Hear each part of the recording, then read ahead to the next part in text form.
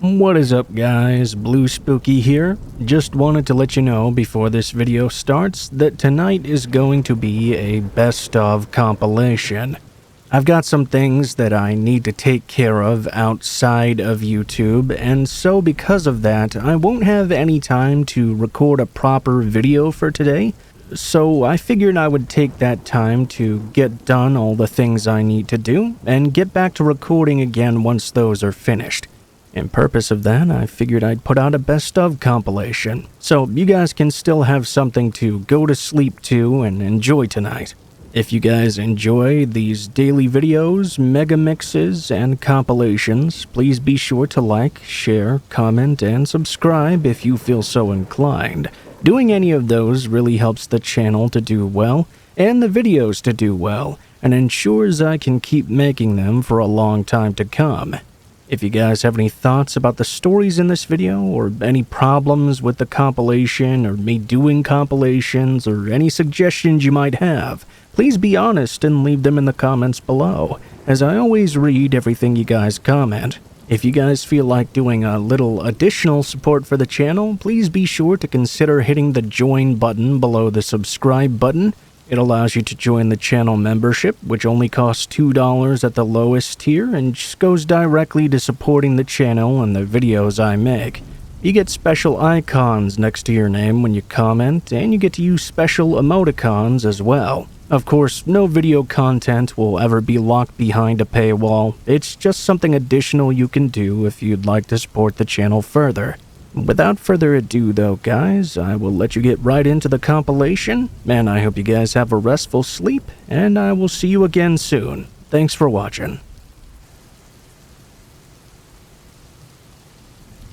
This is something that happened to me in the 1990s. My name is Jennifer, and I had recently moved into a house in a pretty typical neighborhood.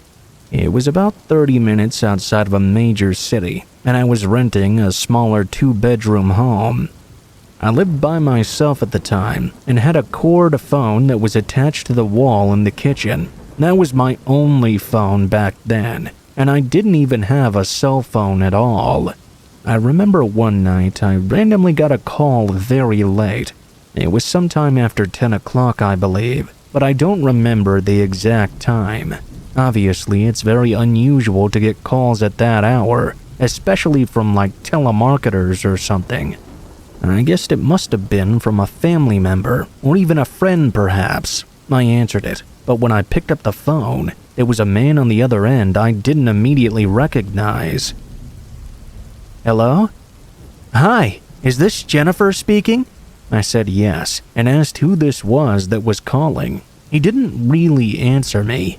The guy just started rambling. He said I was the most beautiful woman he had ever seen, and described me in vast detail. He went on and on about how much he liked me. I thought this was really weird, because I didn't even recognize this voice at all, and had no idea who he could be. When I asked him again who he was, he didn't answer me.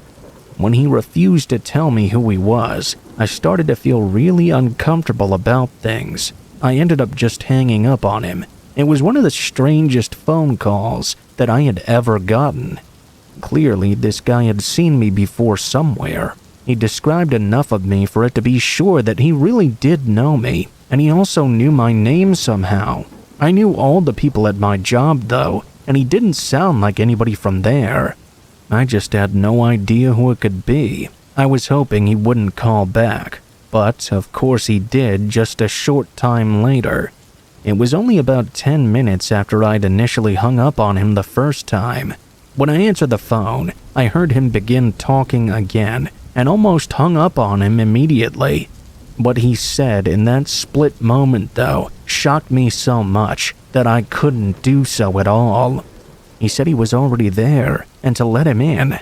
That was followed shortly by a knocking at my front door. Whoever this guy was, he was right outside my home. I couldn't believe it. I didn't even want to look out to see who this man was. I was too scared. My blinds were closed anyways, so I couldn't see him. I didn't say anything to the man. He repeated himself, and finally I mustered up the courage to ask him to go away. The man said he wasn't going anywhere, and I heard him begin knocking once more. I told the man I was going to call the police if he didn't leave, but he didn't seem to be bothered at all. In a taunting tone, he said, "Well, what are they gonna do?" I hung up on him after that and dialed 911. I told the operator what was going on, and I was told that somebody would be out there shortly. After I got off the phone with the police, I did not hear any further knocking. The guy also didn't call me back. After maybe 10 minutes, the police got there. An officer knocked on the door, which at first I thought was the man again. I checked out the window though and saw it really was an officer.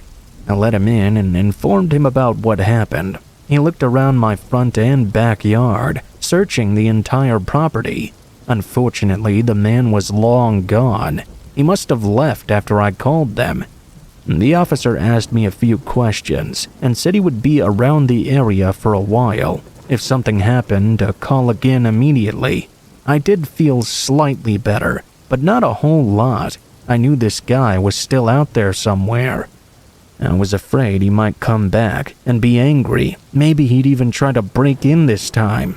After the police left, about 20 minutes or so went by when I heard a knocking at my front door again.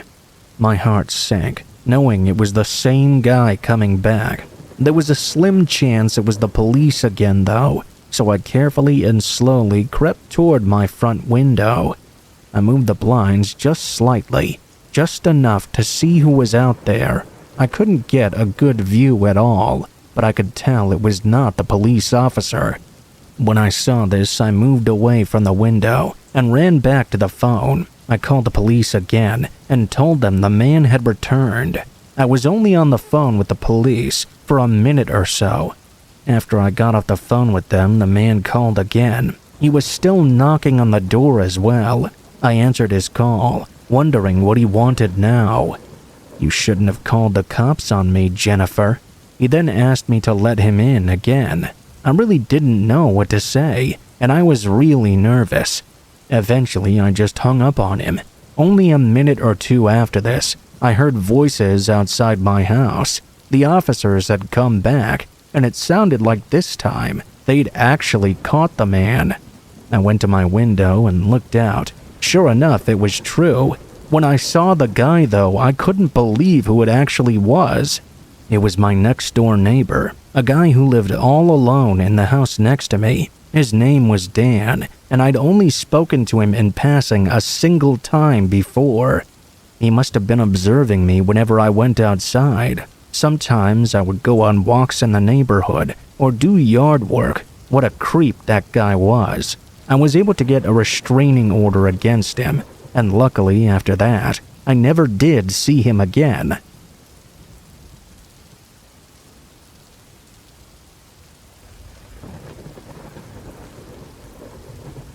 There's a toilet stall in my school's bathroom that doesn't open. It's just always locked, it seems, and no one really can say why. It's the bathroom on the first floor of the north building, and the stall that won't open is the furthest one from the bathroom door. It's locked up tight, and it doesn't budge at all. It's pretty weird, to be honest with you. The north building is rarely used, and the rooms in that building aren't even being used for lessons currently. It's become more of a storage location. Due to the fact that not many people use that building, of course it wasn't long before creepy rumors began to spread around our school. There was a rumor going around that if you knocked on the door that never opens, something would knock back. The kids at the school said the paranormal lurked beyond that door, some kind of spirit or ghost. They said even that if you asked if anyone was there, you would get a response too. It seemed like all everyone was talking about was that stall door. Of course, no one could really agree on what the reply would be though. I heard many different things and exaggerations. Well, one day I decided to go see if those rumors were true. A couple other boys from my class wanted to test their mettle as well. We arranged to meet on the first floor of the north building when the sun went down. We didn't need to wait long after school for it to get dark. Since it was during the winter, all of the restrooms in this building were supposed to have the same layout, I guess, because the shape of the building never changed from floor to floor. That bathroom, though, had this kind of weird atmosphere. I don't know how to put it, really. Just felt like there was a presence there. It was very quiet that day. You could have heard a pin drop in that bathroom. The first thing I noticed was the closed stall. We all headed over to it. Some of the boys were braver than the others, and some immediately tried yanking on the door handle in an attempt to wrench it open. No matter how much they pushed and pulled, the door didn't seem to budge. We thought we might be able to take a look at whatever was inside that stall by standing on the toilet in the one next to it and peeking over the wall. We quickly realized, though, that that was going to be impossible. It was boarded from the top of the stall door to the ceiling. Well, there was only one more option we could try, knocking on the door to see if the rumors were true. We didn't know who should knock first. No one really wanted to volunteer. My friend went over to the door and just started knocking. I began to feel a strange surge of chills race through me at the very moment he knocked on the door. I put it down to the fact I was feeling more than a little nervous. We all stood there in silent anticipation to see if a ghost really would reply to my friend's knocking. But of course, no response came. He turned around and faced the rest of us with a sly smile on his face. He then shrugged and said, "Guess I'll try this then. Is anybody there?" The only response we received was the sound of the tap dripping in the sink on the other side of the room. "All right, well, I guess the rumor's false, guys," he said. After that, the tension in the room began to dissipate. We all calmed down a little and began to joke and crack wise about the situation. "Guys, I'm gonna take a break and then we're getting out of this super scary bathroom." Most of my friends took a whiz. At that same time, my friend was showing off his confidence by whistling as he went to the bathroom. It had a completely new atmosphere when suddenly a noise cut through the bathroom. It was a creaking sound that I recognized immediately. I couldn't physically bring myself to look in the direction of that noise. Guys, I think the stall door is open now." We all agreed, but not one of us wanted to turn to face the stall. No one dared to look back. I was the closest one to the door that never opened, and after I'd finished relieving myself, I shook off my fear and turned to face it. One of my friends had beaten me to it, though. I heard him scream and watched him run out of the bathroom. This, of course, set off mass hysteria between us, and we all started screaming and running too. We left the bathroom and ran to our friend, who'd gotten out first. He was sitting down on the floor with his back against the wall. "Hey man, are you okay? What happened?" Questions like that we fired at him from all angles. When he replied, it was quite shocking. "I don't know, guys. I saw something in there. It was like a small shrine, an altar to worship of some kind." "Why would that be in there? It's a bathroom stall." We all looked at him skeptically. "It really was there, I swear." We all wanted to go back in there to see if we could see it. We all formed a line and slowly opened the bathroom door. As soon as we were back in, we could all see the stall door was closed again. That was really shocking. We thought we were the only ones in the building, and we had just left the bathroom a short time ago. It didn't seem possible for it to be closed again without someone interfering. We went over to the door and all had a go at trying to pry it open again, but it wouldn't budge. It was sealed up tight, almost as if it had never opened at all. Thing is, we'd all experienced it. It was a very weird experience, and one that left us with more questions than answers. It turned out the rumors were not true about hearing a reply from the other side, or hearing someone responding to you or knocking on the door. But the thing is, I couldn't explain what happened there in that afternoon. It seemed there definitely was something strange and creepy in that stall. If there was some kind of altar for worship in there, what exactly were they trying to worship? Why would you keep it hidden in a bathroom stall at a place at our school. None of it made any sense. A few weeks went by and we all kind of forgot about what happened. I think for me personally, the reason I forgot was because I couldn't process it well, and my brain just wanted to get rid of it. It was occupying too many of my thoughts.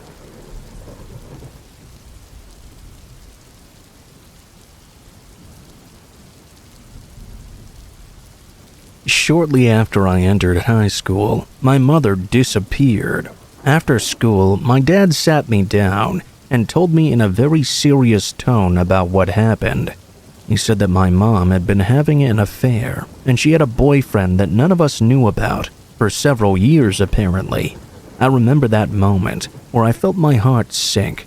It was when my dad said she had abandoned him and I. He hung his head low after he said that, and it's a moment that my mind keeps replaying from time to time. I decided in that moment that I would make efforts to show him just how much he meant to me, to cherish him just as much as I had cherished my mother.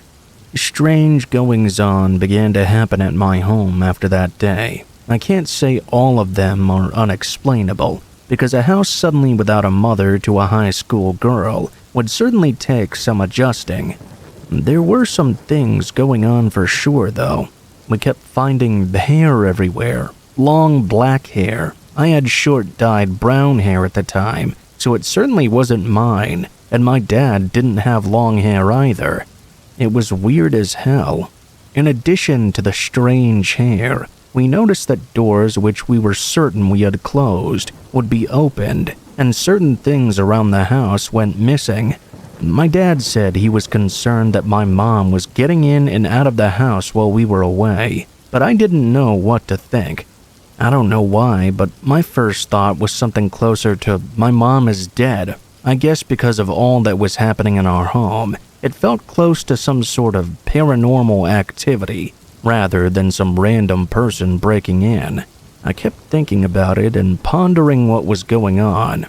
Not many days had passed at this point, from the time that my dad had told me my mom had left. One day, something clicked with me.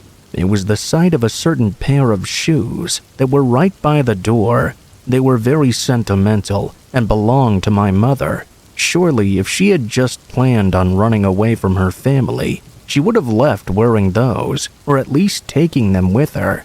So why were they still there? My mind produced a strange and frightening thought.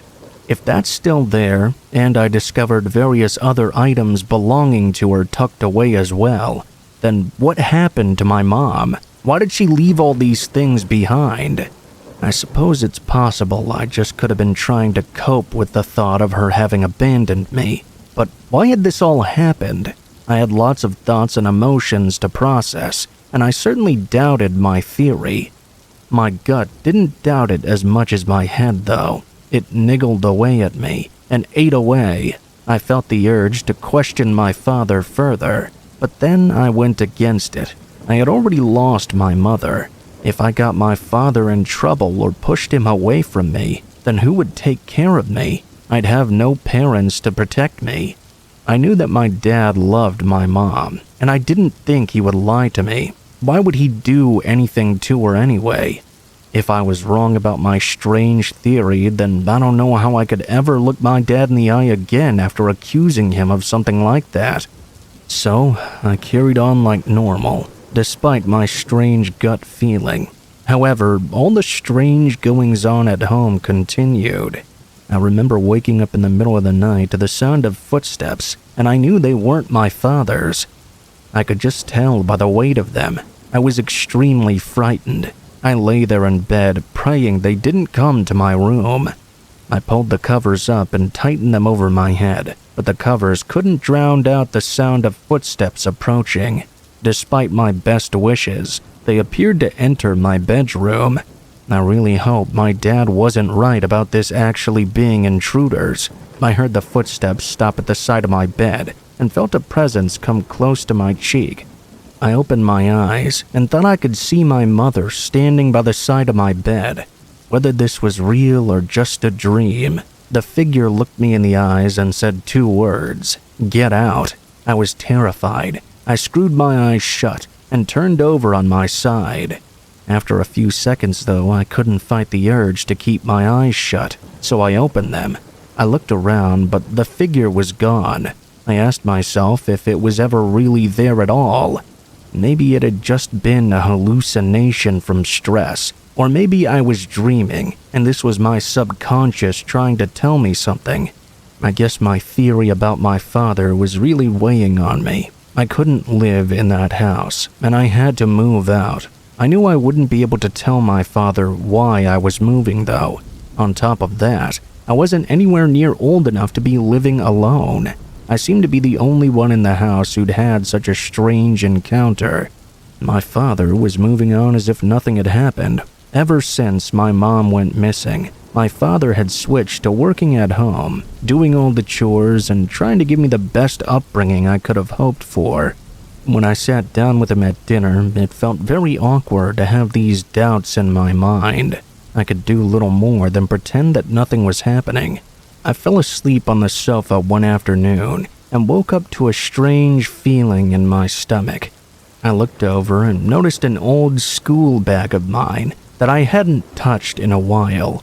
My dad was busy cooking in the kitchen and yelled at me asking what was wrong. I quickly replied that nothing was the matter. I just remembered I had some homework to do. He replied that dinner was almost ready, and I looked over towards the bag.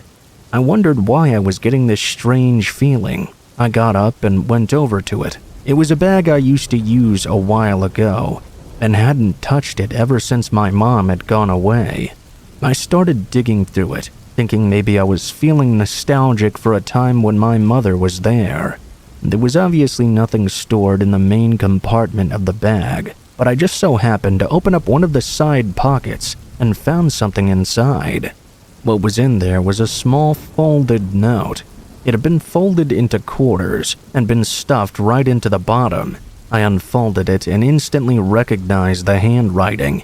It was a note from my mother, saying that if anything happened to her, then it was my dad's responsibility.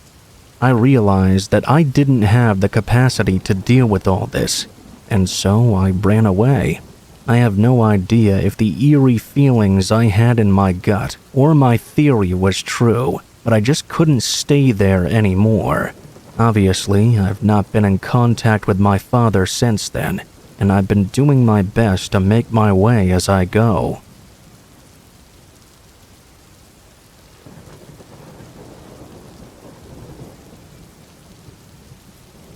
This happened a couple of years ago. I was driving back home one night on a quiet road. There was a highway that I had recently turned off of to get to my house. I was still about 10 minutes away from home though. As I was driving along that road, suddenly my car started to slow down. I didn't know what was going on. My car had always run great, and it was only a couple of years old. I never had any problems with it. I realized that somehow I had run out of gas.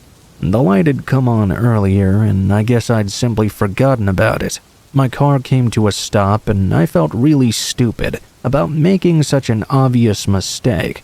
My first thought was to call a friend and ask them to grab me some gas. When I took out my phone, though, I wasn't getting a signal in this area. It wasn't that big of a surprise. I tried and tried for 10 minutes, but it just wouldn't work.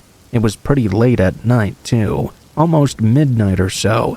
Even if I could get my phone to work now, my friends were probably already asleep.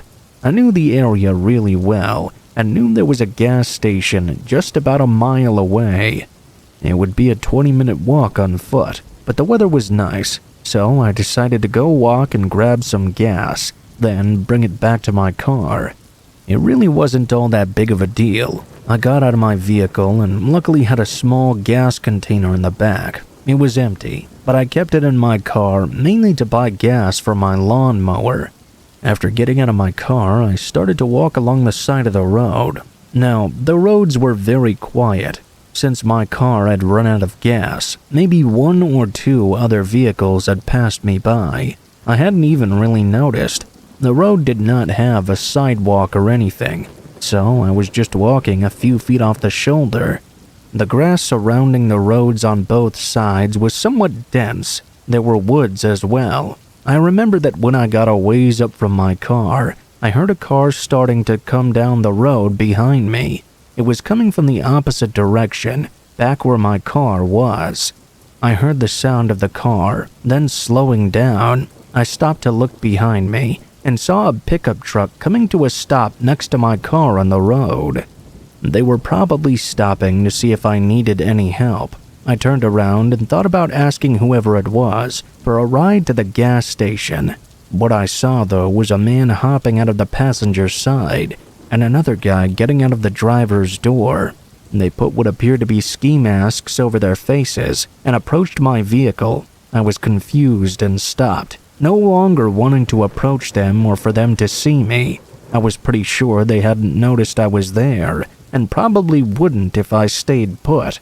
They probably thought I was still inside my vehicle. I moved closer to the wooded area, but kept watching. They looked inside my windows, as one of them used his phone as a flashlight to peek around. The other guy knocked on one of them and also tried opening all the doors. After this happened, the guys looked in my direction all of a sudden. For whatever reason, they had somehow noticed me. Right after, one of the guys began walking over to me, and the other walked back over to their truck. As I saw this, I turned to keep walking to the gas station. I heard the sound of one of the men begin running, and I looked back to see the first guy now sprinting. The other guy was inside of the truck and began driving toward me. I had no other choice but to go off into the woods. I darted to the right and went into the forest like a deer. I just started running like crazy. It was really thick. There were all kinds of trees and bushes and branches.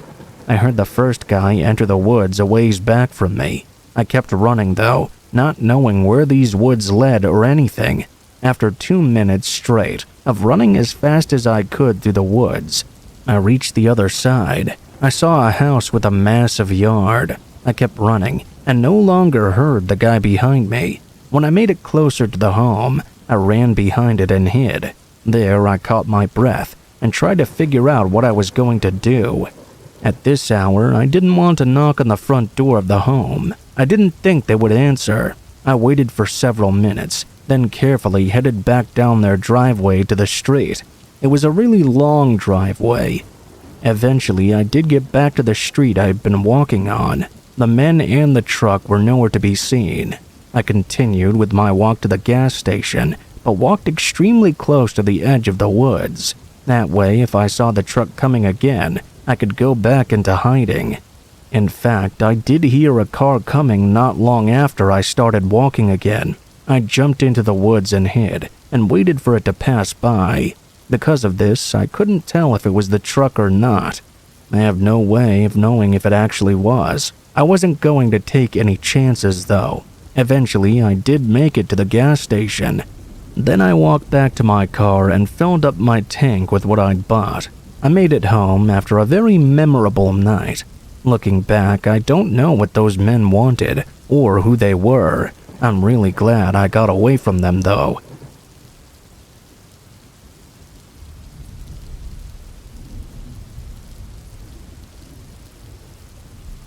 When I was younger, the elementary school I went to had a kind of mystery that all the kids were wrapped up in. There was a room at the school with a seemingly unopenable door. I don't know when or how this started, but all the kids spread rumors that there was this one door that no one had ever opened. It seemed to be mysteriously and eternally locked. That was until one day, when one kid from school who had been asked to return some supplies for our after-school club to the stationery cupboard noticed that the door was now open. He wasn't that interested in it, as he had been told by our teachers multiple times not to go into that room and that it was off limits. He was in the same class as me, by the way. He told me that the door gave him a bad feeling. I didn't really get that from the door myself, though. We were all staying late after class. I can't remember exactly why, probably some after-school activity. When he came back to our class, he told me and another classmate the door was open. and we were both interested in finding out what may be beyond that mysterious threshold. My classmate, perhaps driven by curiosity, piped up and said, "I'll go take a look." He got up to his feet and went to go check it out. I went with him, but I didn't want to go into the room myself. I wasn't profoundly scared of whatever was inside it necessarily. I was more scared of getting in trouble and getting a detention or something. I waited outside, but I realized I had been waiting a while for him to come back out. I started to get nervous. All the other kids were leaving, and even some teachers looked like they were getting ready to leave too. I nervously paced in the corridor, but no matter how long I waited for him, he did not come out of the room. It just didn't make any sense to me. I didn't want to go in before, and I definitely didn't want to go in then. I started to get worried and approached the door to see if I could make out where he'd gone. Just as I was about to crane my head around the door frame, a teacher came along. I told the teacher what happened, and she looked shocked. She made an attempt to look inside for him, and then she muttered something like, "Shouldn't we have a lock on this door?" That was when I realized that the rumor was just a rumor. It was just a door that they locked. I felt dumb for believing that the door at school had some kind of mystical power. The teacher went inside very briefly, and then came back out and said something outrageous. I didn't see anyone in there. That just didn't seem possible to me. I'd watched my classmate go in there and not come back out, so where could he be? He had to be in there still. Logic dictated that to me back then, and it still does now. He went in and he did not come out. I asked the teacher if she was sure, and she said to me in a cold tone that there was no one in that room. She went ahead and shut the door as she said it. I went home because everyone else was leaving. I didn't know what to do. I was a kid, and it's not like I could stay there all night long. I told my mom about what happened, and she must have seen how worked up I was, because she called the school and hoped that a teacher or janitor might still be there. She came into my bedroom after she got off the phone with someone, giving me a big smile and saying, "Your little class friend went home. One of your teachers told me." I couldn't believe what I was hearing. He didn't go home, though. I was waiting for him when he went into that room, and I never saw him come out. By the way, this wasn't some room that was massive or on the ground floor or anything like that. It was on the 3rd floor. Had he jumped out of a window for some reason, he wouldn't have made it back home in one piece. I couldn't believe the teacher didn't even bother to go in and do a proper sweep of the room. Now they were telling me he'd just gone home. I wasn't buying it. My mom laughed at my frustration and said I must have just misunderstood the situation, but I knew I was being lied to. I waited for school the next day. I had so many questions, and if I'm being honest, a part of me did believe there was a small chance my classmate ended up slipping past me somehow and going home. Maybe he hid in the room to avoid the teachers and not get in trouble. I don't know.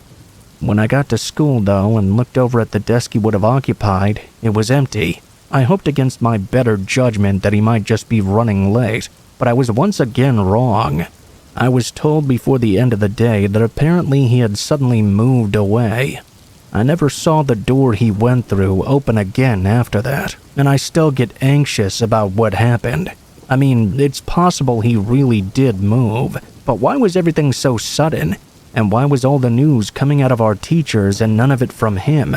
It didn't make any sense to me. It's been so long that I can't even really remember his name. A lot of my memory from that time is hazy. I do remember that a lot of weird stuff went on in my hometown back then. Always a big military and police presence. I don't know if that means anything, but as an adult, I realized that my town was pretty unique. I wonder if he stumbled upon something he wasn't supposed to. I know that sounds kind of ridiculous with it being a school and all, but here in Japan they do sometimes hide secret things in public schools. Hiding in plain sight, so they say. I really want to know if that kid ended up being alright. I hope that's the case. I think about this often. I'd go back to our school to check out that room, but the school isn't there anymore.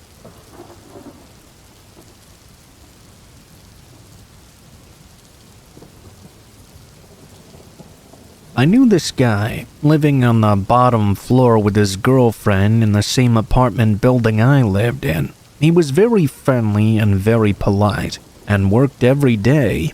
He would get dropped off right in front of the building, and talk and make everyone he met laugh. One thing I noticed, though, was that his girlfriend hardly ever talked to or spoke to anyone. I remember one day I introduced myself to her, as she was nervously watching for her boyfriend to pull up from work. That's my guess, at least. Anyway, she and I began talking a little bit more often, but she was very careful about what time she would talk to me. I also began to notice a couple of bruises on her face and hands.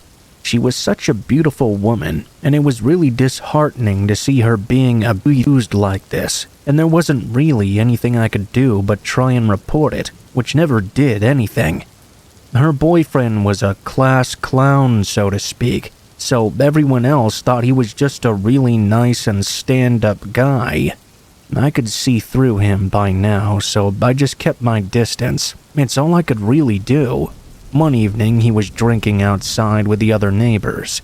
I had to go check my mail, and it was getting late, so a little bit before dark, I decided to go do it. I left my door unlocked because I was really young and naive. This was also my first apartment at just 18, and I didn't really think it would take that long. I got back from checking my mail and saw everyone had gone inside. I went into my apartment and took a shower and got ready for bed. I jumped in, and about 10 minutes later, I began to hear a man snoring. It was coming from within my bedroom closet. Needless to say, I immediately freaked out and ran to get another neighbor to take a look inside my closet. I certainly wasn't going to look by myself. Well, of course, it was that very same guy who had trespassed into my apartment and passed out after drinking. I was hysterical, terrified. The neighbor got him up and took him to his home to his girlfriend. 3 years later, she apparently left him because he was violently abusing her. She went to go live with her parents. Well, he found her, killed both of her parents and her grandmother, I believe, and beat up the girlfriend so badly that she was paralyzed and in a wheelchair for the rest of her life. She had to witness him killing her entire family. It was years later when I found out about this, and it was so devastating and sad. I couldn't stop crying. I often wondered if he was planning to attack me too. I can't even imagine what she had gone through, losing her loved ones to that monster. Everyone liked him. Hell, at first I did too. He seemed genuinely funny and nice, but meeting his girlfriend really changed my mind about him real quick. It's a shame that no one else could see through his lies.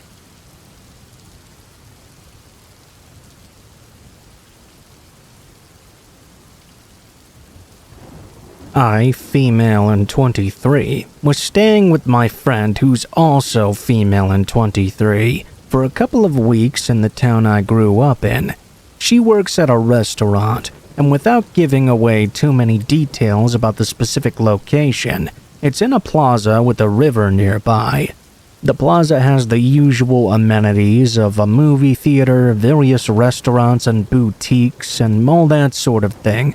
We entered through the parking garage, which has 3 stories, both elevators and stairs. This is important. She had a 6-hour shift, so I decided to do some shopping, listen to music, and walk around before eating at the restaurant my friend works at. I remember I was sitting at the bar on the corner alone, listening to some music. That was when a bigger man approached me. He had a security guard beanie on that was incredibly dirty and tattered up, and he was muttering with his eyes barely open. All I could hear from his muttering was things like, "Are you? I like your... Is anyone sitting?" But keep in mind, it was incredibly muted. I'm guessing what he was trying to say was asking to sit next to me and trying to compliment me. All of this was said while he was switching back and forth between looking into my eyes and staring at my chest. I tried to tell the man multiple times that I just could not understand what he was saying. After a bit of back and forth, I put the headphones back in and he left me alone. I told my friend about what happened and tried to shake it off, hoping it was just a weird, isolated incident. If that was where the story ended, I wouldn't even be writing this. Unfortunately, though, it's obviously not. About an hour later, I see someone approach the bar to my left out of the corner of my eye and felt their gaze fixate on me. I didn't look, but somehow I immediately knew it was him. I texted my friend and told her I was feeling really sketched out. I wanted to believe that I was simply misreading things and letting my anxiety get the best of me, but I couldn't shake the feeling there was something off with this guy. 30 minutes or so later, my friend got off. As we started walking toward the parking garage stairs to get to our car, I could see him waiting on a bench nearby, waiting for me. The benches aren't super close to the elevators. The second I spotted him, my blood ran cold. He saw us walking toward the stairs to the parking garage, and all of a sudden stood up and started sprinting for us. I was face to face with him by the time we got to the top of the stairs. We booked it back to the restaurant and used the employee elevator to get to her car. An employee escorted us to the vehicle as well. The employee told us there are a lot of cases of homeless people who wander around the area. I presume he was homeless and just walking in and out of various restaurants until he saw me. I'm incredibly thankful I trusted my gut and that I spotted him. I don't know what would have happened if I didn't see him at first, but I don't want to find out.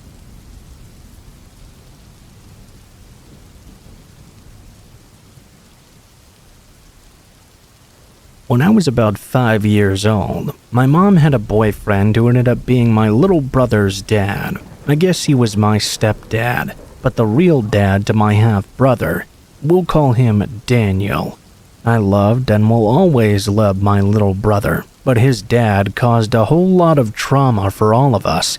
I was about 8 years old at the time, and my little brother was 3. We shared a bedroom right next to my mom and Daniel's room. My little brother was fast asleep, and I was just about to close my eyes and drift off. That was until I heard a rumbling through the wall. I jolted my eyes wide awake, and I was frozen in place, trying to be as quiet as I could. I wanted to hear what was going on. I could hear my mom quietly telling Daniel, "Stop, you're hurting me." My heart dropped. I didn't know what to do. I was scared and couldn't move. My ears felt red as I heard my own heartbeat pounding loud. And that's when I heard my mother begin screaming, "Stop, I can't breathe!" I heard a loud thud, which I'm assuming was Daniel pushing her off. I heard her tumbling down, and I quickly laid back down. I couldn't stop looking at the doorway. I watched as my mom's door swung open, and then she ran out of the bedroom crying. I presume she ran downstairs to our bathroom, which had a lock on it. Not even 2 seconds later, Daniel began chasing her. He banged on the bathroom door and yelled to open it up. My mom replied, "No, why did I wake up to you choking me?" I was now trembling in my bed. The floorboards were paper thin, which was no help shielding me away from my trauma. I could hear Daniel continuing to bang on the door, sounding like he was trying to break it down, but to no avail. I saw him walk back into the bedroom. My mom, after a while, came into our room and then closed the door ever so quietly. She slept with my little brother on the top bunk. This was the first time of many assaults from what Daniel did to my mom. There's been many times where he's cheated on her, thrown her plate off the table after she cooked us all dinner, and even stolen her keys to make sure she couldn't leave for work or school. This next one isn't the second one he did, but it's the second earliest one I can still remember so vividly. I was about 9 or 10 at the time, and my little brother had an issue wetting the bed. He had a cutoff point to be able to drink water. My mom and Daniel had been fighting and arguing all day. However, my brother was sick, and he was drawing a fever. I was helping my mom to put away the dishes after dinner and saw my brother walk in asking for a glass of water. My mother turned to him and said, "Now, you're not going to wet the bed if I give this to you, right? You gotta make sure you go to the bathroom." He shook his head no and said he promised to make sure before going to bed. I handed her a clean glass from the dishwasher and she gave it to him. Soon after, we heard loud stomps coming from the living room. My mom quickly took the glass away from him and hid it behind her back. It felt like slow motion as I saw the fear in my mom's eyes. Daniel got right up into her face and took the glass from behind my mom. He splashed the water in her face and then smashed it against her head. I couldn't help myself but to scream. My mom stumbled back as Daniel then threw the glass on the ground and shattered it. He dragged my little brother by the shoulder as he was crying. I made sure my mom was okay, and we could hear Daniel screaming at my little brother. My mom and I rushed in there, and she tried to tell him it was her fault, and he was just not feeling well. Daniel and my mom continued to fight, while me and my little brother cried in bed. I know these stories aren't exactly uncommon, but as a kid, I witnessed stuff like this multiple times firsthand. It gave me major PTSD as an adult, and I would never wish someone to live the childhood I lived. It was awful.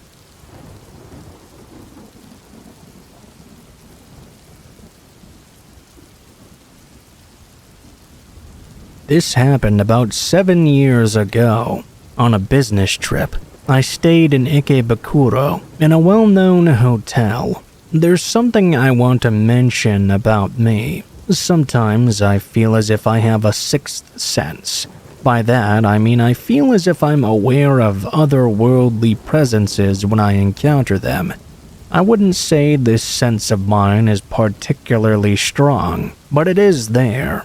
I want to share an experience that happened when I stayed in that hotel. The room I stayed in was room 913. I was staying for one night. A senior coworker at my company was staying in the room next door. From the moment I opened the door to room 913, I felt something strange.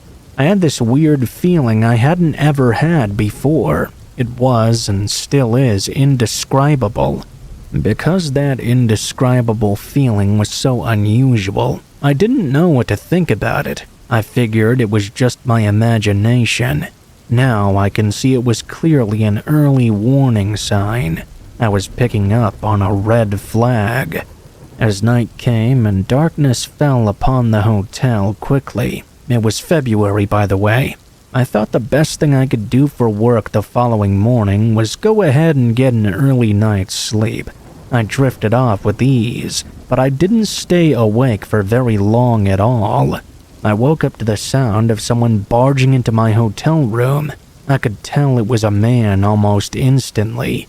It was like I knew without even seeing him. I could also tell that this appeared to be some sort of sleep paralysis, the beginning of some kind of nightmare. My brain was fully functioning, but my body was glued to the bed. It was like I was just watching what was happening, as if it were a movie or out-of-body experience. The man who was in my room was not a native Japanese person like me. I was sleeping on my side with my back facing the door, and the man had just come in. He wandered around my dark hotel room for a while, and then walked around the bed to face me. He stared right into my face, and looked so angry and rage-filled. Suddenly, his hand shot to my neck, and he began to choke me. I was so scared of how much this man seemed to hate me and want to hurt me. I felt myself choking and losing oxygen. I really started to panic, and then all of a sudden I was able to move like nothing had happened. I was all alone in my hotel room. I was so freaked out by what had just happened that I wanted to call my coworker. I wanted to speak to someone. I couldn't though. I hadn't left my phone by my bedside table. I had left it to charge on a desk, and there was a mirror on that desk. There was no way in hell I was going to look into that past midnight. Side note, mirrors are a very prominent item in Japanese spiritual folklore. There's a belief for some people in Japan that if you look at yourself in a mirror after midnight, you might see something else there. Mirrors can be considered portals and pathways into different worlds. I stayed awake until the early morning light spilled into the room, and only at that point did I feel confident enough to shut my eyes for a few moments. My colleague came to my hotel room so we could head downstairs for breakfast together.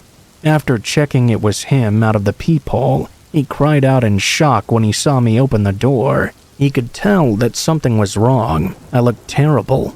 At breakfast, I talked to him about what happened the night before. The worst thing about our situation was the fact we were staying at that hotel for another few nights. After work that day, I called a friend of a friend who was into the occult and supernatural and asked him for some advice. He told me how to better deal with what I had experienced, and I followed his instructions.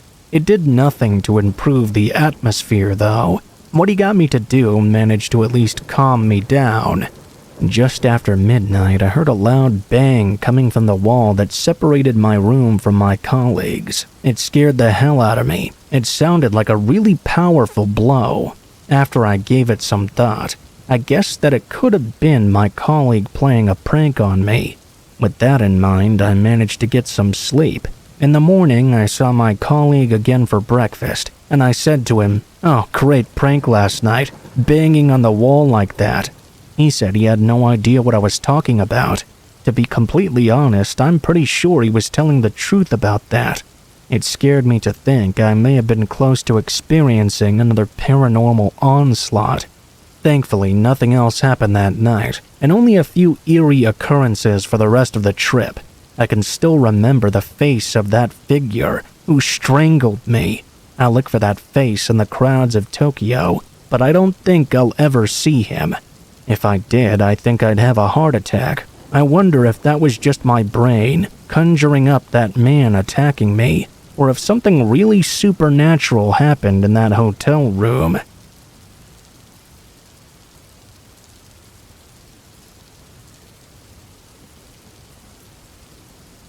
Back when I was 23, I was a single mom living in Melbourne, Australia. One morning, I dropped my eldest off at school in the morning and was walking with my youngest in the pram. As I was walking, I saw a man stood smoking across the road. He looked like a complete bogan. He had no top on, gold chains, and bad teeth. And when he saw me, he started walking across the road to cut me off on the pavement. I thought to myself, oh God, here we go. I crossed over, but he followed me again. My instincts were going haywire when suddenly he ran up behind me and started saying, "I love your baby. Let me hold him. Let me hold him." I said I was nearly home, and my partner would not be happy about him hassling me like this. He got all angry, saying he'd bash my partner and then bash me. I'd never felt my body prepare me so much for a fight-or-flight situation before. I was still on a steep hill, and I knew I couldn't let go of the pram to fight him off. There seemed to be nobody about at that time in the morning either, so no one to help me if he did try to attack me. As I got home, I rushed through the door, and by some miracle I managed to shut it before he could force his way in behind me. I hid my son upstairs in his cot and began frantically ringing the police. I saw the man climb over my back fence and begin looking through my patio doors right at me, fogging up the window with his manic smile. His teeth were really bad, honestly disgusting. I just remember the sight of them the most. The police response was brilliant though, as they arrived within just 15 minutes. By that time, the bloke had already gone. It turned out that after he had followed me home, he dragged another lady down an alleyway and tried to bash her. Her little barking dog saved her by barking so loud another man came to help. About 2 months later, the police caught him, with mine and the lady's help, and I'm happy to say he served 7 years in prison.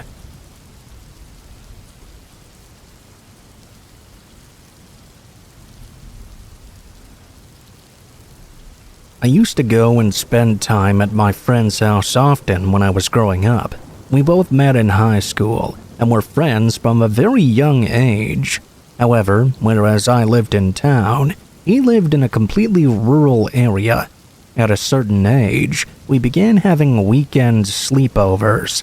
Our parents didn't drive us over though. We would just take the other's bus home from school on a Friday afternoon. We would be doing this sort of thing very regularly for most of our entire childhood. My buddy, Carl, and I used to explore the countryside that surrounded the house he grew up in. By the time we were in our teens, we were very familiar with it, and actually quite bored with it too. We had been out hiking in that area so many times, there weren't any areas that we didn't know by heart. When we were 14 years old, however, I had a new experience. One of our mutual friends who was 15 was driving his dad's old pickup ever since his dad got a new vehicle. He didn't have a license, but as long as we stayed in the rural areas, he wouldn't get in trouble for driving. Even though it was thrilling enough to just be sitting in the back bed of the truck drinking a beer we had stolen from Carl's dad, we also wanted to explore areas we hadn't had chances to before. So, about 4 of us got together early one Saturday morning and went driving way out into the hills. We were looking for some place that was as far out as we could find, and we could be exploring what we considered to be unknown territory. We drove around quite a lot, trying to find some of the deepest woods we could find, yet still accessed by road. We ended up driving off-road when the road ended, but it still looked like other vehicles had driven along that ground. We figured that made it safe to do. Eventually, though, we went ahead and stopped the truck when the trees got too thick to really drive any further. This was easily the furthest out in the country I had ever been in my life. That excited rather than scared me, though. This gave us a completely new area to look around in. The 4 of us strayed apart from each other, while also sticking together. We made sure all of us were in vocal range, and would rarely get out of each other's sight either. We didn't know exactly what we were looking for, only that we were indeed out there looking for something. I don't know how long we were out there before Carl and I heard one of the other guys yelp.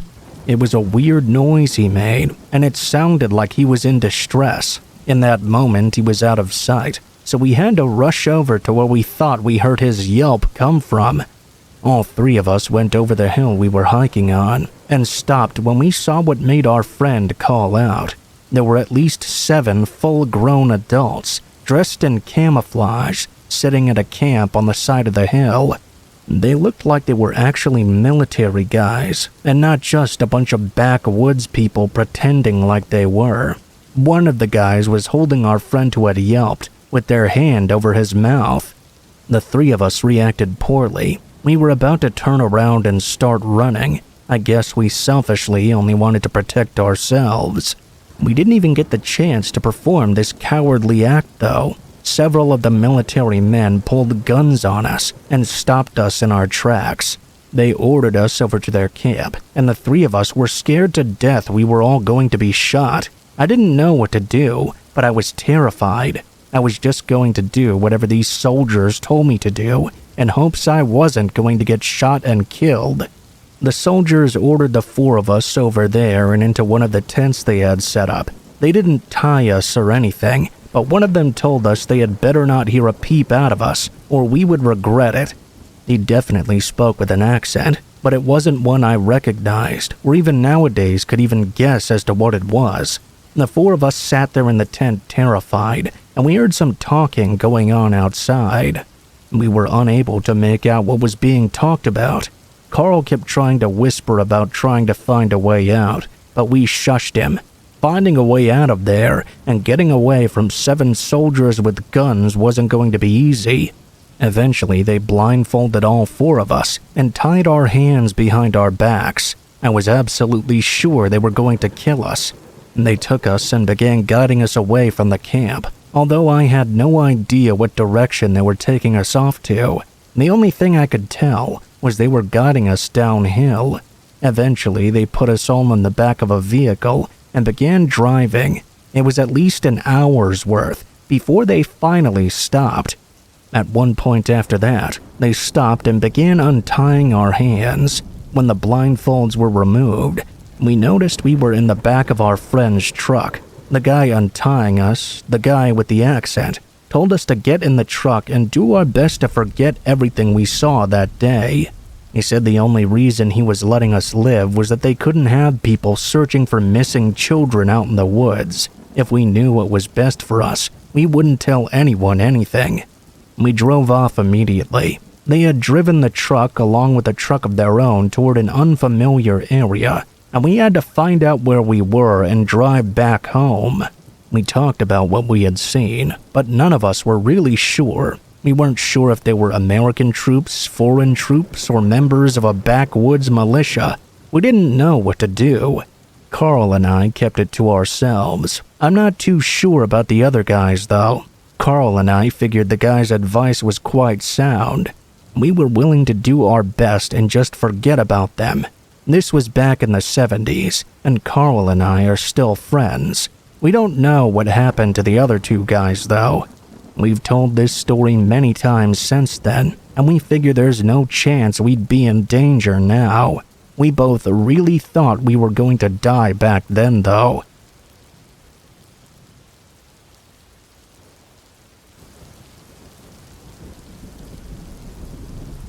When I was in my junior year of college, it was recommended to me by one of my advisors and mentors to volunteer at a summer camp for young teens.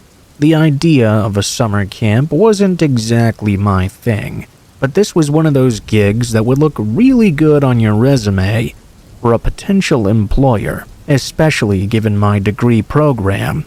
Before the end of the year, I researched the area around my hometown and found a camp only about an hour or so away. They were looking for some additional counselors, so I jumped right on the chance. After a phone interview with a man named Stan, I secured my position. This particular camp started right after the 4th of July and ran until the 3rd week of August. During the duration, we would see several different iterations of campers. On July 5th, which was the day before camp started this year, I drove up to meet Stan and all the other fellow counselors.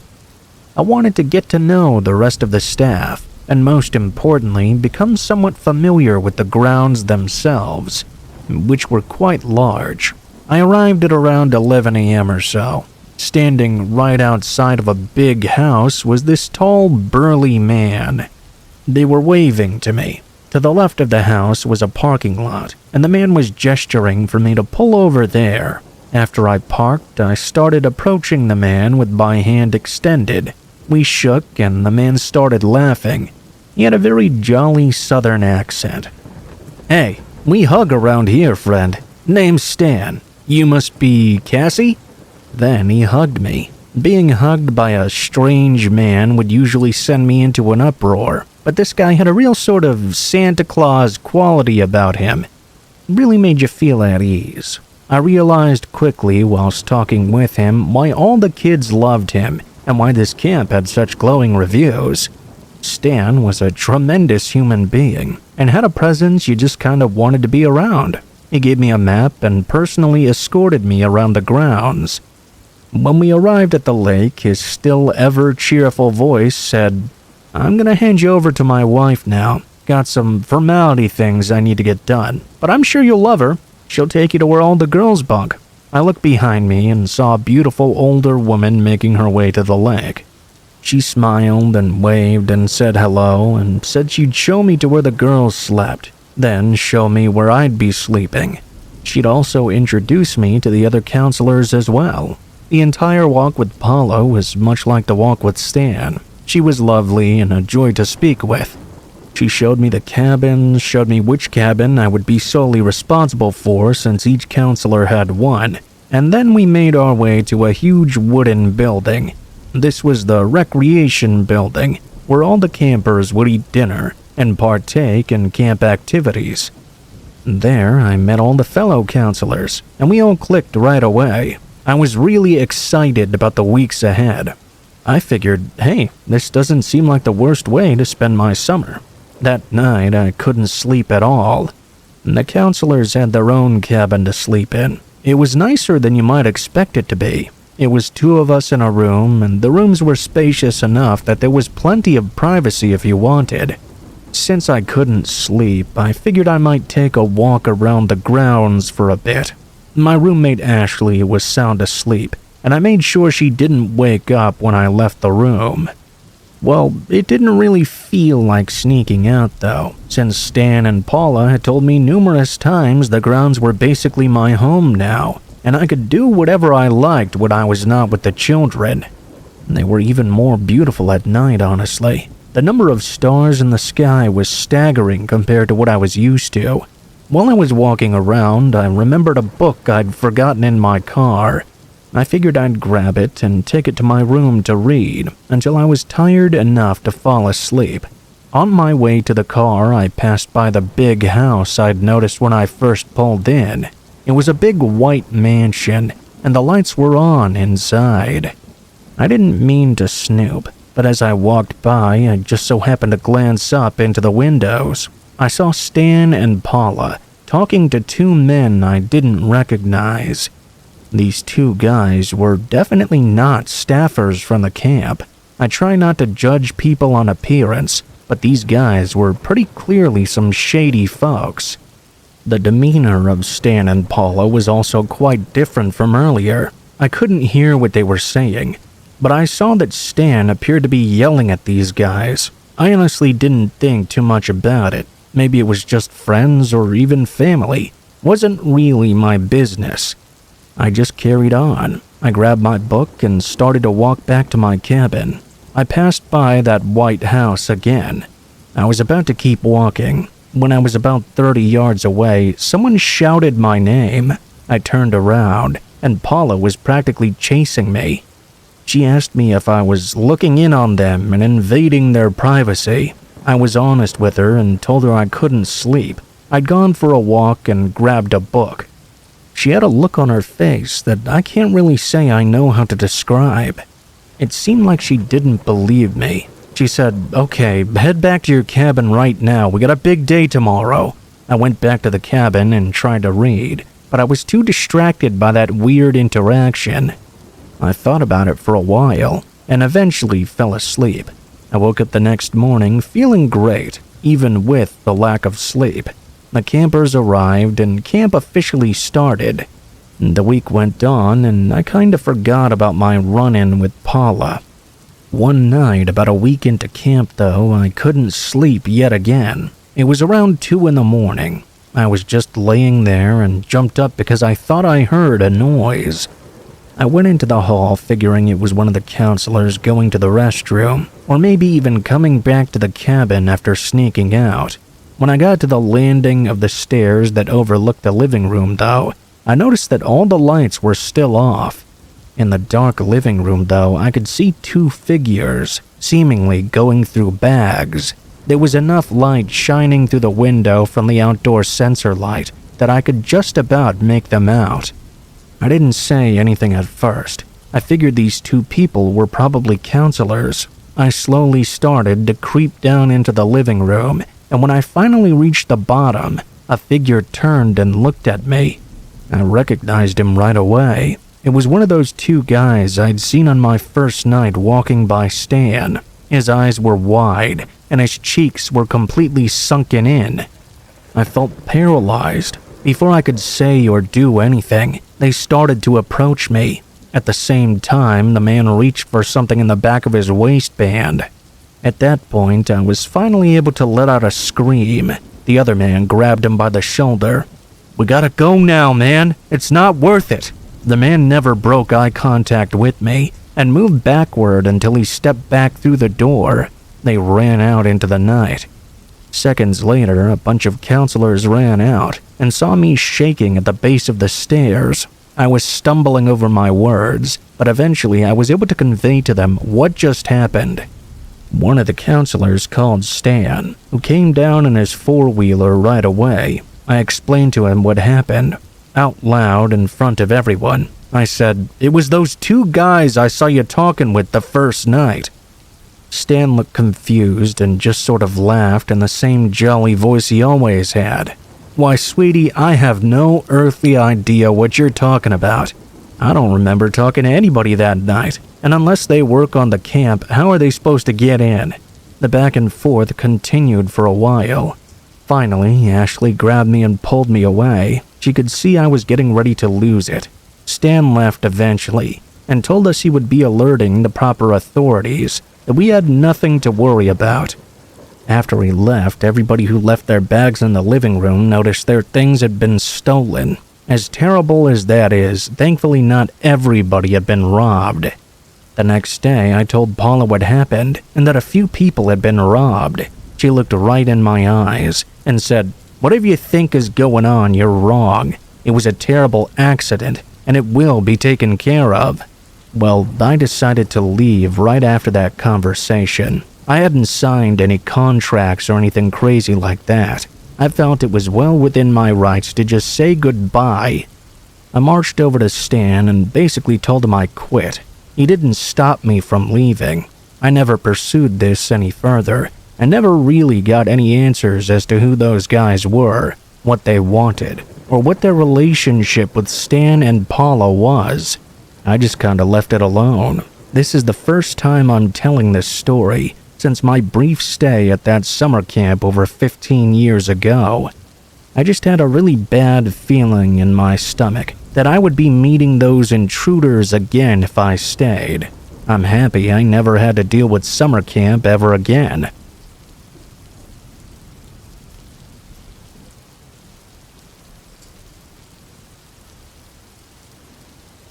This is something weird that happened to me a few years ago.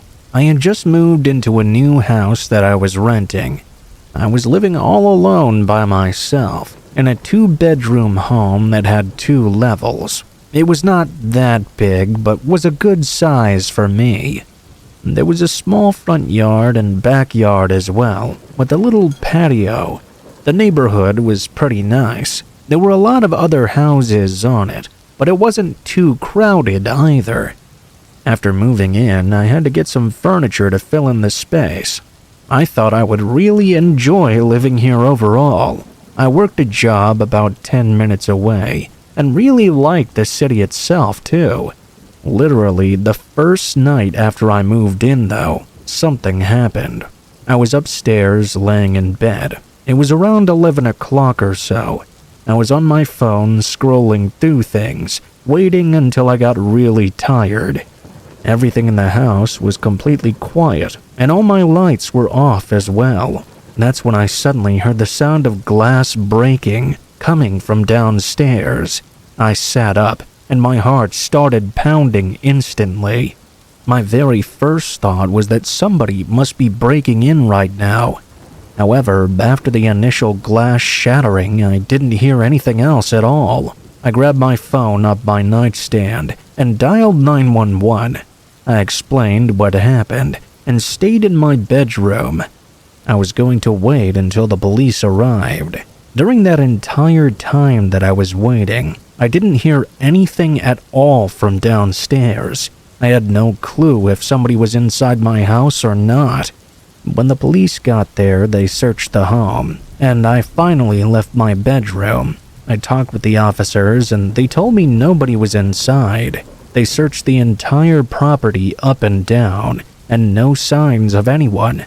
My kitchen window in the back had been smashed, and the glass was everywhere. I was told it had likely been broken with a blunt object. It seemed, though, that whoever broke the window only broke it and then left immediately. Well, that was obviously strange to me, but I was glad they didn't try to do anything more. They hadn't even tried to enter my house at all, it seemed. The next day, I got the window replaced. I got it done as fast as I could. I was paranoid that whoever had done this would return and try to break in again or something. I got a much stronger window to replace the old one. The next night, everything was perfectly fine. It took me a long time to fall asleep, but when I did, I was not aware of the person returning to my property. The next day, everything was fine as well. Now I was very curious though. Why would somebody smash my window in the middle of the night like that and just leave immediately? A few days later, I was in my living room. It was pretty late at night, and my living room was at the front side of the home. All of a sudden, out of nowhere, I heard a loud bang coming from somewhere in the back. It was coming from outside the kitchen area of my home. I couldn't believe this was happening again. Several seconds later, I heard another noise. I actually decided to go over and investigate this time. I walked around the corner just to look toward the back window and see what was going on. I was still a good distance away, but to my surprise, I could see what looked like a woman rushing away from my back patio. They moved over to the side of my house. I ran back over to the living room and called the police again. Thankfully, my window hadn't been broken there. She just seemed to break the same window that was broken before. As I was dialing 911, the woman came to my front doorstep and started banging on my front door with whatever she had in her hands. I didn't answer. I told the police what was happening, and they said someone would be there shortly.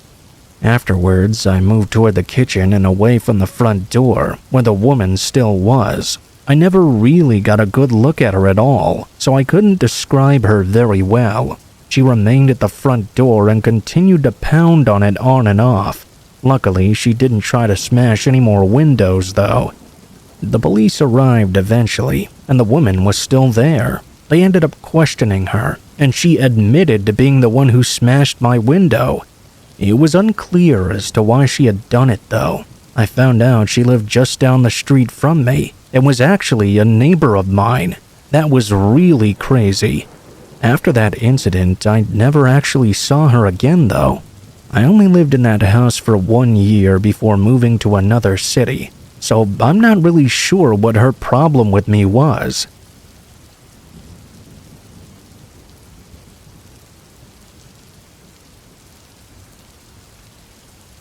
A few months ago, I got a new apartment. I moved into what I would describe as a pretty average apartment building. There are 4 floors, each floor with a couple of hallways filled with various apartment units.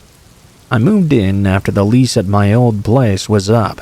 This was certainly a step up from my old apartment. This one had several open units, and I took basically the first one that I saw. It was the second to the last unit, at the very end of a hallway on the second floor. It had 1 bedroom and a bathroom. When I moved in, I really liked it quite a lot.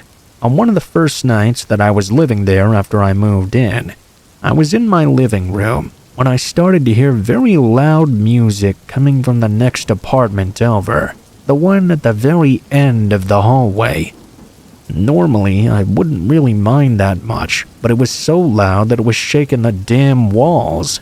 I couldn't even really hear specifically what songs were playing or anything. It was just super loud.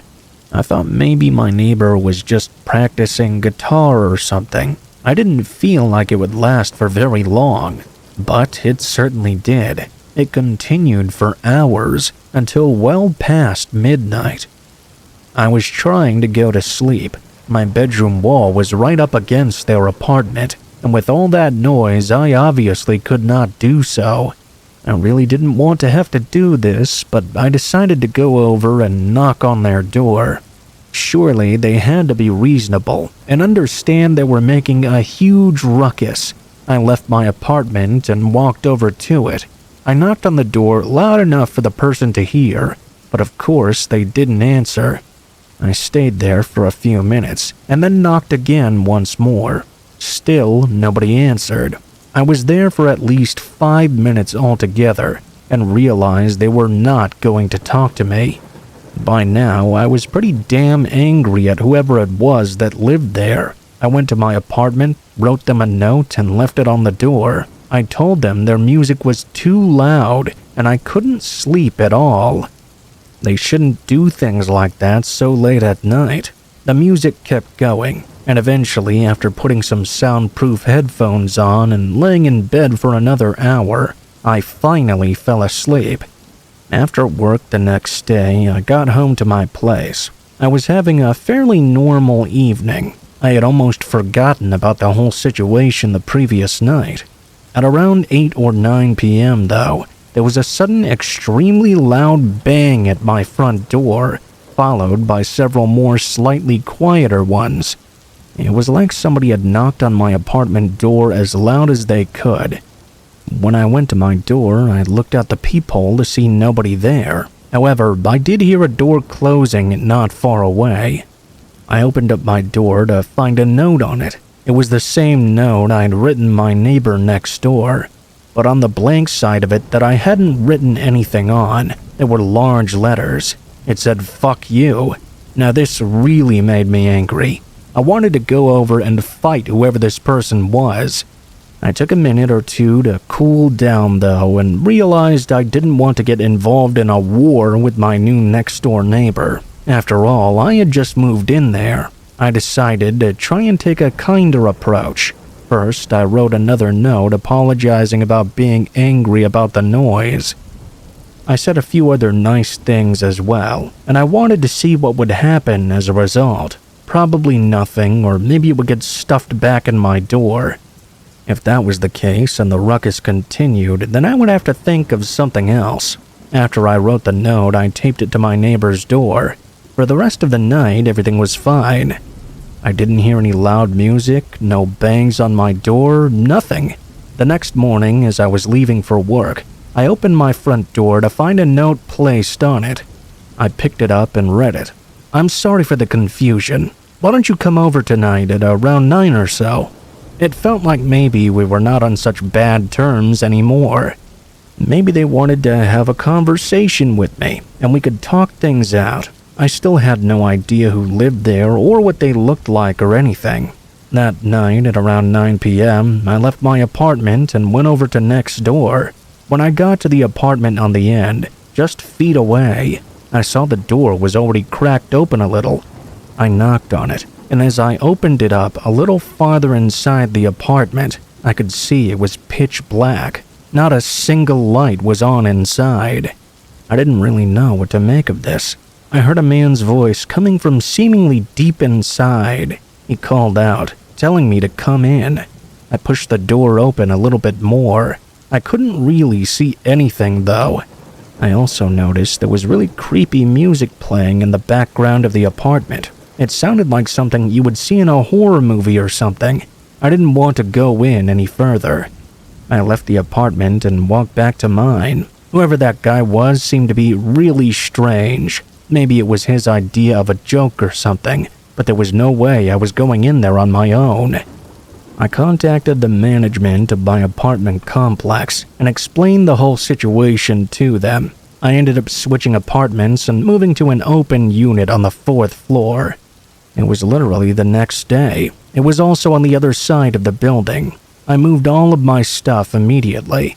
I'm not sure how they handled the situation with that creepy guy, but I currently still live in the same building. I've never gone near where that guy's unit was ever since, and I have no clue if he still lives there or not. I'm just glad I was able to get away from him.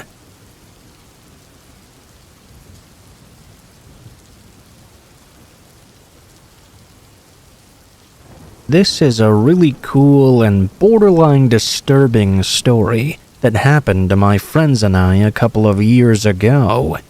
We all live in Nevada, but every fall we fly to New York to hike some of the trails, specifically in the Adirondack Mountain area. If none of you have ever seen autumn in New York, it's very worth it. The sights are beautiful. Breathtaking really is the only word that comes to mind. I know a lot of people where we live think of New York City every time we say we're going to New York. They don't realize that the state itself is very big. Most of it is actually mountains and forest land. Basically, what I'm saying is do yourself a favor and check it out, especially if you're a big fan of nature and the outdoors. My friend Luis always makes the plans for us every year. He's one of those strange types of people who could really just live off the land, be stranded in the elements, and survive relatively easily. We trust Luis completely. He's safe, he's thorough, he's never led us into danger yet, and we've been doing these hikes and camping trips for over a decade now. This year was no different really. We got to our cabin and spent the first night going over the map and trail that Luis had planned out. Seemed like a fairly straightforward trip, honestly. Sometimes Luis would like to really challenge us. This year, though, he just wanted to enjoy the sights and not worry about the difficulty of terrain or things like that. We started early in the morning. We were navigating the woods, taking pictures of all the amazing sights. During our hike, Luis took us a little off course. He said he could see something a little strange looking up ahead that didn't look natural. I've seen enough horror movies to know that when someone says they see something like that, it's usually no bueno. A few yards off the course of the trail, we stumbled upon a very old-looking structure. It became clear right away this was supposed to be some sort of old church. I can confidently say that because the building had a big steeple and a cross on top. If you ask me, that's a dead giveaway. Even though we were surrounded by beautiful sights, this was somehow the most amazing thing I'd ever seen.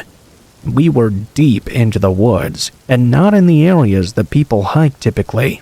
The fact that a building like this was out here, and in the condition that it was truly amazing. After a bunch of pictures, we went inside the church. I'm doubling down by saying this was the coolest thing I'd ever seen in my own eyes. It was like stepping into a time machine. There were several wooden benches inside that led to a wooden altar at the back of the church. I remember a giant wooden cross. There were candles everywhere as well. Now, obviously the candles had long since burned down to nothing. All that really was there was wax all over the floorboards. In between one of the benches was a Bible so old that you couldn't even see a single word on it anymore. To this day, I actually still have that Bible on my bookshelf. It's an awesome conversation starter that obviously leads to this story. We hung around inside the church for a while, just sort of taking in the awe of the situation. We talked about possible conclusions for who might have used this, but every answer we came up with made no sense really. And that's mainly because there wasn't anything else near this church, at least nothing we could find. No buildings, not even the remnants of a building. While we were hanging around this church, Luis noticed something else weird behind the altar. There were a couple of floorboards that, while walking around, sounded different than the other ones. Luis moved the wooden altar out of the way to reveal two hinges. This amazing discovery of ours was about to get even cooler. Not only did we find a church in the middle of nowhere, but now we'd found a weird trap door in the floor. We shined our flashlights down into the hole, but it just looked like a dark and dusty hole in the earth. We could see the dirty ground. I would guess it was at most 8 feet down or so. I got on my stomach and was practically hanging down into the hole. I wasn't sure, but I thought I could see paintings or something on the wall. Without giving my friends any chance to decide, I jumped down inside. I told them I wanted to check it out, and what a sight it was to behold. While I was down there, I could see there were indeed paintings all over the walls. The walls appeared to be made of stone, but I'm not exactly an expert on architecture. The paintings were nothing of note, really. There were symbols and weird things that I don't even really know how to describe. Nothing really offensive, really, though. I'm sure it was some sort of religious symbology, but I'm not religious, so I have no idea what they would be. While I was mesmerized by these weird symbols, my eyes were eventually directed to the back of the dark square room I was in. There was a small boarded-up hole in the wall. It was an intentionally boarded hole, with wooden planks and nails struck into it. I was shouting to my friends what I was seeing. As I was doing this, I told them I was going to break the boards down and see what was in there. I could hear Luis screaming at me to stop from up above, but I just ignored him. I ripped the planks down and shined my light into the hole. It was as dark inside as could be. The weirdest part was a small heat radiating from inside, a legit warmth. It was a little too tight for me to go into, so unfortunately I did not get to look any further. Our lights were pretty powerful too, so the fact that my shining in there just revealed the continuing darkness really amazed me. Once my friends pulled me back up, they each took turns inspecting that hole in the wall. We really felt like explorers. This was the first time in all the years we'd gone hiking that I ever felt an emotion like this. We eventually decided to finish up our hike. When we got back to the cabin, Luis informed park rangers about the church. We informed them about everything we found, really. The rangers said we went way off course, even though Luis disagreed with them. The ranger told Luis the hole supposedly led to some collapsed mine from a long time ago. He said the hole in the wall eventually got tighter if you tried to crawl through it, and you would get stuck inside. It became too much of a hazard, and that's why it was blocked off. We tried doing some more research about the area. We found some info, but nothing that gave us direct answers. There did used to be many mines in the area, so it does make sense. Either way, that was one of the coolest and creepiest things I'd ever seen. The more we thought about it, the more unnerving the story became, though. What if people were down there when it all collapsed? And why did this old church in the woods even have a path into a mine anyway? There's just so many questions. What do you guys think? Do you think it was really some sort of mine entrance, or something else entirely?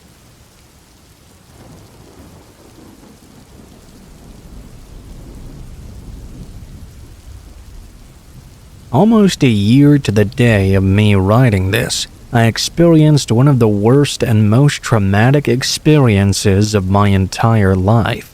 Please bear with me as I try to tell this story as best I can. My best friend and I decided to go on a hike one day.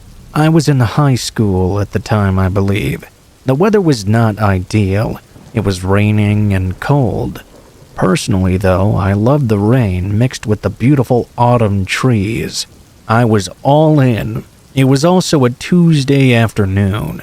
We figured everyone would be working on a Tuesday. We found a trail that really interested us. We made the 40-minute drive, and when we arrived, we instantly got excited. There wasn't one single car parked there. We knew it was going to be slow due to the weather and the weekday status, but we didn't expect it to be this empty. The idea of having the entire forested area all to ourselves was really an awesome one. We were pumped up beyond belief. A few minutes into our hike, my friend noticed something weird though. I didn't notice anything, but he was looking through the trees like he'd seen a person or something. I asked him what was wrong.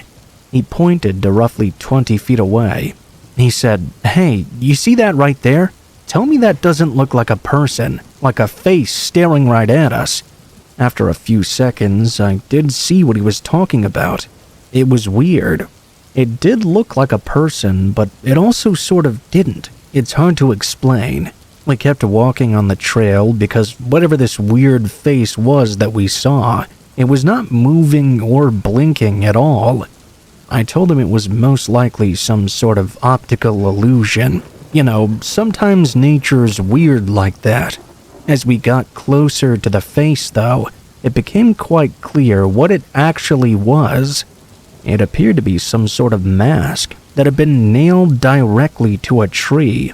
It wasn't on the path either. If you hadn't noticed it back when he did, you would have never seen it at all probably. It blended in perfectly with the trees. It was surrounded by branches as well, with a few remaining leaves covering it up as if someone had tried to hide it. We went over and examined it. It was just so strange. It was one of those cheap plastic masks you can buy from anywhere. We took a picture of it because it seemed cool and out of place. My friend wanted to take the mask down. but I told him not to, just in case it was from some kind of Halloween event the park was doing or something. He didn't care though. He pulled it down anyway. Inside the mask, he actually found a note. We decided to read it, and it said this. Number 1. Go behind this tree and continue walking until you find number 2. Now this really convinced me this must have been an event for the park of some sort. My friend didn't really think so though. He made a good point. This tree was already off the path. They wouldn't want children to wander even further into the woods. I suggested leaving and continuing on with our hike. It was really starting to downpour now. My friend, though, wanted to see if there really was something at the location this mask described. Without listening to me, he followed the directions and continued walking behind the tree. It wasn't close, but we did eventually find something.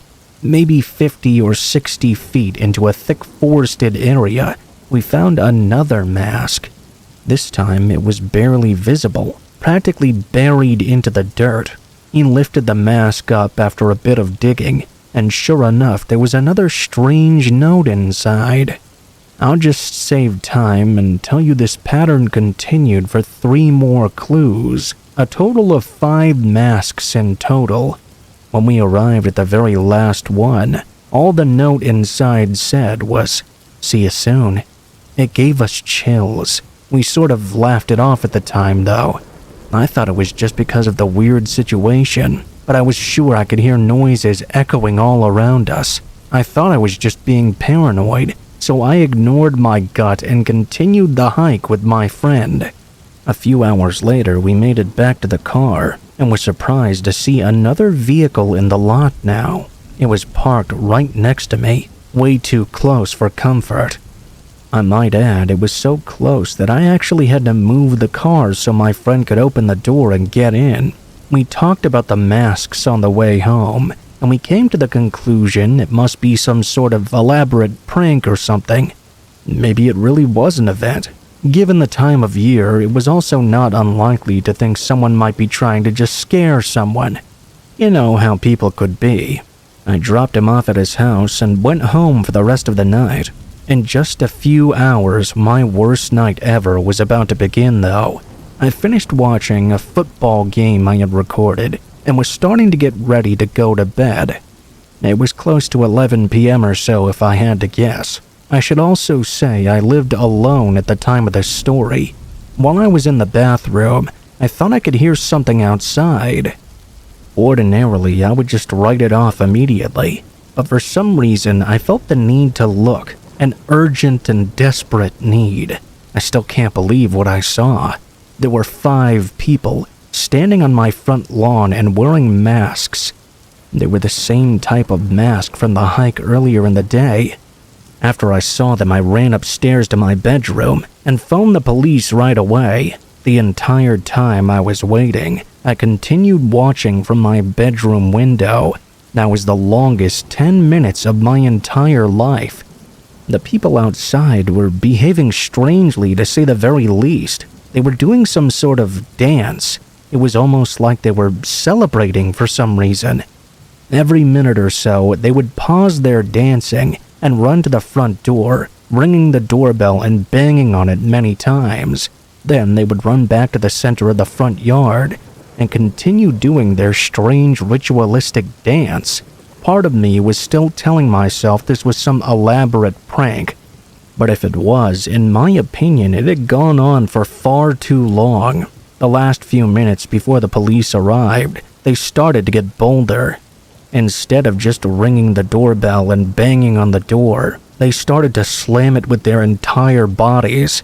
The front door was directly below my room, so I could feel the vibration each time they slammed into the door. Finally, 10 minutes after I called, I saw lights from the cop cars in the distance. When the mass of people saw them coming, I saw them scatter. 2 cops attempted to chase them at that moment, but they came back only a minute or 2 later. I talked to the officers and gave them my statement, but nothing really came from it. The police never caught or arrested anyone. and since I didn't have any proof and there were no signs of forced entry, the police basically told me they couldn't do anything. I would need to just call if they ever came back. I wasn't satisfied, but what could I do? The next day, I bought a Ring camera, and 1 year later, the masked men still have yet to come back. I've been able to convince myself that it was just some prank, and that's the only reason why I'm still able to sleep at night. Truthfully, I have no idea if it was a prank or not. Maybe these folks really intended to hurt me. Judging by the force of their bodies hitting the door, it's quite hard to know for sure. I just hope they never come after me again.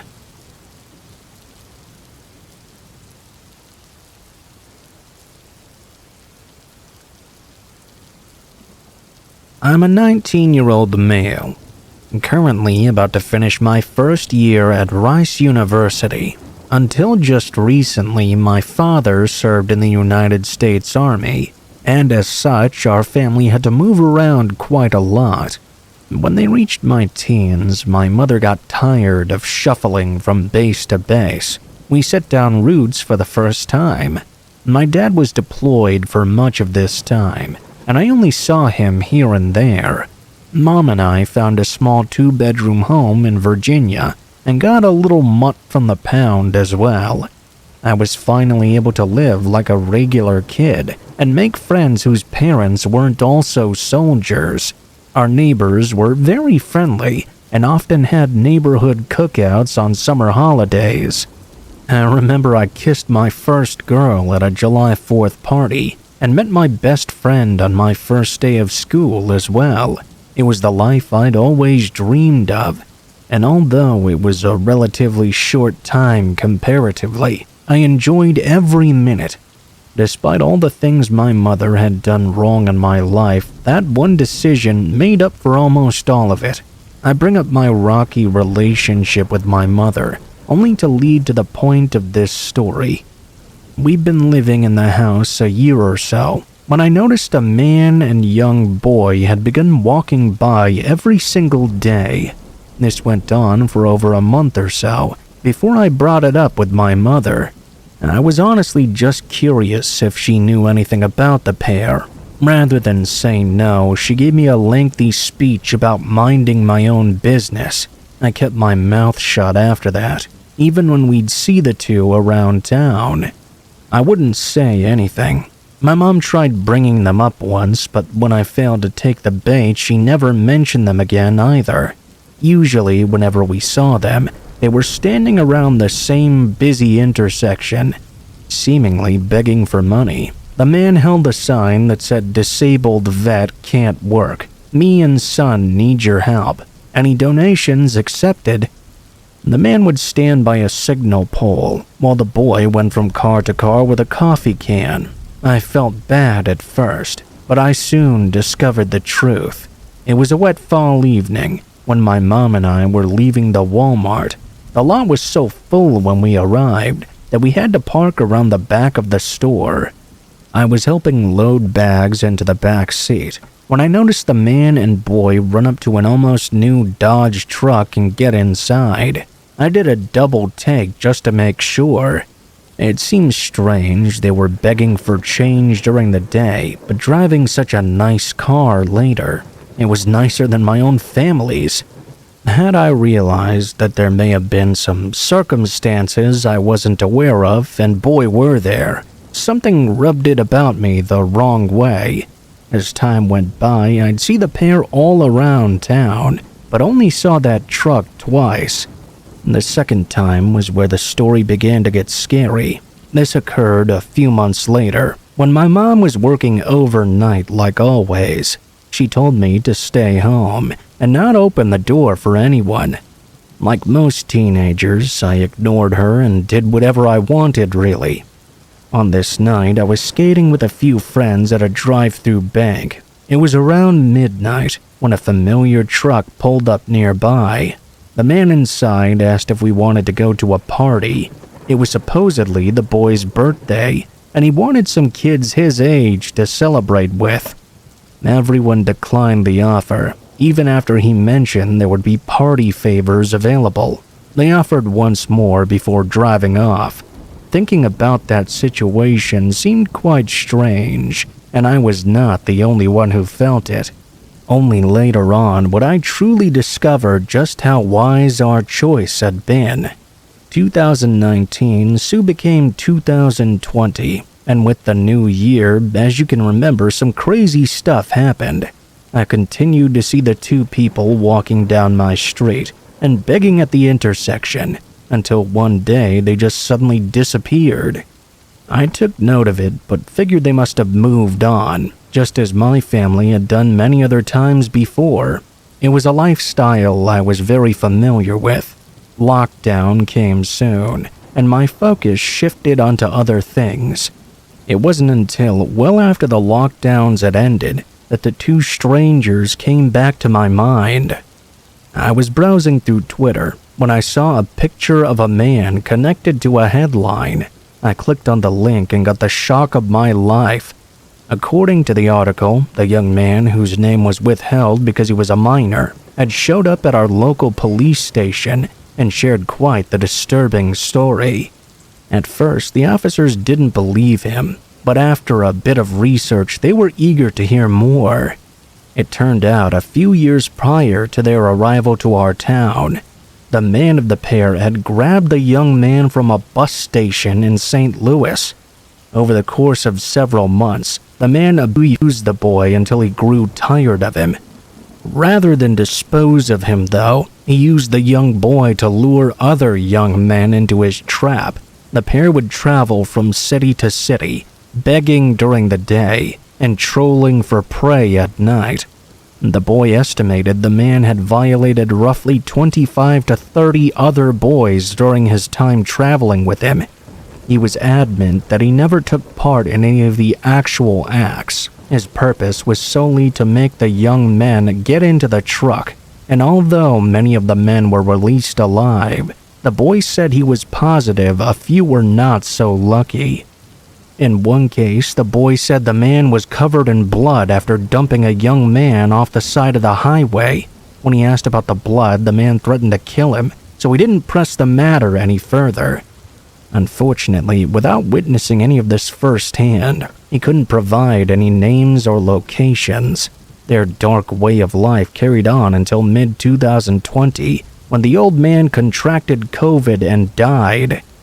With nowhere to go, the boy figured that he'd just tell his story in hopes that someone may help him find his family. At the time the story was written, the investigation was still in its early phases. I'm not sure how much more has been discovered since then. If I find out anything more during summer break, I'll post an update of everything. Needless to say, that article really put me into a state of shock for many days after I read it. I had been suspicious of the two from the very start, but realizing how close I had been to possibly being killed was just too much to handle. I briefly thought about sharing the story with my mother, but quickly changed my mind, considering her behavior from the outset. It didn't seem smart. As far as I'm aware, she doesn't know anything about it still. It wouldn't be out of the ordinary for her to miss something so major. She's always been focused on herself to the cost of everyone around her. Really, that's all I know for now. There was no information about what became of the boy. He'd probably be an adult by now. For all I know, he could be a fellow student at my school, maybe even yours. Maybe there's a chance he took up his companion's habits too. They say those who are hurt often hurt others. If anyone reading this has a young teen son, it might be a good idea to share this story with them. They could save their innocence, and maybe even more importantly, their life one day.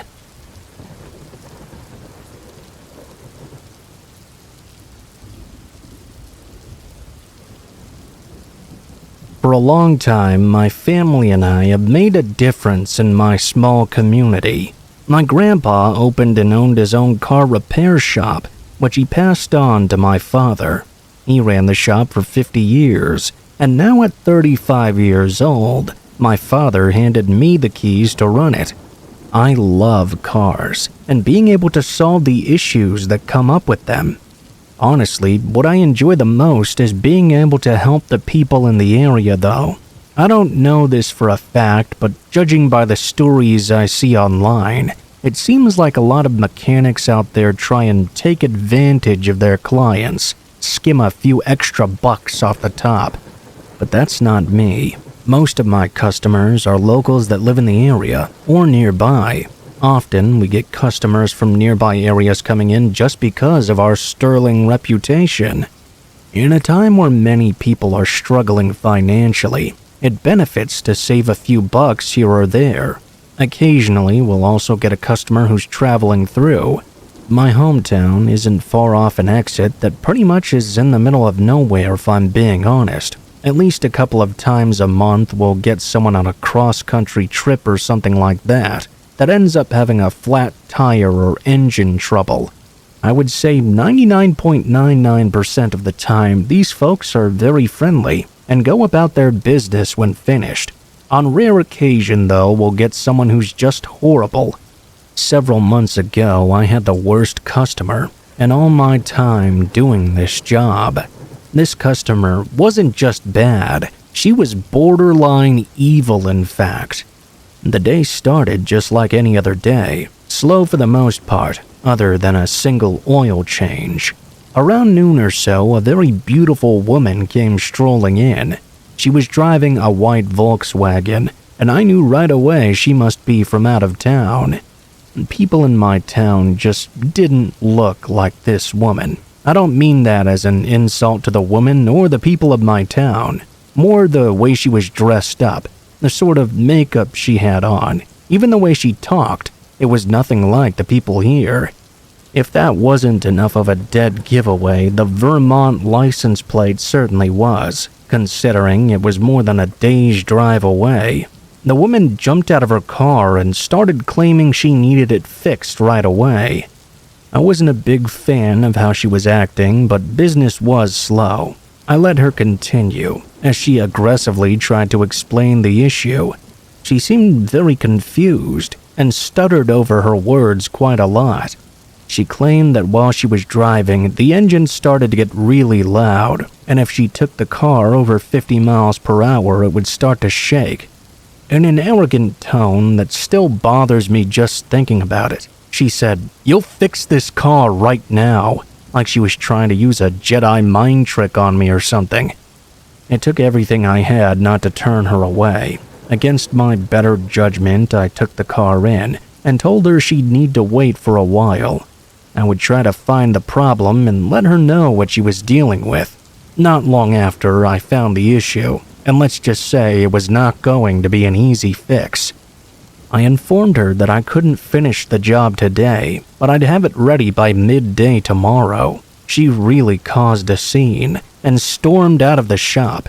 Didn't inquire about hotels, transportation, food, or anything else. She just stormed right out of there, leaving me with her car. I assumed she must want me to fix it, so I started working on the vehicle immediately. I didn't want to deal with her personally. Since I didn't want to deal with her, I decided to work late and finish the job that night, hoping to get rid of her early the next morning. I anticipated she would arrive early, looking to figure out what was going on. I completed the job at around 10 p.m. and felt pretty exhausted. I began cleaning up the shop and preparing to leave. It was nearly 11 p.m. when I was finally ready to turn off the lights and head home. As I grabbed my coat, I thought I could hear a sound coming from the garage. It resembled a tool hitting the ground. Since I'm meticulous about my tools and always put them away, I wanted to make sure I returned anything that fell before leaving. I went back into the garage and upon turning on the light, I noticed 2 wrenches on the ground. I was very confused. I hadn't used those tools at all that day. I couldn't understand how they'd just fallen into the middle of the floor. How would they even get there? Feeling annoyed, I picked them up. As I was putting away the last wrench, though, I heard a scream coming from the counter. I turned around, only to see the exact same woman from earlier, charging toward me with a wrench in hand. She swung it at me, but thankfully I was able to raise my arms just in time to protect my head. Don't get me wrong, it hurt really bad, but thankfully it wasn't a direct crack to my noggin. She struck me again and again. At that point, I was on the ground in a defensive position, trying to shield my skull while she kept blowing into me. She dealt one final hit to my ribs. It was excruciatingly painful. I heard the wrench hit the ground, and a few seconds later her car started. She sped out of my parking lot. It took a huge effort for me, but I managed to get back to my feet. First, I called my wife. Then I called the police. I should have called the police immediately, but honestly, I was relieved to simply be alive still, and that the ordeal was over now. I wasn't thinking rationally at that moment. Unfortunately, I didn't recall her full license plate number. The only camera in the shop also didn't capture it or provide a clear view of the woman. Therefore, all I could provide the police was a description of her and the make and model of her car. What's most terrifying to me, though, is that she had no reason to attack me at all. She was trying to bash my head in as if she was aiming to kill me. If I hadn't brought my arms to protect myself in time, she would have done so. It's frightening to think she may have been hiding around my shop that entire day. When I finished working on a car, I'd hang the keys behind the register. The woman must have snuck in unnoticed by me and taken the keys while I was closing up, waiting for the moment I was most vulnerable to launch her attack. If anyone out there spots a white Volkswagen Jetta and encounters a beautiful blonde woman from out of town, exercise caution. She might be the exact same insane person who tried to take my life for no reason.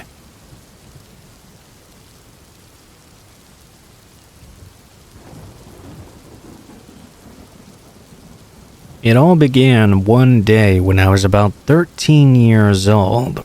It was after school, I believe. I was walking home with a friend of mine, and for what seemed like no reason whatsoever, a small blue car decided to honk its horn at us several times as it passed us by. We didn't recognize the driver in the slightest, but put it down to her thinking she knew us. We didn't really think much of it at the time. This soon became an everyday thing after school, but the encounters just got stranger and stranger. Eventually, we began to recognize the car and number plate from afar and mentally prepare for whatever bizarre thing was about to happen.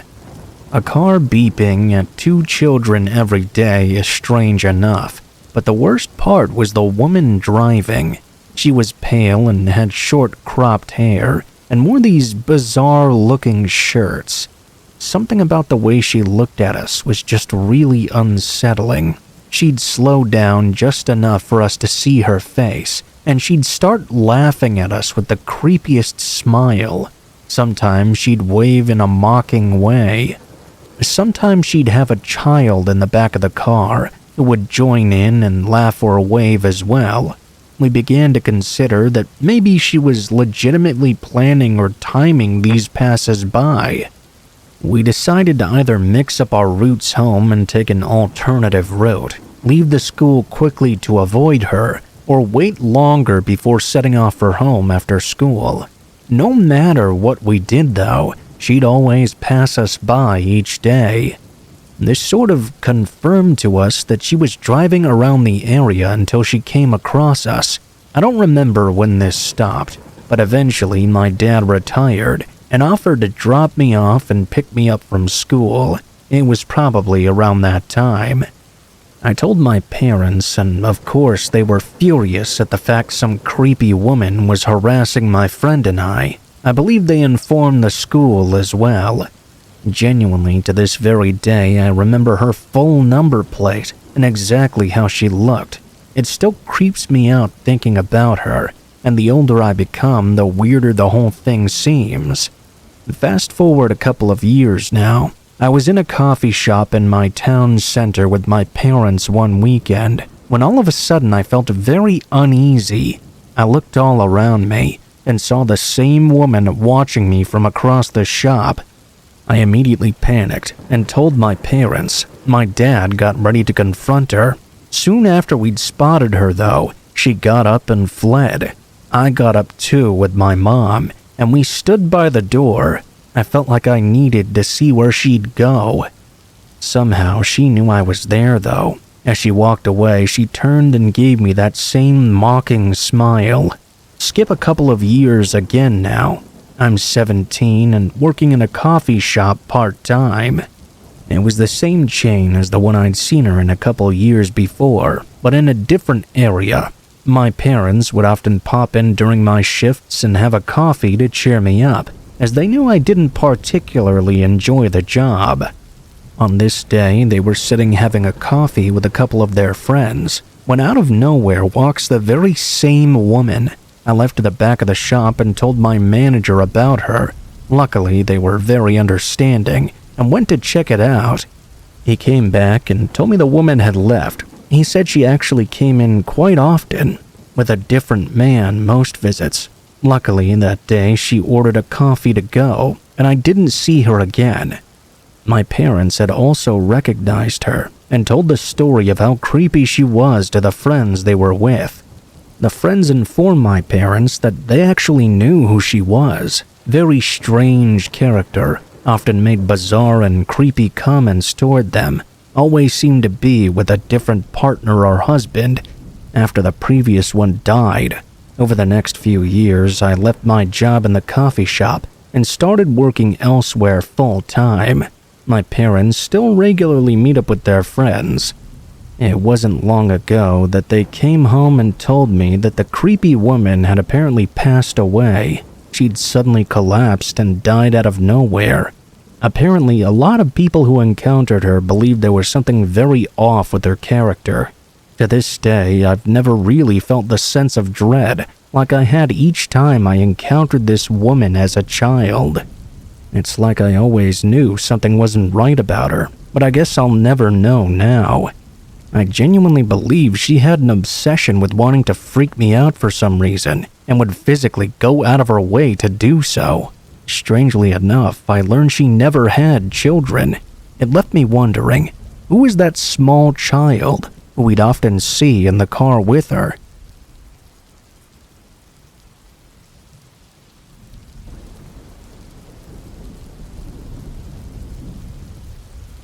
I had a terrifying experience last year. I live alone in a smaller house, and I've been living there for about 3 years now. It has 2 bedrooms and just 1 bathroom, but that's enough space for me. I also have a somewhat small front yard and a fenced-in backyard as well. One Friday night, I got home from work a little bit early. I didn't really have anything going on that night, but I was going to hang out with some friends the following day. Because of this, I decided to do all my chores right now and not have to deal with them later. There was a lot of stuff I had to do throughout the week, but some of that I would just leave for the weekends, like doing laundry or vacuuming the carpet, etc. After getting home, I started doing all that stuff. I did the laundry, I vacuumed, I cleaned up the bathroom. I also organized a few things. It surprisingly didn't take me all that long. I'd finished basically everything.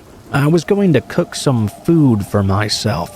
I remember I had this recipe I had saved on my phone, and I was really excited to try it. When I went to go try, though, I realized that I couldn't find my phone anywhere. Obviously, I didn't have it on me when I was cleaning. Usually I would just leave it on the coffee table in the living room, or sometimes on the couch playing music or something. When I looked in both of those places, I couldn't find it. I wasn't too worried until I searched the entire kitchen and it wasn't there either. I went into the bathroom, my bedroom. I knew it wouldn't be there probably, but I looked everywhere anyways. After not finding it anywhere, I wondered if I'd lost it somewhere at work or something. As I thought back and tried to retrace my steps, I remembered that I had my phone on me shortly after arriving back at my house. I had sent a message to one of my friends about tomorrow, so I knew that it had to be around in here somewhere. I took all the cushions off my couch, wasn't there either.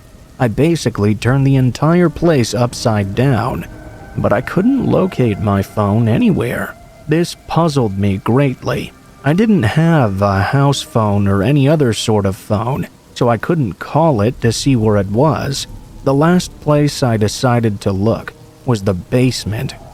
I had an unfinished basement which I really never used. There were all kinds of pipes and beams and all sorts of things sticking out down there. I also stored several large boxes and other items. I did keep my vacuum down there next to the base of the stairs. I had only gone down there for a moment earlier to grab the vacuum and pull it back up, but maybe on some slim, crazy chance, it had fallen out of my pocket or something after I forgot it. I mean, I looked everywhere else. I didn't know where else it could be. I turned on the light and started to head down the stairs. The light didn't do a whole lot, though. All it did was light up one measly bulb near the base of the stairs. After walking down, I looked on the floor near the vacuum, but I didn't see anything. I was about to turn around and head back upstairs when I heard a strange noise. I thought I could make out some movement out of the corner of my eye as well. It was out of sight and in a dark area of the basement, so I couldn't quite be sure. I stopped and tried to look in the direction of what I thought I saw, and I observed a bit closer. That's when a man started to come into view. He was hiding behind a large box. He looked really creepy, and I honestly couldn't believe what I was seeing. He was a ways away. I was so shocked for a second or two that I didn't know how to react. The man stood up from behind his hiding place and actually started to move toward me. I turned and bolted up the stairs, like my life depended on it. For all I knew, it might have. I made it to the top and left my basement, then slammed the door shut behind me. I ran for my front door and didn't stop until I made it all the way outside.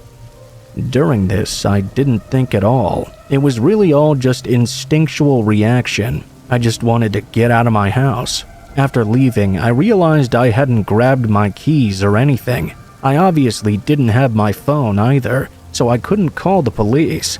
Now I couldn't get into my car either. I didn't exactly want to go back inside and grab it, so instead I ran to a neighbor's house. I didn't go next door because I thought the guy might run outside after me, so instead I ran several doors down and knocked on the front door of that house. I didn't know who lived there, but I hoped they would be kind enough to answer. After about 30 seconds, they did. I asked them to call the police and told them what was happening. They agreed to call, and we waited on their front step together. We watched the direction of my house, but saw no signs of anybody trying to leave. I wasn't sure if the guy had already left, or if he was still inside somewhere skulking about. The police were really quick to respond, though, and got there within less than 2 minutes. I went back over with my neighbor and met an officer there. The police then entered my home. A while later, they came out with the same man I had seen in my basement. He had still been in the house. In fact, he'd gone back down to the basement to hide. When they pulled him out, they discovered he had my cell phone in his pocket. I was able to get my phone back, but obviously the whole thing really creeped me out a lot.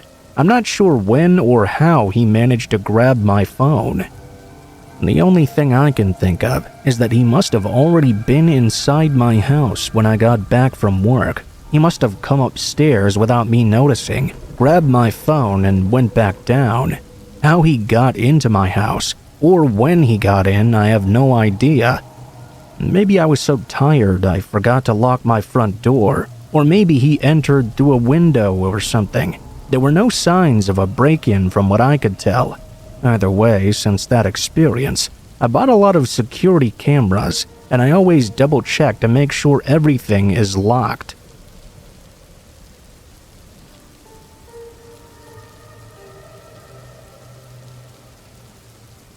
I live near a mountainous and forested region, right on the border of Canada and the US. I pretty frequently go for hikes, and sometimes even camp out for a night or two. Usually I go with no real plan in mind. I'll just search up an uncommonly used trail and see where it takes me. I think it's the thrill of not knowing what I'll see while out there that makes it so much more enjoyable. In case of emergencies, though, I always go prepared with multiple methods of navigation. You just never know what can happen out there. Anyway, I was out on a hike in the early summer this year. It was just as I said, some random trail I'd picked out in the middle of the forest, right nearby my cabin actually. I'd never been down this one before, but I initially found it intersecting a trail I was on several weeks prior. This particular trail was very faint and almost not even noticeable. Most of them were like that out here actually. But this one was in such disrepair it had me wondering if it was even a trail at all, or if I was just imagining a path that didn't actually exist. About 2 hours into my adventure, though, I started to recognize some shoe prints along some of the more muddy parts of the trail. It would only be a few at a time, and most of them didn't actually seem to follow the path well. They would be going across it, or sometimes walking along it for a minute, then abruptly turning off of it. After an hour, I came across a section of the trail that was a bit more defined. It had lots of shoe prints and signs of activity scattered across and through it, as if someone was constantly coming across this part. I looked up only to see that just up ahead was a cabin. I put 2 and 2 together, assuming this was someone's off-grid place. As I looked at the cabin more closely, though, something about it didn't quite look right. All of the shoe prints I'd seen had to be less than a few days old, but this cabin was absolutely desiccated. It seemed to have not been lived in for many years. The door was wide open, practically falling from its hinges, and some parts of the bottom of the cabin were so weathered it was beginning to sink into the ground. I got a closer look, entering the area. All around it had been cleared of trees. I don't know what it was about this place in particular, but something really intrigued me. I almost felt like I needed to see if someone needed help or something, because recent shoe prints and an old run-down cabin didn't really add up in my mind. I stepped up to open the door, and right away I caught a whiff of a horrible odor, indescribable really. As I peered inside, it was clear that this place was not a place humans lived in. There were signs of wild animals nesting inside, and the forest was growing out through the floorboards. I walked in carefully and tried to see what I could. The smell was so bad I just couldn't continue past a few feet though. I turned around to leave and instantly felt my stomach drop. I could see a figure was now staring at me from the forest. They immediately took off running once I saw them, hiding amongst the density of the trees. I did the same thing. I took off running down the path, going as far as I could, until I felt like I'd reached a safer area. When I got home, I called in to report the strange behavior and the creepy abandoned cabin. I knew that something strange was going on there. It took several days for a party to go out and investigate, with my help in locating the place. But when we arrived back to that area, all that was left of the old cabin was black ashes and charred wood. The whole place had been burned down. To this day, there's been nothing to show from the creepy nature of that cabin, nor the figure I'd seen in the forest. In my mind, though, it's pretty clear he must have had something to hide, something bad enough that he was willing to burn down that place. If I had stayed any longer, or gone any further in to investigate, I wonder what would have happened to me.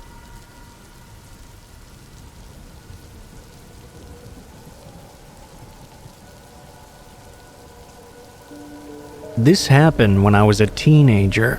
Many years ago, I was with my best friend Tony, and we were at my house. My parents had gone someplace I don't remember. Tony and I had been best friends for many years, and we were like brothers practically. We liked to prank our friends a lot and do things like that. On this night that we were hanging out, Tony had the idea to prank call one of our friends. This was back before everyone had smartphones and cell phones were around, but they didn't have the capabilities they have today. We were going to call our friend Adam. Tony had this whole clever joke he was going to say to him. I can't remember exactly what it was, but it was probably really stupid, as teen jokes tend to be. We dialed Adam's number on one of the home phones at my house. It rang a few times, and then who we thought was Adam picked up. Tony started going into this joke of his, and wasn't stopping. After he had spoken for about a minute straight, the person on the other end spoke up finally. It was a man, but it was not Adam. It sounded like a grown adult. We were all about 14. The guy was really obscenely mad. I don't recall exactly what he said, but he was asking us who was calling, and what was wrong with us and all that sort of thing. When we realized it was not Adam, we were both surprised and also very embarrassed. Tony immediately hung up the phone out of embarrassment as the guy was still talking. We had a good chuckle about it, but we decided not to do that anymore. That was enough of prank calls for us. Instead, we decided to just play some video games. Just moments after hanging up, though, the phone started ringing. I answered it, not knowing who was calling us. I think we both had a feeling it might be the guy who we'd just accidentally dialed, though. I picked up the phone and answered.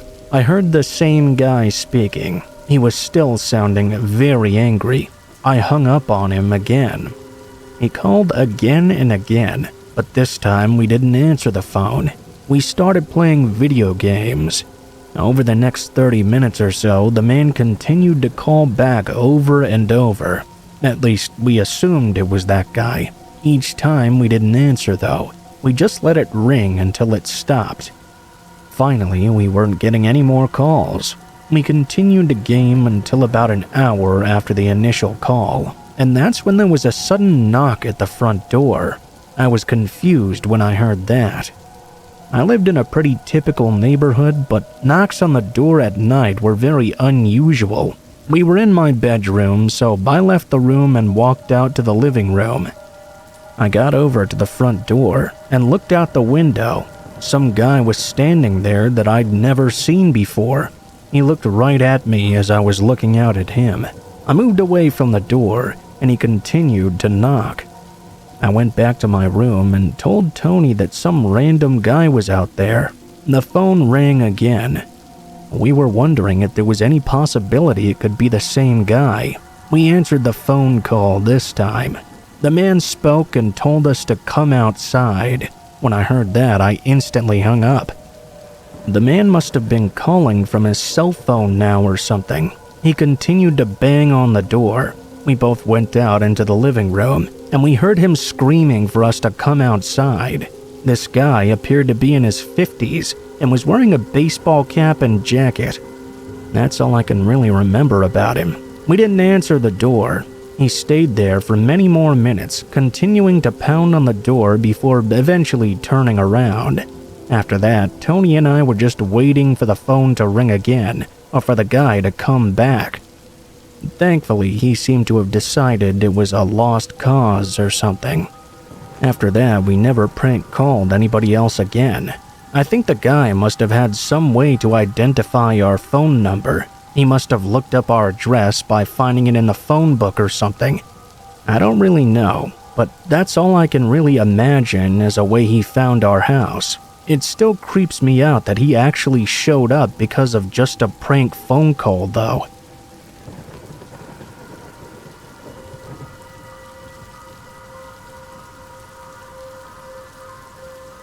I don't go on many trips out of town, so this was one of the few times I've had to stay somewhere other than a friend or family's house. The area I needed to stay in was fairly small, and most of the hotels around there were not very nice. To my surprise, there was a single home listed on Airbnb though. It was my first time using the site, but the house looked like a decent place, much better than the hotels around that area. I requested the dates I'd be staying, and in a few minutes the place was booked. I started the drive a bit later. When I got into town, which was about 14 hours away from my city, it was well into the nighttime. The town looked almost deserted compared to where I was used to living. All the houses' lights were off, and all the stores were closed as well. No people or cars were out either. Of course, it was the middle of the night, so I didn't expect this small town to be lit up and bustling with activity or anything, but it was still a bit eerie. I hadn't gotten to see it during the day, so this was my eerie first impression of this community. The street that took me to the Airbnb was pitch black as well, not really any streetlights to speak of. It led through a winding, forested neighborhood until I eventually ended up at the home. It was one of the few that had its porch and outdoor lights on. One window upstairs also had a light coming through it as well. I figured the last customer must have just made the mistake of leaving it on, so I didn't really think anything of it. I started getting my stuff up to the front door. I got the key code from my email and opened the door, getting inside and locking the door behind me. I quickly put my stuff in the corner of the room, then went upstairs to turn off the light that had been left on. It seemed to be one of the spare bedrooms, only having a bed and a small dresser inside. I flicked the light off and then went to the main bedroom to set up my things for the stay. I was only staying for one night, but I had it booked for 2 because I needed to be there late into the following day. I was up for no more than an hour before finally getting in bed and turning in for the night. I rested my eyes and tried to sleep, but I was stuck laying awake for a long time. I sat up quickly, hearing a thud through the walls of the house. I stared at the door, trying to think of what that could have been. No ideas came to mind. I got up to check what had made that noise. I opened the door softly, peering into the upstairs hallway. It was dark and quiet now. No more thuds at all. Only the sounds of the house creaking in the wind. I stepped back and quietly shut the door, but a strange feeling came over me. I waited and listened in. I thought more about that sound I'd heard. As I stood there listening, soft creaks started to echo along the floorboards from another room. I pressed my ear up against the door as the creaking moved into the hallway, then began making its way toward my door. I was in so much shock that I almost didn't realize it had to be the footsteps of someone approaching. My heart started racing as they came right up to the other side of where I was. I put my hand tightly on the door handle to keep it from budging. Only a moment later, I felt someone pull it down from the other side. As soon as I resisted, they eased off immediately. There was a small moment of silence before suddenly the handle was forced down and they slammed into the door. It swung halfway open before I pressed my body back into it. I only saw half of their face in the doorway, but I could see anger in their eyes that I didn't expect to ever see in my entire lifetime. After a brief struggle, I somehow managed to push the door back into the latch and lock it. The man on the other side tried to get it back open, but after yelling several unpleasant words toward me, he ran downstairs and out of the home. I was still catching my breath. My mind was racing, but I gathered myself up and dialed 911. You know, for such a small community, they actually came very quickly. The owner of the Airbnb continued to look into the case after I left the following day. I wish I had kept up with it to see what happened. The man seemed so desperate to get into my room. He was in a state of real rage, as if he wanted to hurt me. It was almost like I'd done something personally to him. Everything about it is disturbing, and I don't think I'll ever get it out of my head. Airbnbs probably won't be something I'll take part in again for a long time.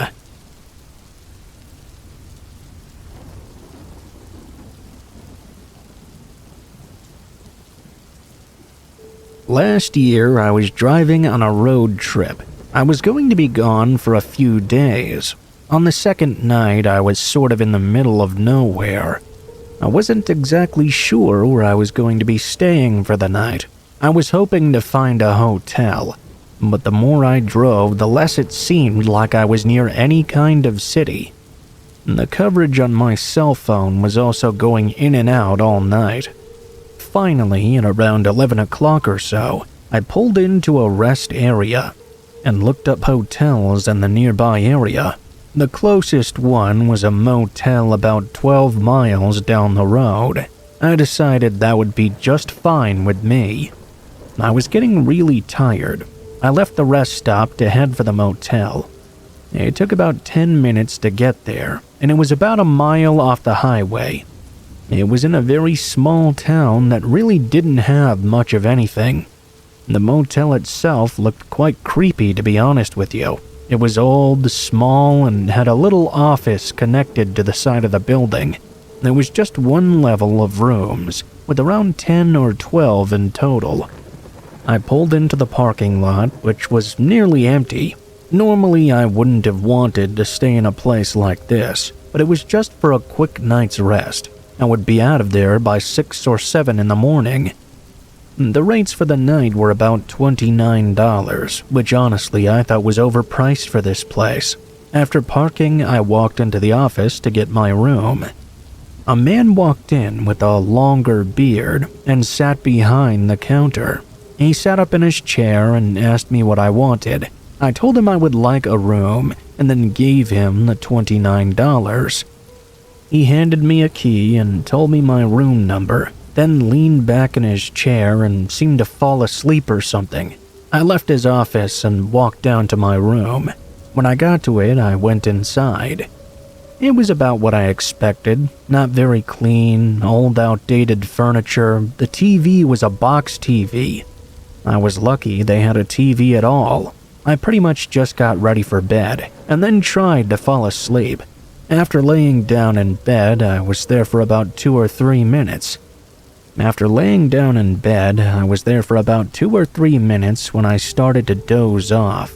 That's when I all of a sudden got this really eerie feeling. I opened my eyes and turned over in bed. When I turned over, I happened to face the window, and that's when I caught somebody moving away from my window. It wasn't like they were walking by though. It appeared they had been looking in. I only saw it for a split second, and I couldn't tell who they were at all. I got up from my bed and closed the curtains, which had been open. That didn't really do me much good though. They were cheap, of course, and didn't reach all the way closed. Plus, the curtains were so thin you could see through them anyway. Still, it was the best I could do. I looked out the window as well, but I couldn't see any sign of whoever had looked inside. I got back in bed and laid down. I tried to fall asleep again, but that kind of ruined it for me. I wasn't as relaxed as before.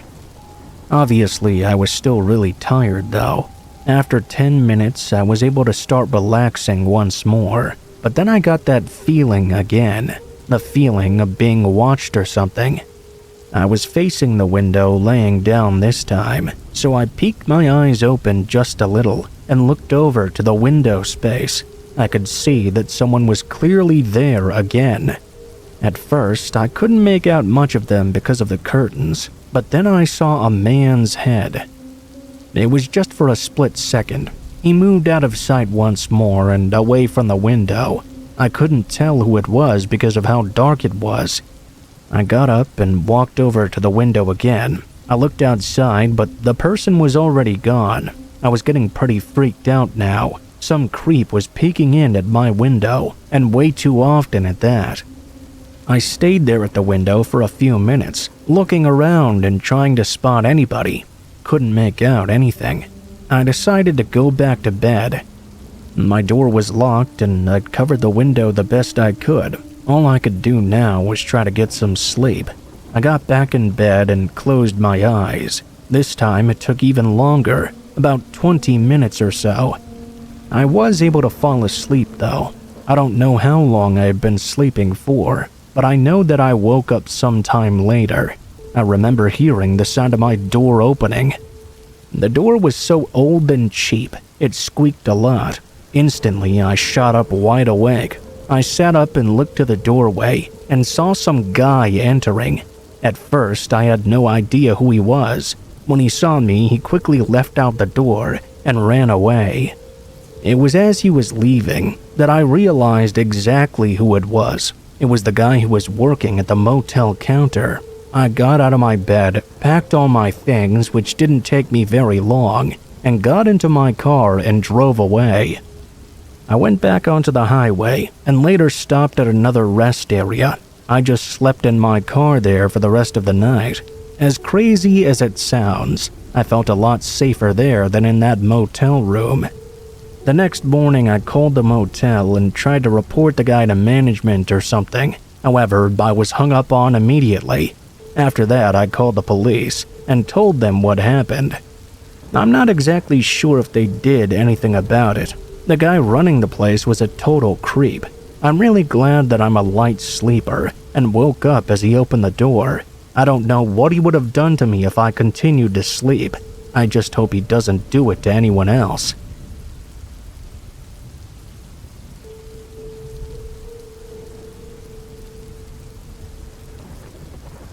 I was 16 last year. Me and my friend Leon were hanging out a few days before Halloween, talking about what we wanted to do. We felt too old to go trick-or-treating, but we also still wanted to do something at least. Have some fun during the holiday, you know? We thought up a few ideas, most being quickly discarded, but then I thought of something different. I reminded Leon of the abandoned farm that both of us had already known about and suggested we explore before. It would be creepy, it would be thrilling. That's exactly what you want for Halloween. Also, compared to our other ideas, this one was just the best one by a long shot. Leon was excited about it too. We both agreed that other people would probably have the same idea to go on October 31st though, so instead we chose to go one night before. We didn't want to risk running into anyone crazy at an abandoned place like that. We just wanted to explore and maybe get a little bit spooked, then leave. It sounded harmless enough. On the 30th of October, Leon drove us out to the neighborhood it was by and parked on the road. We got out and walked through the neighborhood until we got to the street that turned into a gravel path. This was the driveway leading up to the farm. I'd only ever seen that place during the day. It was pretty much just a large field of grass with a typical wooden barn and a single-story home. From the edge of the path, neither structure was visible. Our flashlights only lit up a few feet ahead of us. As we started making our way down the gravel driveway, once we started to get a bit closer, we could make out the outline of the barn on the left side and the house further back at the end of the driveway. Honestly, we were more interested in the home itself, figuring the barn was probably completely empty and wouldn't be very exciting. We kept walking and eventually got to a clearing in the tall grass. It was a circle of dirt, really. As we approached the front, we passed by some large farming equipment. I don't know what they were exactly, some old tractor-looking things that had been left out for years. Even with the dim light of our flashlights, we could see they were completely engulfed in rust. When we got up to the porch, it looked like the door had been replaced by a single wooden board. We walked around the whole outside of the house, and every window and door was sealed and covered. Disappointed, we went back to the front and tried to think of something else. As we stood there, we saw the path going up to the barn wasn't an actual path at all. It was more of a line of flattened grass. With nothing else to do, we started heading for the barn. Something felt different as we approached it though, compared to when we'd approached the house. It was a vaguely uneasy feeling that grew as we got closer and closer. When we reached it, the large door was already wide open. I walked in first and Leon followed behind. We both shined our flashlights around as we entered. It only took a few seconds for an absolutely horrid smell to hit us though. It was a barn, so that wasn't exactly surprising. But then we noticed something else. There were footprints all over the ground. Not the kind you'd expect from other kids exploring the place though. They all went in a line back and forth from a single point on the other side of the barn. I looked and saw that in Leon's eyes he was just as freaked out as I was. Still, that was the goal of going here in the first place. We slowly walked in line with the footprints, which led to a wooden cellar hatch that blended in with the floor. The only noticeable thing, other than the clear footsteps going up to it, was a brand new shiny padlock holding the hatch shut. Before we could really think about it though, a sudden thud shook the entire barn. We turned around and saw the door had been shut behind us. Leon sprinted over and panically shoved the door wide open. Both of us looked around, but we couldn't see anyone. Now terrified, we sprinted straight through the tall grass and back to the gravel driveway, then booked it to the neighborhood where the car was. We definitely got the scare we had been looking for, but perhaps too much so. Neither of us ever tried to figure out what happened that night. A couple months later, we saw the whole house and barn had been blockaded up. We tried to look up why that was, but there was no word publicly about what was going on there. It remains a mystery, but I think if we stayed to find out, we may have never left at all.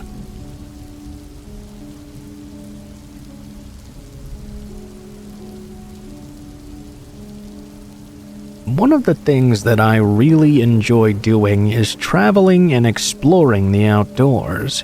I've been to many national parks and hiking trails over the past few years. Actually, I didn't really travel all that much until about 3 years ago. I changed jobs and suddenly had a lot more personal time to travel with the new one. Anyway, this story takes place a couple of years back, when I was still pretty new to the whole traveling thing. I had gone to a national park that I was really excited about. It wasn't all that popular, but it had some good hiking trails. Of course, I went there all by myself and started hiking in the morning. There were so many trails to explore in that park. After I did one of them, I went down to the local town. After hanging out there for a while and getting to know some of the locals, I got the itch to do some more hiking. I went back later in the afternoon, when the park was not so busy. It was large and spread out, so really it depended what trails and sections you went to. I went to a different spot this time. It was all kinds of terrain, hills, mountains, wooded areas. What I didn't know is that the trail I'd chosen was much longer and more complex than any of the other ones. I'm sure if I would have looked at the sign at the beginning, I would have realized it was a much more challenging affair, but I don't recall observing anything like that. I pretty much just went on the trail and started. There wasn't really anybody else on it. I also noticed that it was very quiet. I was really enjoying it starting out. Pretty soon, though, I was going farther and farther, and I realized it was starting to get pretty late. The sun would be setting in just about 30 minutes. I went in a little bit further, then decided to head back. There were multiple areas where the trail went in different directions, sometimes even splitting 3 or 4 ways. All the while, I had only seen a couple of people the entire time, and they were all near the beginning. I tried to go back, but soon I became very confused what direction I was even going in. I blame this on the terrain. There were a lot of areas where you had to climb up or down rocks kind of like stairs. I was trying to find my way back for about 30 minutes before it started to get really dark out. At that point, I realized I wasn't making any progress. I took out my phone, but it had no signal. I'd never really had a good signal the entire time I was in the park. I turned off my phone, then turned it on again. That didn't do anything. As I was walking back in what I thought might be the right direction, I soon began to hear something. It sounded like someone else was walking on the trail behind me. I turned around and saw a man right there. I stopped and waited for him to catch up. He was wearing black pants and a black shirt and had longer dark brown hair. He was also wearing a hat and sunglasses. I wasn't exactly sure where he'd come from, but I was glad to have someone there with me. I said hello to the man and he said hello back to me. I told him I was lost and not sure of the way out. He said right away that he knew it. The man told me that he had hiked this trail many times before, and he knew the entire thing like the back of his hand. I described to him where I'd parked my vehicle, and he told me that he could lead me there. The man seemed perfectly friendly and normal. I felt much better after hearing that. The man told me to follow him, and we both started hiking back. After that point in time, he really didn't say anything to me. He started to go really fast, too. I didn't say much back to him either. I assumed he was going so fast because it was getting darker and darker out. We hiked for a good 20 minutes, and that's when I first began to question him. Even though I had gotten lost myself and was clearly not the best with directions, something about this just told me we were going the wrong way. One of the turns that he made I was for sure was completely wrong, but I didn't say anything. Who was I to criticize someone with more experience? I'd gotten myself lost in the first place. Thing is, 10 more minutes went by and we were only going deeper and deeper in. We passed by many places I was 100% sure I had not seen before. I was hoping to myself it was some kind of shortcut. Possibly any second we would turn out right near the entrance to the path, but that was not happening. I finally asked him how much further it would be. He claimed that it was not that much farther. Said for me to keep following him. After 5 more minutes, there was still no signs of anything. I wasn't sure if he was clueless or leading me the wrong way on purpose. We kept going, and I saw we were headed for a really dense patch of woods. Then he said it. "It's right over there, see?" I knew it was not there. There was no parking lot in sight, and the terrain was nothing like where I'd entered. I said that it didn't look like where I'd gone in, and asked him if there were multiple connecting parking lots or something. Maybe he'd gotten it confused for another one. The man said no, that was it. He was still walking in front of me at this point. He started to climb down a really steep area of rocks. I knew I needed to get away from him as soon as I could.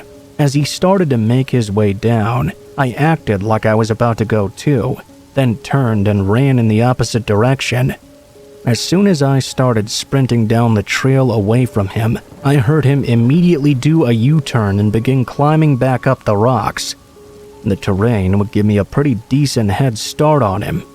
I had no plan at all. I was just winging it. I felt danger, like the guy was leading me into the middle of the woods for a nefarious purpose. After running 50 feet, I stumbled upon some really tall grass and bushes. I crouched down and kept going through them. Eventually, I came out to a connecting trail, and I no longer heard the man behind me anymore. I slowed down and felt a bit better, but it was still dark out and I was still lost. I walked at a quick pace, trying to go more in the direction I thought was correct. I walked for about 20 minutes when I heard someone walking up ahead again. I saw the person, but thankfully I realized this time it was a park ranger. I approached him and asked if he knew how to get out. Of course he did. I followed the ranger, who was actually a very nice guy. I told him about the strange man I'd encountered before.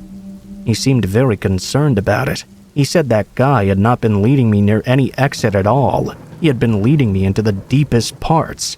He radioed in and reported the incident. After we made it back to the parking lot, he said he would investigate it for me. After that, I left for the rest of the trip, and ever since then, I've been much more careful.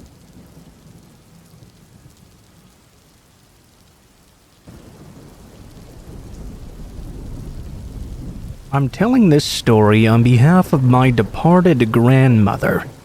Truth is oftentimes stranger than fiction. This story has been passed down through our family for years, and it served as a reminder that you can never be too careful. I don't know the exact year this happened, but this took place during the 1950s, when my grandmother was in her 20s or so. She was living in a very rural area of Kansas at the time. She had already given birth to my mother.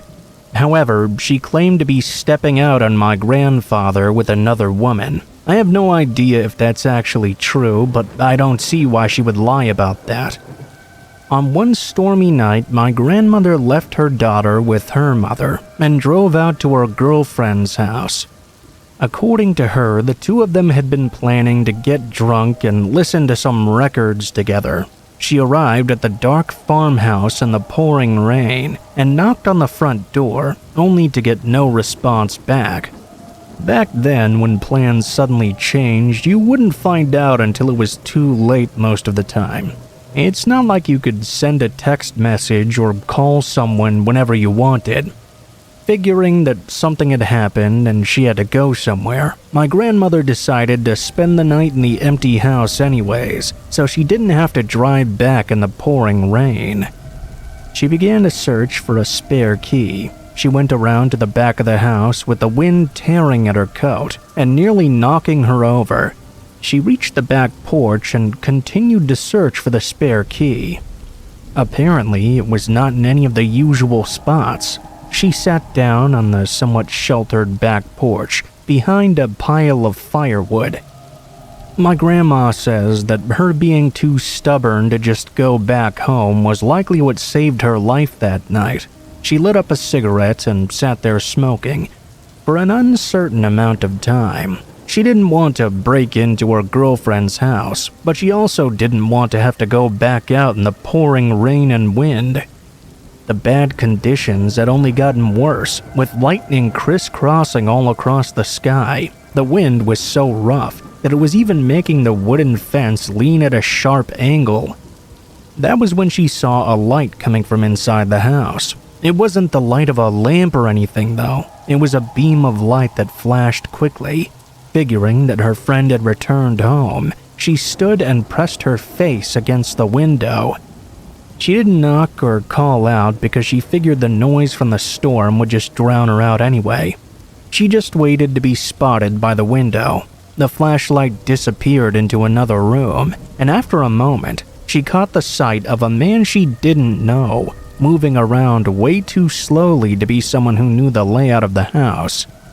She only caught a quick glimpse of him in the darkness, but she knew enough to know that was not a member of her girlfriend's family. She thought it could have been a neighbor she didn't know, but his suspicious behavior was making her uneasy. She ducked down and decided to wait for a while, despite the raging storm. After a long time of hiding crouched beneath the window, she would occasionally see the flashlight beam dance across the back porch from one of the inside windows. She figured if it was someone who was supposed to be there, they would have either turned on a light or at the very least stopped wandering around so sneakily as if looking for something by now. Pretty soon, the back porch door opened, and the stranger stepped outside. He shined the light across the length of the porch, including the wood pile which fortunately prevented her from being seen. She stayed hidden, and after another brief sweep with his light, the person went back inside. He could have easily discovered her had he decided to be more thorough, but she figured he doubted anyone would be hiding there, given how rough the weather was.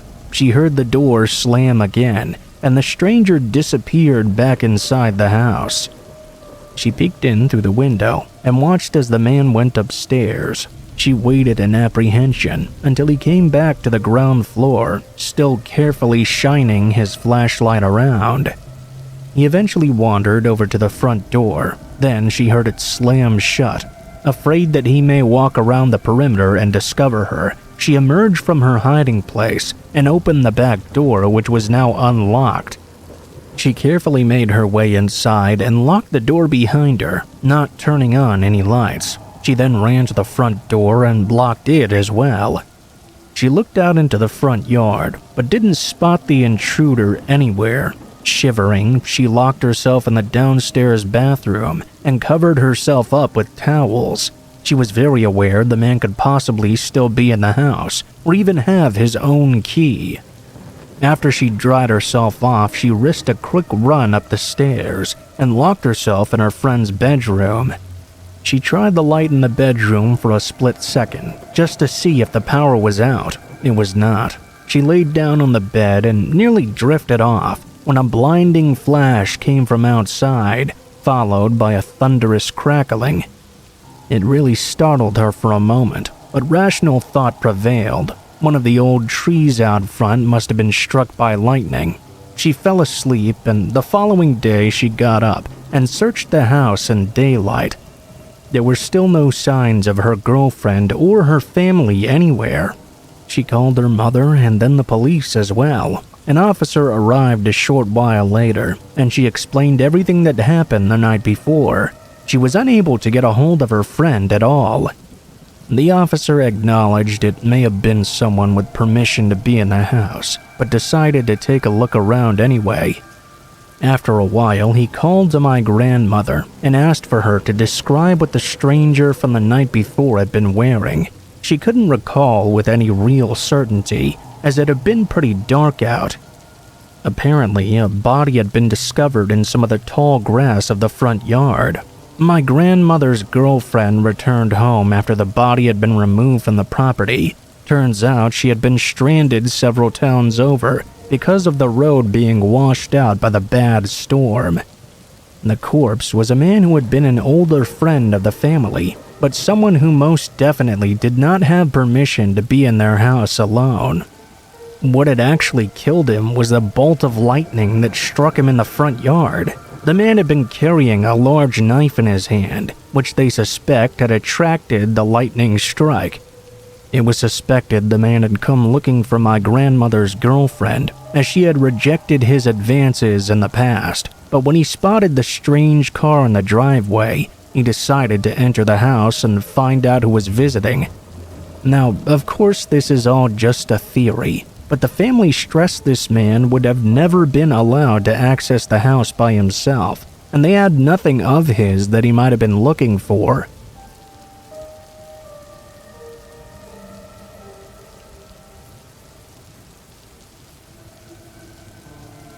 This happened in 1987, when I was about 15 years old. I used to live in this small town in northern Ohio. Back in those days, I was the neighborhood paper boy for a while. I would deliver the newspapers almost every morning before school. During the summer, I would often ride my bike around to the park or go hang out with my friends down by the lake. The point is, I was often seen on my bike a lot, so it was unfortunate that during one of my paper routes, a reckless driver blindsided me, which resulted in my left thigh being fractured and my bicycle being completely destroyed. It took me 3 months to recover, and by the time I did, the paper had already hired a new delivery boy. I was left without a bike, and on top of all that, they never even caught the guy who ran into me. There's no real nice way to say this, but my parents are neglectful shits. I stopped talking to them years ago. At the time of my injury, they viewed me as more of an inconvenience in their eyes. The local police department wasn't really much better either. It was pretty much run by a single family who had no interest in enforcing the law at all. They seemed to be more concerned with blackmailing prostitutes in exchange for sexual favors. Nobody really gave a rat's ass that some drunk asshole had nearly ended my life, But what could I do about it? I was only 15 years old. I just had to make the best of things and carry on. Shortly after I was released from the hospital, my friend Kyle invited me over to his house, claiming that his parents were out of town on some business. He had discovered a bottle of Jack Daniels that his father had forgotten to lock away in the liquor cabinet. I, of course, obliged. Unfortunately, I had to walk everywhere without a bike. I knew better than to hitchhike in this backwards town, though. By the time it got to Kyle's, it was around 7 p.m., and Kyle was already pissed drunk, with about 90% of the bottle already gone. After about 20 minutes of sitting on his couch and listening to him drivel on about how he wanted to smash the math teacher, Kyle vomited on the living room floor and promptly passed out. Being sober and obviously frustrated, I decided to make the long trek back home in the dark. Getting out of Kyle's neighborhood was simple enough, but there was this long dark stretch of highway that I had to traverse to get back to my place. Making this trip during the day was no big deal at all, but it was quite daunting at nighttime. There are no street lights on this road, so unless the moon was out, it would be nearly pitch black. It was only a half moon that night, so things were a bit obscured, but you could still see enough of your surroundings to make your way. My house was just off the first intersection you came upon. The rest of the way was well lit from there, but it was a good 3-mile hike to get to that intersection. I was about a quarter of the way when I got this inexplicable sensation that I was being followed. I turned around, only to see what appeared to be a dark figure standing in the middle of the road. They were barely visible in the moonlight, and they appeared to just be standing there. I figured it was one of the many drug addicts that lurked around these parts. I quickened my pace and scolded myself for forgetting my pocket knife, which I usually always carried on me for protection. I didn't want to show that I was afraid, so I didn't walk too fast. I also wasn't exactly taking my time either. Another 5 minutes had passed by. I looked behind me again. The dark figure was now on the sidewalk and was noticeably closer to me. I want to point out that as I turned around, the figure was just standing there. It was not apparent that the figure had been running or even walking towards me. It was almost as if every time I would turn around, they would immediately stop and stare at me. Now, obviously, this is not the type of experience you want to have when you're walking home alone in the dark. I wasted no time in speeding towards the intersection. It wasn't until the lights came into view that I heard a sudden pounding behind me. Something inside me told me not to turn around, but I couldn't resist. My worst nightmare was confirmed. I saw the dark figure now barreling towards me. The distance between us was closing quickly, and I could tell there was something in their hands. The way they were holding this object made me conclude it must have been a knife of some sort. I ran as fast as I could, tearing past the intersection and across the road to the entrance of my neighborhood. From the entrance, you could see the intersection clearly. When I turned back for the last time, I could see a deranged-looking man standing under one of the streetlights. He had a massive knife in his right hand. He was about 6 feet tall, with a balding head and a big beard that went down to his stomach. He appeared to be severely out of shape, but someone who could easily overpower a 15-year-old. As I darted down the neighborhood street, I could hear a crazed voice shouting from behind me. "If I ever see you again, I'm gonna cut your head off!" As soon as I got to my house, I slammed the door shut behind me. I nearly passed out from exhaustion and panic. My parents were not home at the time, so I ended up blocking myself in my bedroom and eventually passed out after hours of staring out my bedroom window. I didn't call the cops, mostly because it didn't occur to me in my panicked state of mind, and by the time I could think straight again, I came to the conclusion the corrupted police force would not take my claims seriously anyway. You can pretty much apply the same reasoning as to why I didn't tell my parents. As soon as I turned 18, I left that place behind and never looked back. In some bizarre way, I now view that deranged man in the darkness as a manifestation of everything wrong with that town.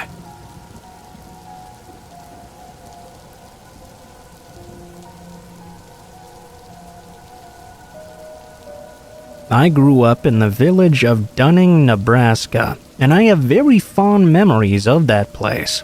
Simply put, as I started getting a bit older, I soon realized there was no future for me there. I enlisted in the military when I was 19. Growing up in Dunning during the 1980s is something I would say was akin to a setting in a Stephen King novel. You had your religious nut jobs, your wisecracking town folk, and an atmosphere of isolation. And that's not to say the town was inherently creepy or anything. It was just the sort that seemed cut off from the rest of the world. Definitely not a place for social media influencers to visit or anything. Because if you're not into outdoor activities, you're going to be very bored there. To the east of town is the Nebraska National Forest, which our family would often visit when I was a kid. Being such a close-knit community, I was pretty much friends with all the other kids my age. Something we often enjoyed doing together was going fishing in the nearby rivers. I recall that my school was taking a field trip to the National Forest, and I couldn't attend for some reason or another. I can't seem to remember if it was because of poor grades or bad behavior, probably a mixture of the two to be honest. When I got out of school that day, I was pretty much the only kid left in town. This was one of the rare times where I would go fishing by myself. As soon as I got home that day, I quickly finished my household chores before packing up my fishing gear and setting off on my bike. My friends and I would usually fish in the river because it was very close to town. However, since they weren't with me on that day, I decided to head down to the Dismal River, which ran along the west side of town before merging with the other one. It was sort of on the outskirts of Dunning. To give you a bit of the lay of the land out there, beyond this river was a no man's land in every sense of the word. Aside from a few residential properties, there was absolutely nothing for miles on end but hills and trees.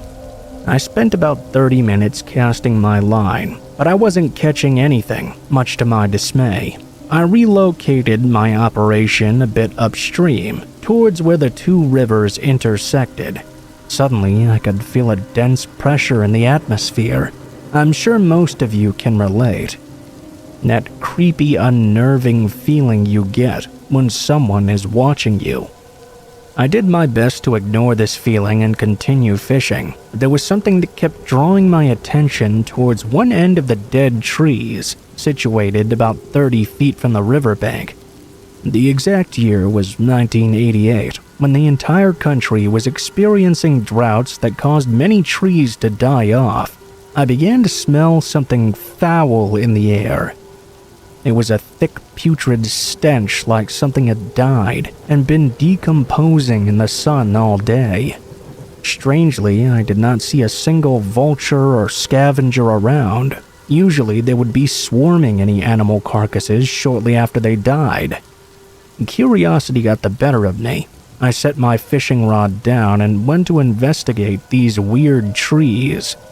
As I approached, I noticed a hole in the ground, like someone had dug a grave or something and forgotten to throw the dirt back over it. As I got closer, I could feel goosebumps go up and down my arms. Once I got close enough, I peered down into the hole. I'll swear until my dying day that this is what I saw there. There was the body of a young girl laying at the bottom of this hole. I vaguely remember seeing a mangled nightgown wrapped around her body. They appeared to be 12 years old. I didn't scare easily, but this sent me fleeing back to town with tears in my eyes. By the time I arrived back home, My dad was home from work as well. I told him in between my sobs what I had seen out there. My dad was very good friends with one of the deputies at the Blaine County Sheriff's Office. He immediately called him and relayed to him what I had seen by the river. Me and my dad met 3 Blaine County deputies near the spot where I had seen the corpse. They even brought a trained canine along with them. But even after hours of combing through the riverbanks, they could not find a single thing.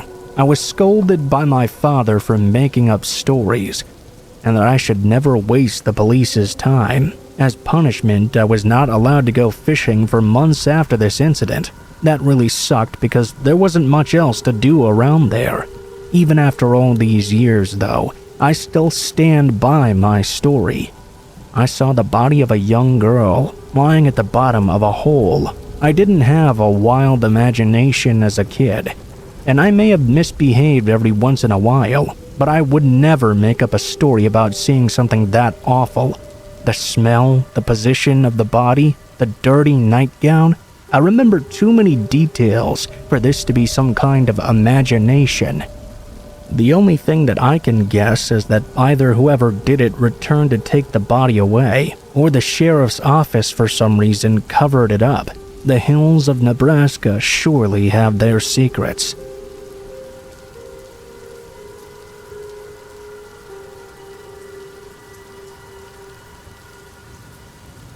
This was my darkest call for help before becoming an EMT. I was a team leader for a lifeline service in the UK. These can be linked to smoke alarms as well. A call came through at one point for a smoke alarm activation in a house roughly 5 minutes away from our call center. All I could hear initially was the beeping of the smoke alarm. It was quite distorted because it was so loud. In the background, I could hear a faint but panicked call for help, and what sounded like the service user desperately asking for water.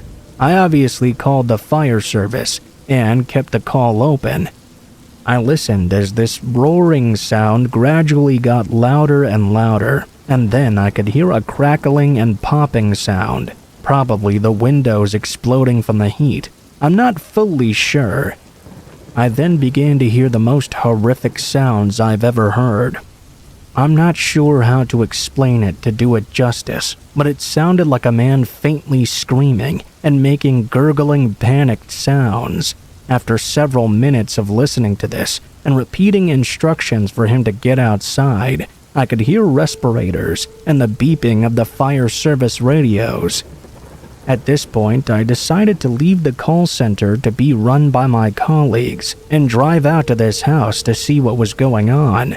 I thought surely they must have rescued the man, but I was in denial about what I'd actually heard.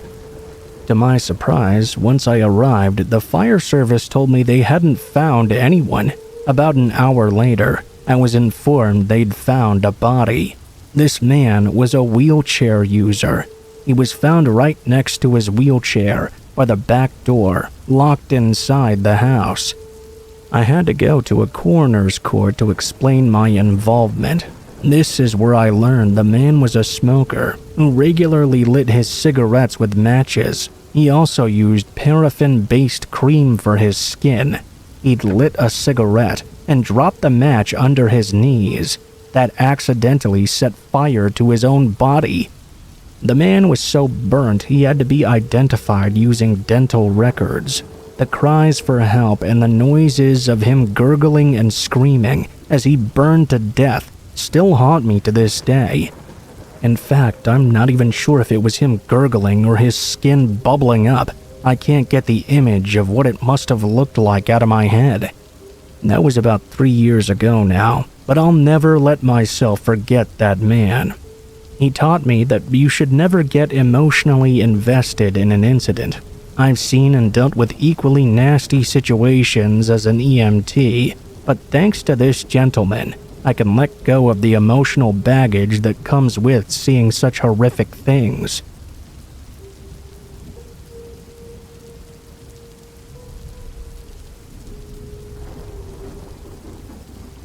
I'm a delivery driver for Amazon. Several months ago, I had a really weird experience. The route I was driving went through mostly one city, and as you know, countless people use Amazon Prime to buy items. I often found myself delivering to a lot of the same houses, time and time again. A lot of them blended together for me because they all looked so similar, but there was one house in particular that I really remembered. It was a pretty average neighborhood. The street was quiet and there were lots of houses on both sides.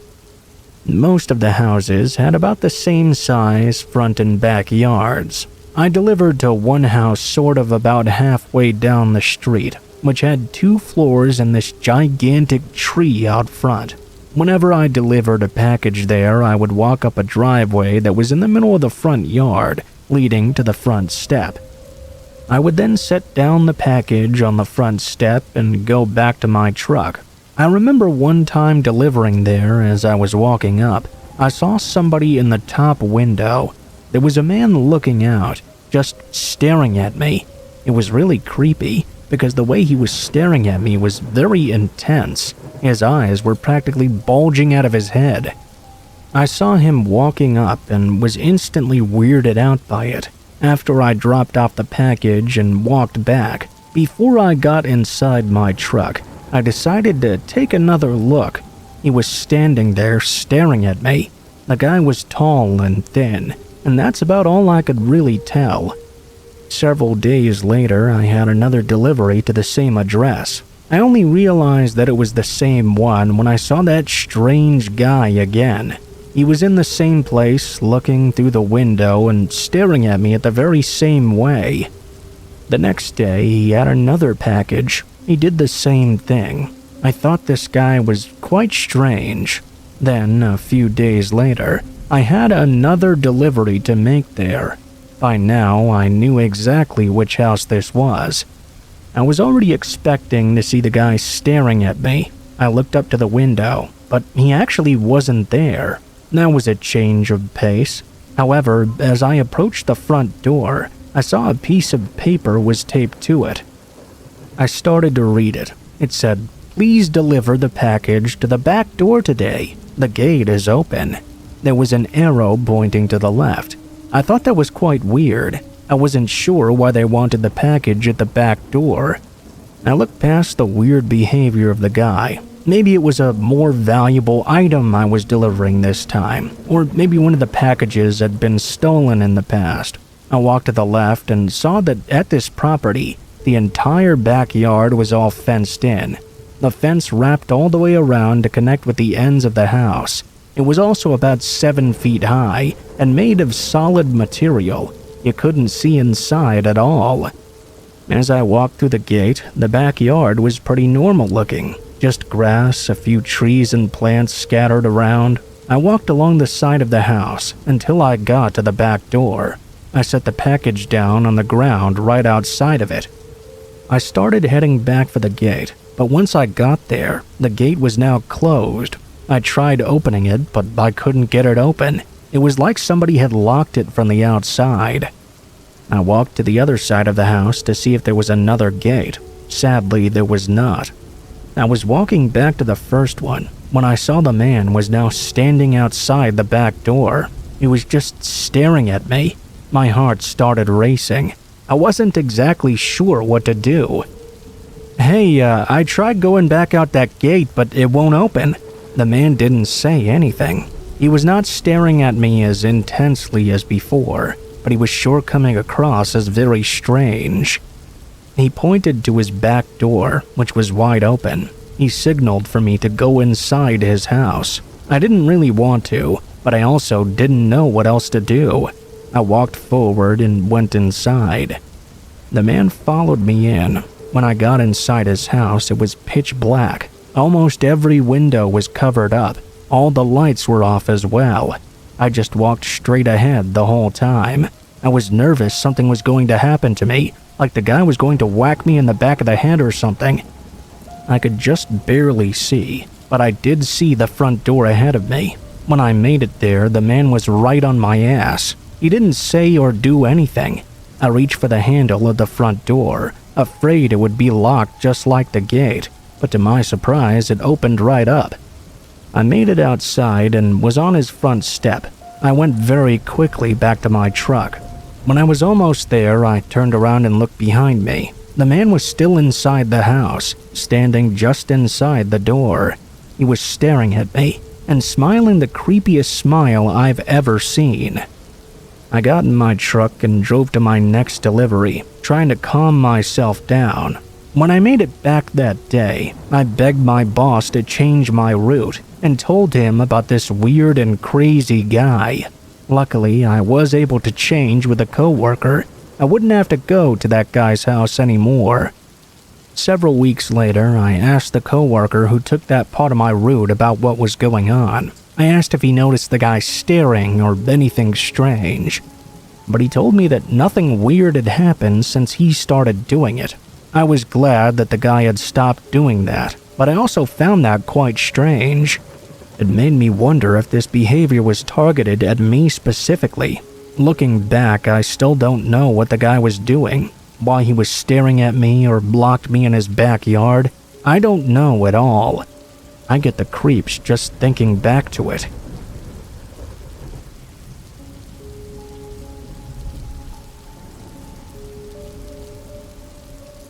This happened when I lived in a 2-story apartment. It was about a 30-year-old building. It was in a great location right by the train station, and the rent was cheaper than all the other buildings in town. Naturally, the living conditions were poor, and the other residents weren't exactly high society. There was an old man who seemed to spend every waking moment coughing or clearing his throat as loud as possible. There was also a foreign couple who would fight during all hours of the night in their own language, which I didn't even understand. As for me, back then I was young, and I was only working part-time. I didn't have that much of an income. At some point, something strange started happening. It wasn't that big to begin with. I remember thinking one day, I'm sure I didn't take out the garbage, but the bin was mysteriously empty. Seriously, was someone stealing my garbage for some reason? I asked myself. I realized how dumb that sounded, so I put it to the back of my mind. When it happened again, I was a little concerned to say the least. Who was coming and rummaging through my garbage? Why would someone even do that? It was weird, but not that much of an inconvenience. It only started to get really spooky when some of my underwear went missing. Then, a couple of days later, I woke up to find the dirty dishes in my sink had all been washed. I definitely did not remember doing that. It was extremely weird. I began to question my own power of recollection. One day, I came home from work a little earlier than usual because I wasn't feeling all too well.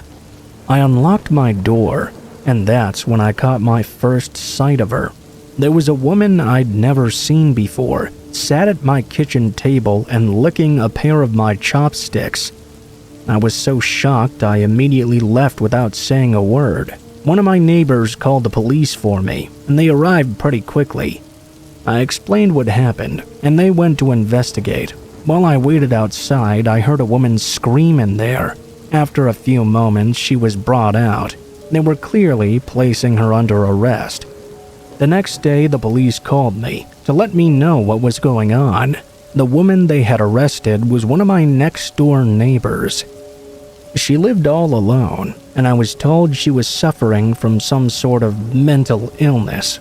She was in the hospital now, getting some treatment. Because the apartment block was so old, she'd managed to dig a way into my apartment through the adjoining wall. She would stand on her wardrobe and push a panel aside, then climb through the hole into my apartment. She told the police the reason she'd done this was because she was obsessed with me and wanted to have me all to herself. I found this quite hard to believe, since that was the first time I'd ever laid eyes on her. She had long dark hair and was so skinny. The officer told me it would be best if I moved, since they couldn't arrest her on account of her mental disorder. It did worry me that one day she might come back. Luckily, a friend let me stay with him for a while. I went back to my apartment to quickly box up some of my belongings. It was about a half a year later. I was finally getting around to sorting out some of my old stuff from inside those boxes I'd packed up. I came across my old photo album. I flipped through it for nostalgia's sake and felt a chill run up my spine. I found out that my creepy neighbor had cut all of the women out of these photos and put her own photos in their place. One was a photo of me with my arm wrapped around my sister. My creepy neighbor is still out there somewhere, but I hope we never have to meet again.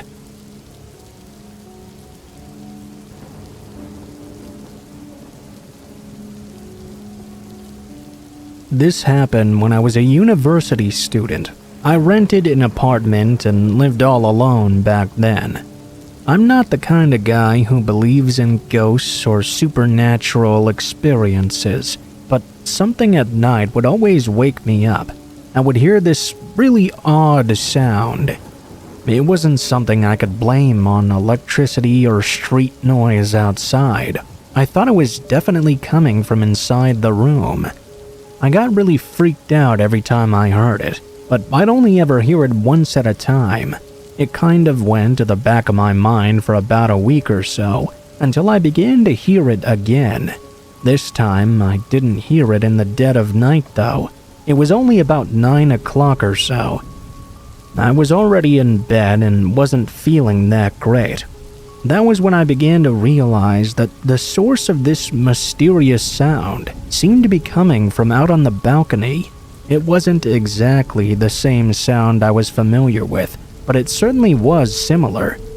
I looked over to the balcony area, only to see a figure standing outside, just behind the curtains.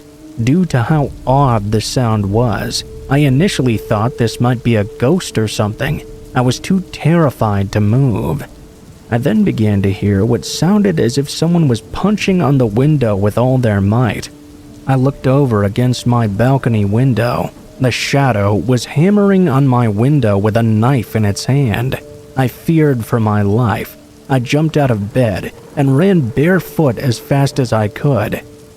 I ran over and frantically banged on the owner of the building's door. I explained to him what happened, and he called the police for me.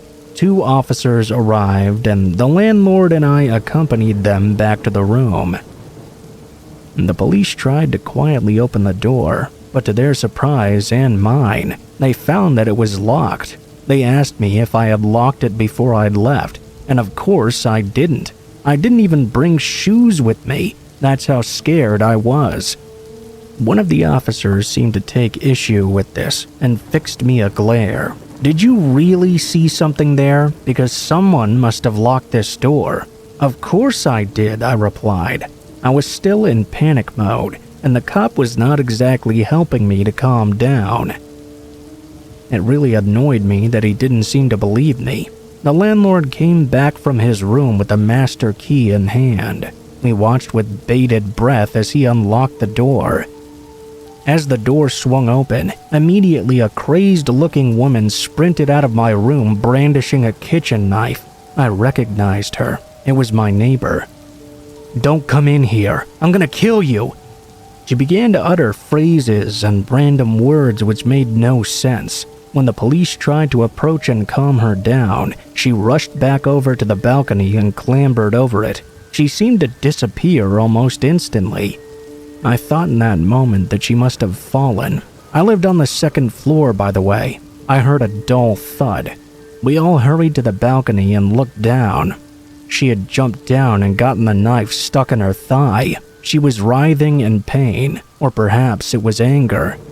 That was by far the scariest thing that ever happened to me. If I hadn't run to the landlord's apartment, I don't know if I'd still be alive today. I later heard from the landlord that the noise I'd heard in my apartment before that fateful night was probably coming from her room. It was right on the opposite side of mine. They'd found slashes in the wall facing my room. I still don't know why she did all of this. but I'm happy to hear she's getting some help. Hopefully, she won't be a danger to anyone out there once she gets it. In the 3 months I had lived next door to her, we had only ever exchanged greetings to each other in passing, and I knew nothing about her at all. 3 months ago, I was a normal person, and so was she, so be careful out there. Don't forget to ask yourself every now and then, how well do you really know your neighbors?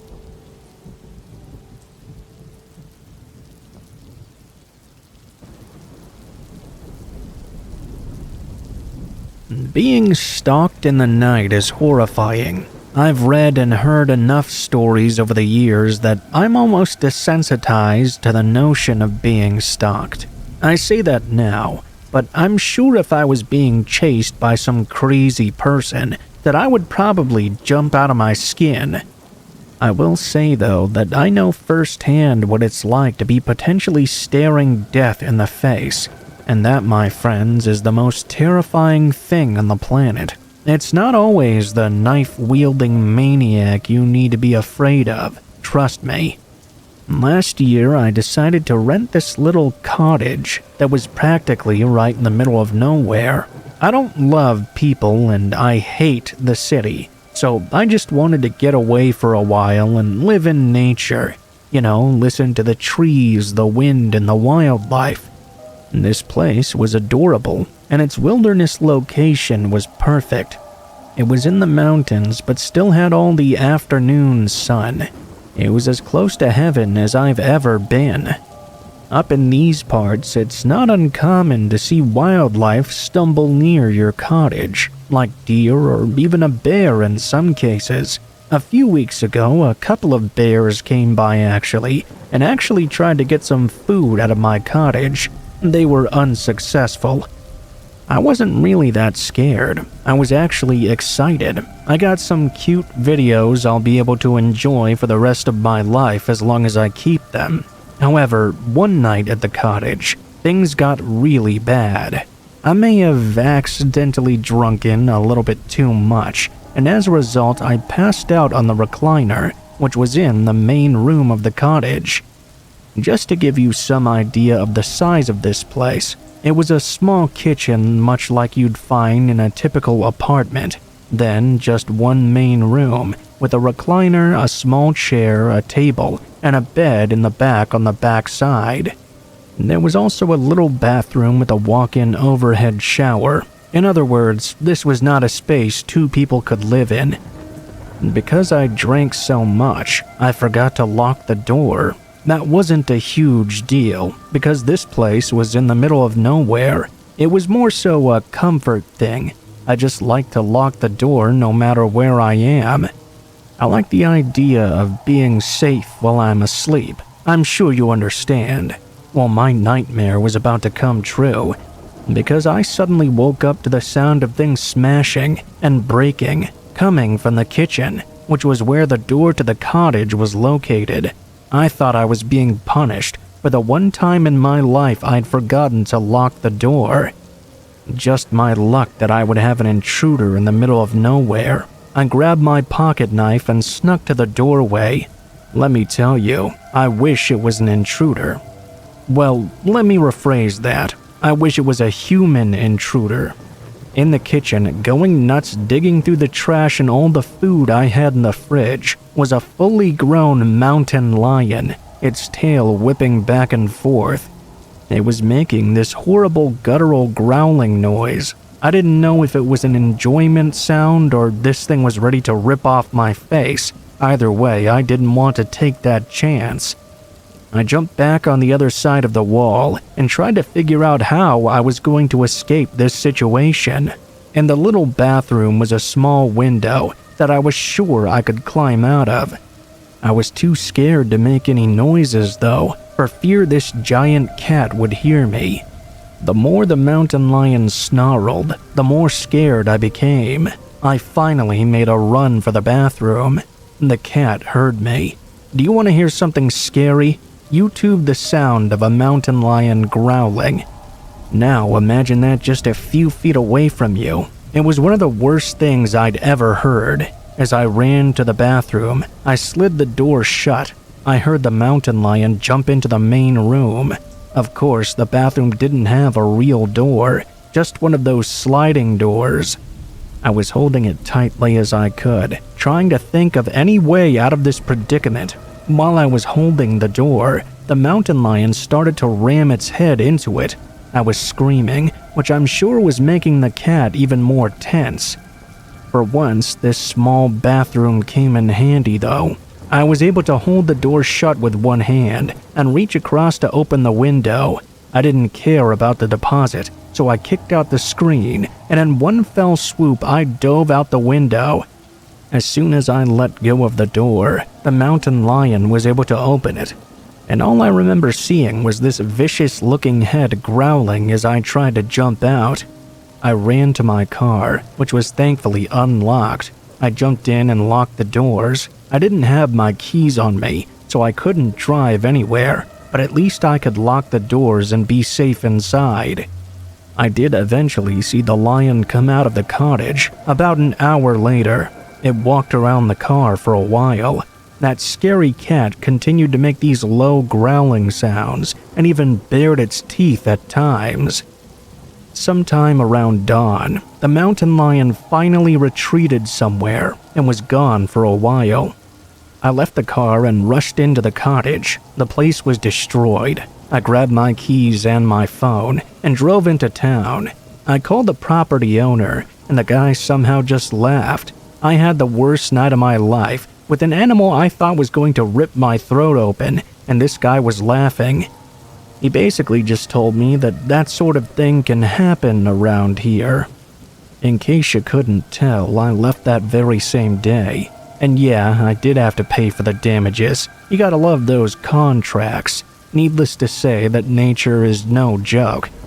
That undoubtedly was the worst experience in my life, and I wouldn't wish that on anyone, except maybe the property owner. Well, I'm just kidding about that.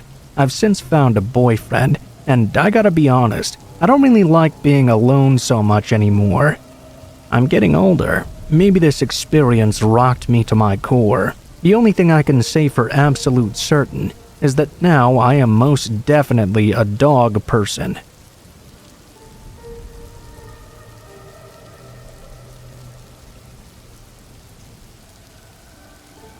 People can be very weird. We can even affect people that we never even notice. It just blows my mind, some of the thoughts that run through other people's heads. I'll tell you my story, and you'll know what I mean. At the time, I was working a ton. I was saving money to buy my girlfriend a ring. Spoiler alert, she's my wife now. We were renting a small house, but it was still better than an apartment. At least we weren't sharing walls with someone else. I was also saving money so we could buy our own place. She was saving money for the same reason. Since I was working so much, she decided to volunteer for a 5-day retreat with the company she worked for. She would get paid a ton of overtime, and this would allow me to work overtime at my job even more than I was already doing. I was going to miss her, but it seemed like a great opportunity to bring home some extra cash, especially with the holidays rapidly approaching. On Wednesday, when I left for work, I noticed a weird smell in my car. Not a bad smell, just a very strange one. It was sort of like a perfume, but one that a younger girl would wear. Some thoughts did cross my mind, but I eventually chalked it up to some weirdness I didn't understand. Honestly, I didn't really care that much either. It was just a small thing. That night, I had a horrible time sleeping. I told myself it was most likely because I missed my girlfriend so much. I was always used to her being there, and now this was the 3rd night in a row I was sleeping alone. I swore that I could hear noises all night long, coming from downstairs. It wasn't loud or scary enough to raise any alarm bells though, so again I ignored these weird signs and told myself it was probably just some house noises, or maybe the wind. Thursday morning arrived, and I felt like I hadn't slept at all. I made my coffee and hoped that would do the trick. When I got out to the car, I found it unlocked. I'm always good about locking the car door. I had been working quite a lot though, and the thought of forgetting to lock it was on my mind. Ignoring the unlocked door though, I got into the car and started to drive to work. Same story as the previous day. I could smell this weird perfume again. Now, some red flags were raising here, but I couldn't possibly begin to piece together what was going on. Every thought I had ended with me blaming it on myself for being too tired and hallucinating, or maybe missing my girlfriend and thinking about her bringing out this smell. It was the most logical explanation, at least at the time it was to me. I left work that evening, and once again the smell in my car was clear. I even had a coworker come over and smell it, just to make sure I wasn't being delusional. He said that he could smell it too. It was probably just my girlfriend's perfume, and because I missed her so much, I was starting to subconsciously notice certain smells I may have gone nose blind to. Thing is though, I knew the smell of her perfume, and this was not the right one. What he suggested did seem kind of logical though. I assumed that maybe he was correct. Maybe my sense of smell was adjusting. When I got home again though, all I could smell was that weird perfume. Now I was really weirded out, trying to convince myself that my coworker was correct. It was no longer working though. I decided to take a shower and go grab some food and a drink at the bar, just to sort of unwind. My girlfriend was coming home the next afternoon, and it was also my first day off in 13 days, so I was ready to relax. I got home late that Thursday night. It was around midnight or so. I was getting myself ready for bed when that smell hit me as soon as I opened the door to the house. I was more annoyed at this point than anything else. I was never scared really, it was just so weird. I got into bed though, exhausted after getting home, and started to fall asleep. I knew that my girlfriend was coming home tomorrow, so I was just hoping this weird smell would go away. I must have fallen asleep for a little while, because I was awoken by someone climbing into the other side of the bed. For a second, I thought it was my girlfriend. I was still half asleep, and my mind just went right to her. As this person was getting into bed, they shushed me. I turned back around, and she started to cuddle up to me like she was the big spoon, which she had never done before. I was so tired and so happy that she was home that I didn't even care. A minute or so later, once I started to fully wake up, my eyes shot open. I looked down and saw a woman's forearm lying across my body. I instantly recognized the perfume in the air. This was not my girlfriend. I started to fully come to my senses. She wasn't supposed to be home until tomorrow afternoon. Why would she have arrived in the middle of the night without saying anything? I jumped out of bed and began freaking out. I turned on the lights, and sitting in my bed was some young woman I'd never seen before. She was smiling and kept brushing her hair away from her face. She kept asking me what was wrong and calling me babe. I was yelling for her to get out of my house. She just kept smiling. I called the police, but she didn't even react. She started to shush me again and began rubbing my arm. The entire time I was freaking out, telling her the cops were on their way, but she didn't seem to care. She didn't look crazy or anything. She looked like a completely normal person. She got out of bed to try and console me. She put on a low-cut, fluffy robe to do so. The cops showed up, and I immediately ran out to them, telling them this random woman had just let herself into my house. She wasn't armed, and she hadn't tried to hurt me. They looked into her, and there had been no issues with the law prior or anything like that. I heard that she was just some random, completely normal girl. The cops took her away, and she said in a weird, calm voice as she was leaving that she loved me, and she'd be coming back in time. This was just a misunderstanding. My heart was going 100 beats a second, but not out of love. After some investigating, it turns out this woman was our neighbor on the street we lived on. She was a very quiet girl, so quiet that we didn't even know she existed on the same street. She developed some obsession with me for some reason. When she noticed my girlfriend hadn't been around for a few days, she started to break in. The poor girl convinced herself I was in love with her. Through all of this, she never seemed that dangerous. Thankfully, that was the case, because who knows what would have happened if she actually meant me harm. Even though the woman didn't try to harm me though, it doesn't make the situation any less creepy. I had some person living in my house for almost a week, getting into my bed with me when I was sleeping. She never returned to her house. We moved shortly after that anyway.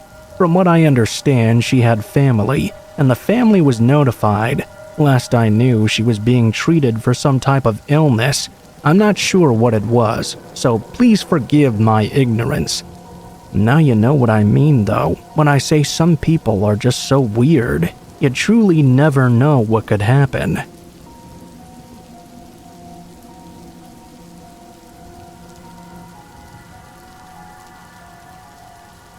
Our old house was on a corner, and in lieu of a backyard, we had a side yard with a small deck that wrapped around the back. The dining room had patio doors that led out there, and we would have barbecues and such. When I was about 14 years old, we only had one desktop computer and one laptop for the whole family. My brother and I would often fight over that desktop because that's where Diablo 2 was installed. I would use the laptop to write music on occasion.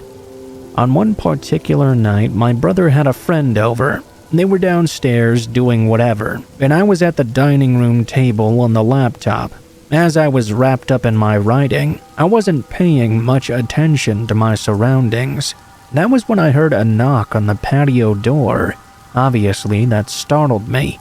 I looked up expecting to see my brother or his friend standing there, but instead what I saw standing at the door and waving in at me was a person wearing a Halloween pig mask.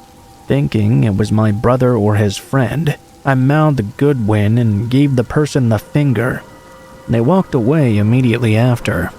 As soon as they left, I went downstairs to give my brother and his friend a piece of my mind, but to my surprise and dismay, they were both sitting right there on the couch, playing PlayStation.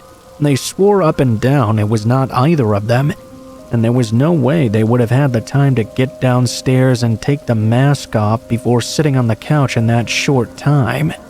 To this day, I have no idea who it was who knocked on the door that night, and I have no idea what they wanted either.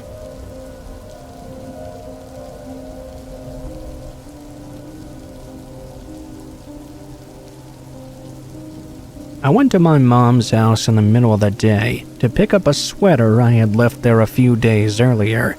She was at work, but I often popped in to pick up something or leave her some vegetables from my garden while she was away. When I walked in the door, I noticed an elderly man sitting at her breakfast table. He looked up and smiled at me. I assumed my mother was home from work that day and perhaps entertaining a neighbor for breakfast. I smiled politely and said hello and explained I was just grabbing a sweater. I then walked out the door and sent a text to my mom on my way to work saying that I was sorry to have missed her and that I'd interrupted her breakfast company. She called me back freaking out because she was at work and had no idea who was in her house.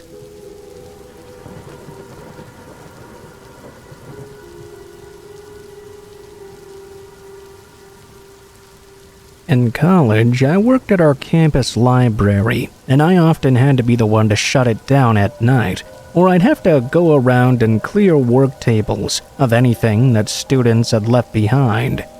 You know, put away books that needed to be put away, stacking things neatly on carts for the morning workers. It was pretty creepy being there alone at night, but in a way, I felt pretty safe. The campus was enclosed, and you had to go through a security checkpoint to get inside after dusk. One night, I was there alone, shutting everything down, when I got this creepy feeling that someone was watching me. I knew I must have been alone, because before anyone is left alone, whoever else is working at night locks the doors and does a double check to make sure no stragglers are still in the building. Then the closer cleans up and locks the door again from the outside when they leave. This night, everywhere I went, I kept looking around to make sure there was not someone in there following me. Finally, I'd finished everything up, and I went to clock out when I noticed that one of the staff computers near the front door was lit up as if someone had just used it recently. I went over and looked at the monitor and saw a Word document pulled up that followed through everything I had been doing since my coworker had left earlier that night. It read something like 12 o'clock alone, 12:05 group study rooms, 12:07 stacks, 12:11 media center, 12:15 reference tables. The scariest part is that I looked over to the door and I noticed that it was still locked, meaning that whoever had typed this all down was still in the library with me. I left my stuff where it was and immediately left, locking the door from the outside. By the time I got to another building and notified campus security, I went back to the library only to find the door unlocked. Whoever was in there had disappeared. We were never able to track down any evidence of who it was.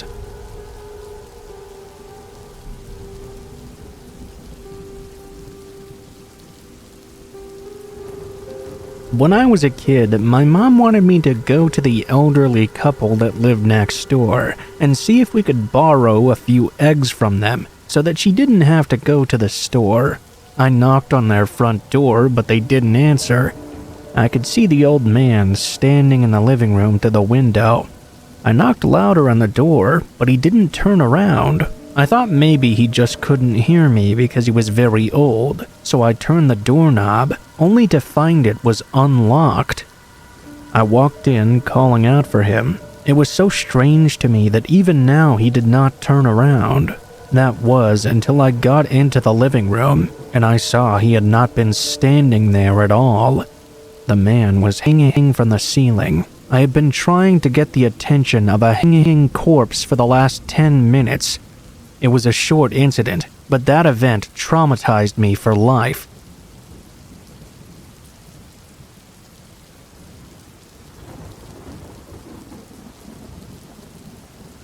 I always have a habit of checking the blinds before I go outside. For years, people have made fun of me for it while they witness this. My husband thinks I'm crazy too. We live out in the country, and we've never had any issues with anyone trespassing, but I still lean over every time I'm going out the front door and check to make sure that no one's out there. One night, I was about to go to bed when I realized that I'd left my phone charger out in my car. I had put it in my purse that morning because the one I had at work broke, and I only just remembered I'd left it there, placing it on my passenger seat. I didn't have any reason to be afraid of the 10 yards from my front door to my own car parked in my own driveway, but I still peeked out the window anyway. I was running on such ingrained habits that my hand was already on the lock about to flip it open and open the door when my brain registered that what I was seeing out the window was not normal. I shifted my weight back and looked again, squinting to see what it was in the dim light by the garage that was catching my attention. As I observed a bit closer, I could see a man almost out of sight, crouched down by the front door wielding a hammer. He wouldn't be visible from the little window on the front door. You wouldn't even see him until he was right behind you. I screamed for my husband and watched the man outside book it down the driveway. I didn't see him get into a vehicle, but surely he must have gone somewhere. We called the cops, but they couldn't seem to find any trace of him at all. We invested in some floodlights. The next day, I told everyone this story, and no one ever made fun of my habit of checking outside first again.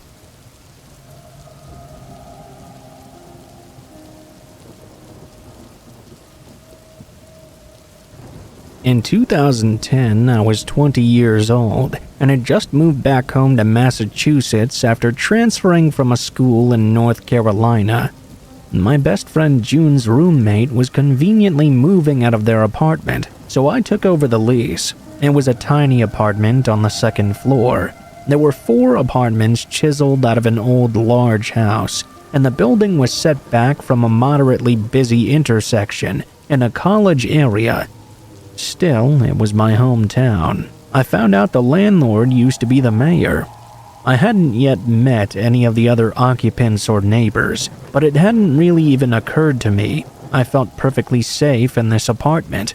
I was home alone one night, a couple of days after moving in. I had just gotten in and was unloading dishes in the kitchen across the apartment from the front door, which was the only door. Then came a sudden knock. June worked in the neighborhood and liked to hang out at a nearby coffee shop. We had a few friends who lived a few streets over, and she walked everywhere, so it wouldn't have surprised me if she had stopped by for a minute and left her keys inside. Because of this, I didn't really think twice about swinging open the door for her. As I did so, though, I found a stranger stood on my doorstep. He was well-dressed, clean-shaven, and smiling. He looked completely normal. This was before I grew older and more jaded, so I took him at his word when he started talking. He said he was a neighbor who had locked himself out of his apartment.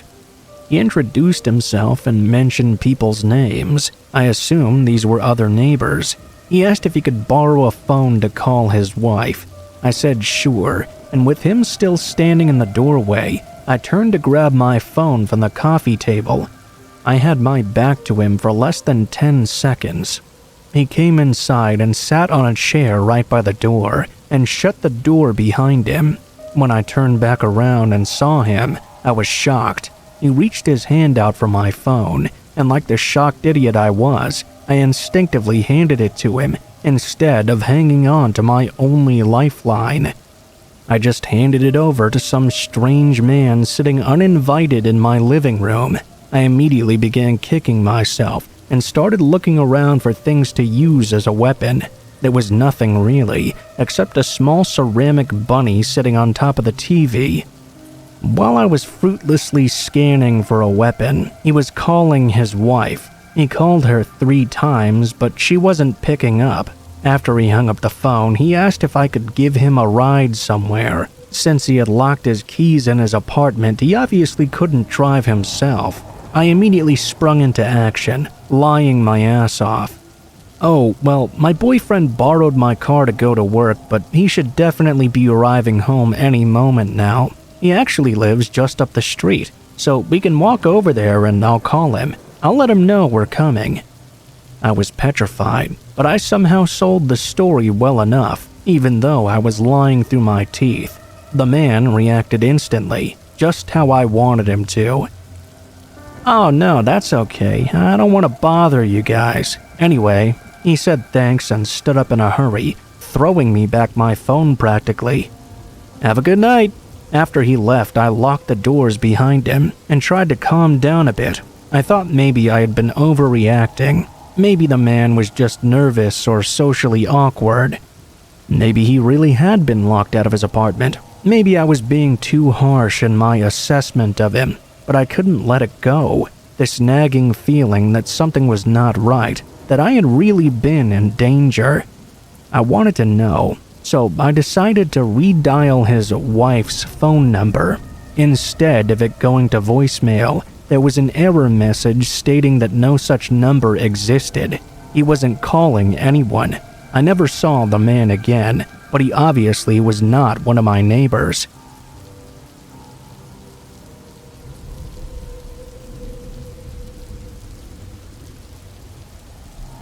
I was trying to make friends in my new city, so I went to a party a coworker had invited me to.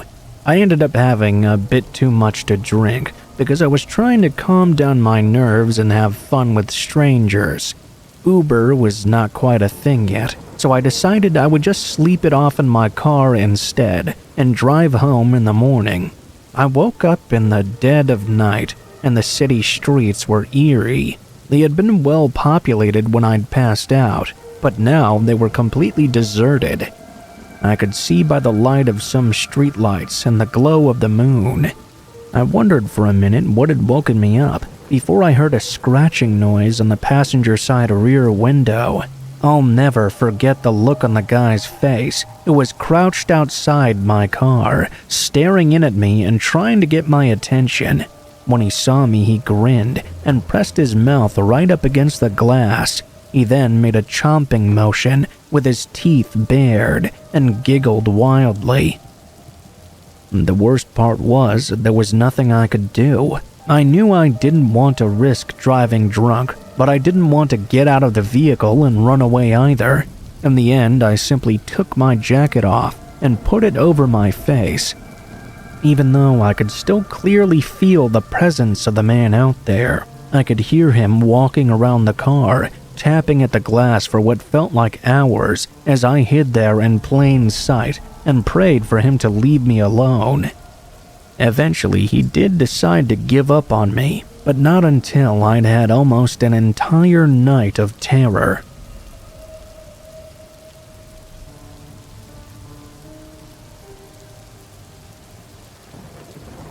I used to live in a very beautiful but very rural community in Appalachia.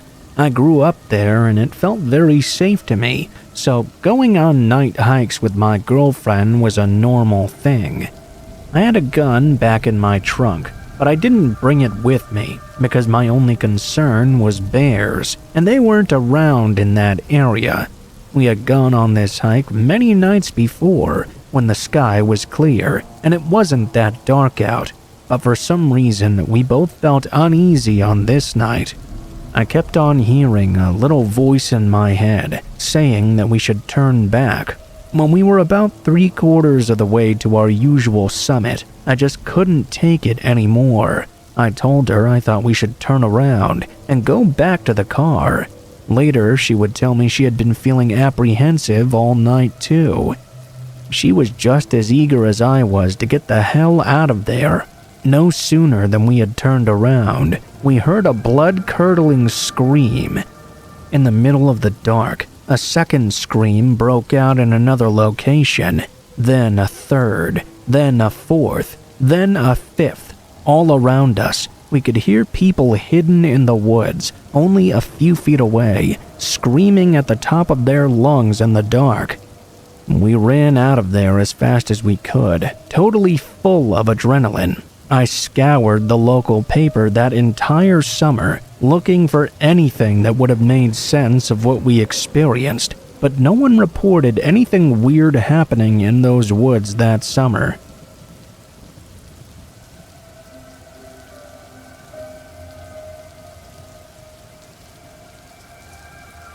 I was on a road trip with my girlfriend when I realized I was too tired to keep driving. I ended up pulling off the road so we could nap for a few hours before going the rest of the way. I dozed off and woke up a bit later to hear a scratching sound from what seemed like the trunk area of my car. My girlfriend woke up as well and asked me what I was doing. Her eyes got really wide when she heard the scratching. I whispered to her that it was probably just a wild animal, but I wasn't convinced myself. The scratching sounded more intentional, as if someone were trying to scare us.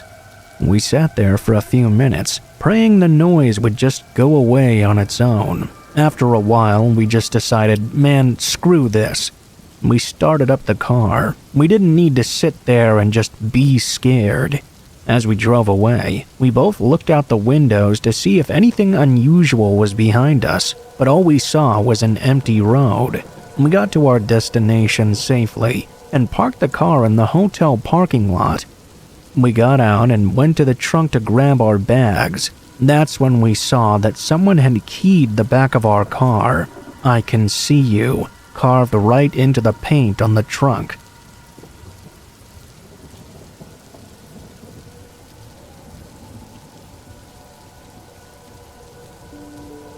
I grew up just north of New York City, living in a pretty densely populated metropolitan area. I always look forward to the summer. When my father and I went backpacking upstate, We had a spot about an hour north of Lake Georgia and camped a few nights every summer. One trip a few years back now, we were driving the trailhead on a long, narrow dirt road. We saw a car pull over with a few people arguing outside. This isn't exactly the most secluded spot in the world, so it's not uncommon to see another family, but it was weird that a car decided to pull over there with no real access to any trails. As we drove closer, a man walked over and waved to us. We assumed that they were having problems with the car. My father rolled down his window when suddenly a woman in the group screamed to go away from him.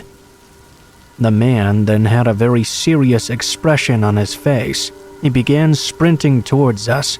He was tall and well built and moved very quickly. My father slammed on his brakes, quickly pulling the car into a reverse. The man stopped and let out a very loud sigh. We were just sat there parked, confused. The man reached towards us. We were a good 10 or so yards away. He just darted off into the road and then off into the woods. Cautiously, we drove over to the parked car. There were 3 women there crying. They were his sisters, and apparently he'd just returned home from the army a few months prior. According to them, shortly after he got back, he began to act very oddly. He was diagnosed with PTSD. The women got back in their car. "You headed for town?" They said they were going to the ranger station, and they were going to try and find him. The rest of the day was fairly uneventful. We hiked to all the best sites and fished for a bit. At some point, though, my father and I began to feel some weird vibes. We weren't sure whether the women were lying or not, and if the man was trying to ask for our help or something. What was even more disturbing was the fact that we would be camping only a few miles away from where this guy had run off. We weren't sure if he was armed or violent, or if he'd followed us. Typically, my father and I sleep in separate baby tents, but we decided to stay in the shelter. It was basically a small log cabin with 3 walls and an open front. That's where the fire pits are. Neither of us slept well that night.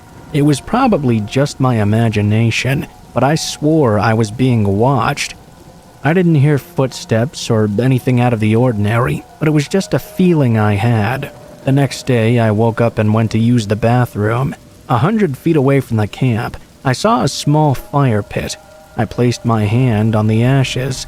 They were soaked. Somebody had had a fire there very recently and poured it out. We had brought food supplies for 4 nights, but after I found that fire pit, we broke camp and left that evening.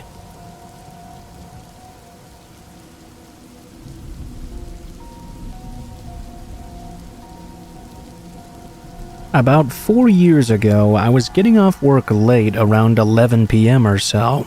I hopped on the highway to head home. I got onto the I-10 in the middle of Phoenix, Arizona. This is a big city, on the busiest highway they have. When I got on, though, I noticed there was no one around for at least a mile or two. That was when I came across a single police cruiser, driving about 5 miles an hour and zigzagging back and forth along the entire width of the highway with its lights on.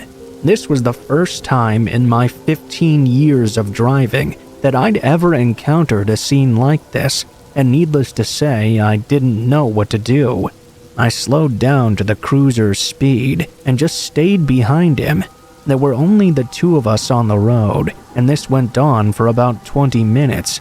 I started freaking out because there just didn't seem to be anyone else around. Like, was I not supposed to be here? What the hell was going on? Just at that exact moment, the cop turned his lights off and took off at a blazing speed. So did I, for about a quarter of a mile, until I started coming across the most insane car-tastrophe I had ever seen. There were tons of wrecked cars on the side of the road, and in the middle as well. Some looked like they'd only taken minor damage, while others were completely totaled. I remember seeing seats from a minivan just lying in the middle of the road, but But the weirdest part was, there still didn't seem to be any people around. Not a single one. No drivers, no passengers, no cops, no paramedics, no fire trucks, nothing. It was like this huge crazy crash had happened, and then they came and loaded everyone up and just left all the debris there. It was almost like driving right through a scene out of The Walking Dead. It was completely unreal, and I have no idea what that incident was about. It's 4 years later, and I've still not met a single person who saw the incident or found a single news article on it. Sometimes I think I might have been going crazy.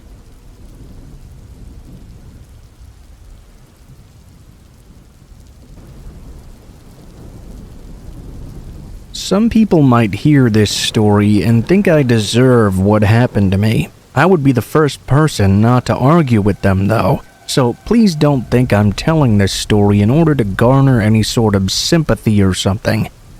The area I grew up in was pretty rural. The school buses didn't even come to pick me up for school. My parents had to drive me. That continued until I was a teenager, and I got my own license and could drive myself. I enjoyed growing up in a place like that though, with so much area to explore, and I explored it a lot of the time. Sometimes it would be with my cousins when they came over to visit us, but more often I would just be going out into the forest and hills all by myself. There was one thing I was taught from a very young age though, whenever I was out exploring. It was made very clear to me that I was not supposed to bother anyone who might be found out in the hills. If I came across any hunters, any hermits, any buildings or barns or anything, I was not to interact with them in any way. My parents told me there could be some very strange people out in the hills, and it was best not to engage with them. I always followed this rule very closely. I actually had some family members who lived in extremely rural areas. This included an uncle of mine who built himself a really small shack out of plywood and lived in it year-round, hunting his own food and stuff like that. I only ever saw him once in a really great while growing up, but he certainly wasn't the kind of guy you would want to come across in the middle of nowhere.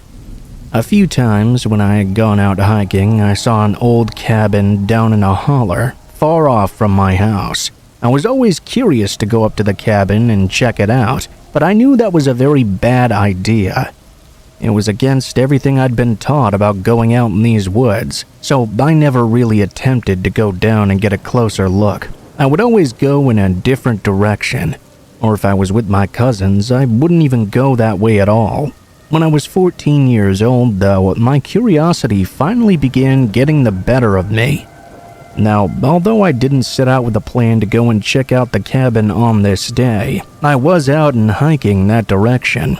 I hadn't even been thinking of the cabin, but the moment I saw it, my curiosity just absolutely piqued.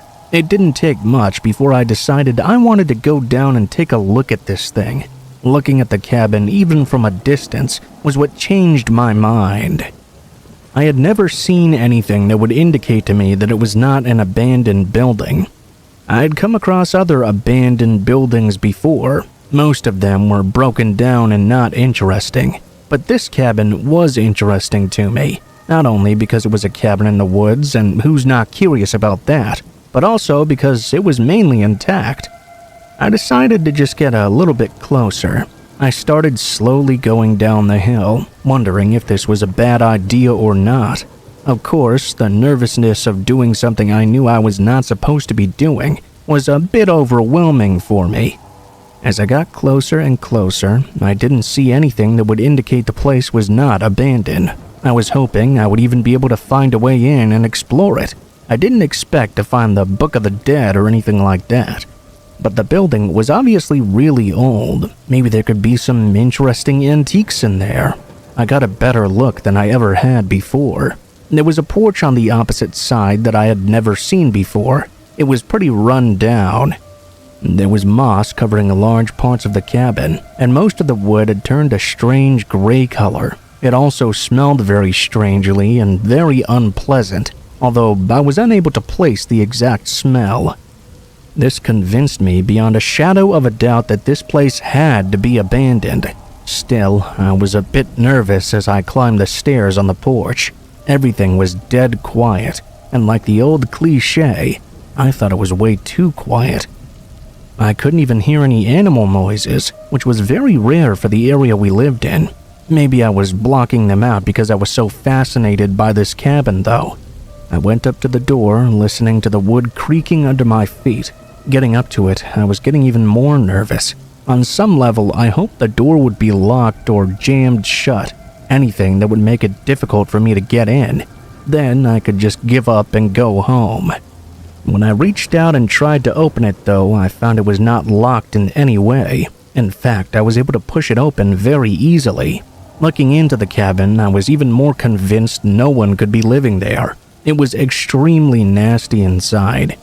Everything was covered in mildew and moss. It looked like no one had been inside the place for 30 years. It made me feel a lot better about the trespassing.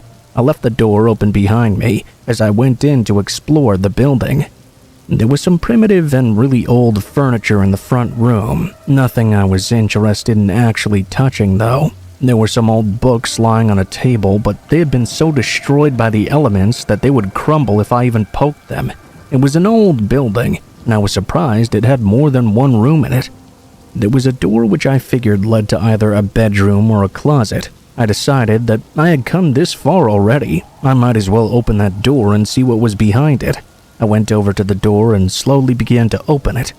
When I had totally pulled it open, I noticed it was a completely different room. It was like an old bedroom, having some furnishings inside it. They were just as old and decaying as the rest of the cabin was. That was when I noticed some movement on the bed, though. I hadn't thought it was possible, and I hadn't noticed it at first, but there was someone laying down there. They blended in perfectly with the moss, decay, and grime. They almost seemed like part of the furnishing at first. As this person got up, I realized it was an older guy. My presence in the cabin must have woken him up. He seemed bewildered at first, but that didn't last long. The man started yelling at me in some sort of gibberish language. I couldn't make out his words, but I could definitely tell he was not happy with me being there. The man grabbed a rifle off the floor of the room. I knew I had to get out of this cabin as quickly as possible. "Gonna shoot you!" I heard the man shout at me as he was trying to get up off the bed. He mumbled some more stuff about it being his house, and I could tell how angry the guy was. Terrified, I turned and ran back into the front room of the cabin. Then I ran out the front door, leaving it open behind me. I decided to run a little ways down the holler, then try to get up the hill from there. As I was going, I heard a gunshot go off. I was so terrified by this, I simply dropped to the ground. I wasn't hit or anything, but that wasn't enough to keep me from being scared. I looked back and saw the guy standing out by the cabin. He didn't appear to be chasing me. I had to crawl my ways away, not giving the man another shot at me. I didn't hear any more shots. That made me believe the guy was only trying to scare me maybe, but I couldn't know for sure. He was pretty decrepit, so he could have just been a really bad shot. I had to get to my feet but try to keep down and get up the hill somehow. I felt a lot safer once I'd gotten away. I don't know the situation about the cabin, and I never went near that place again. I always made sure to steer clear of other buildings I found in the woods after.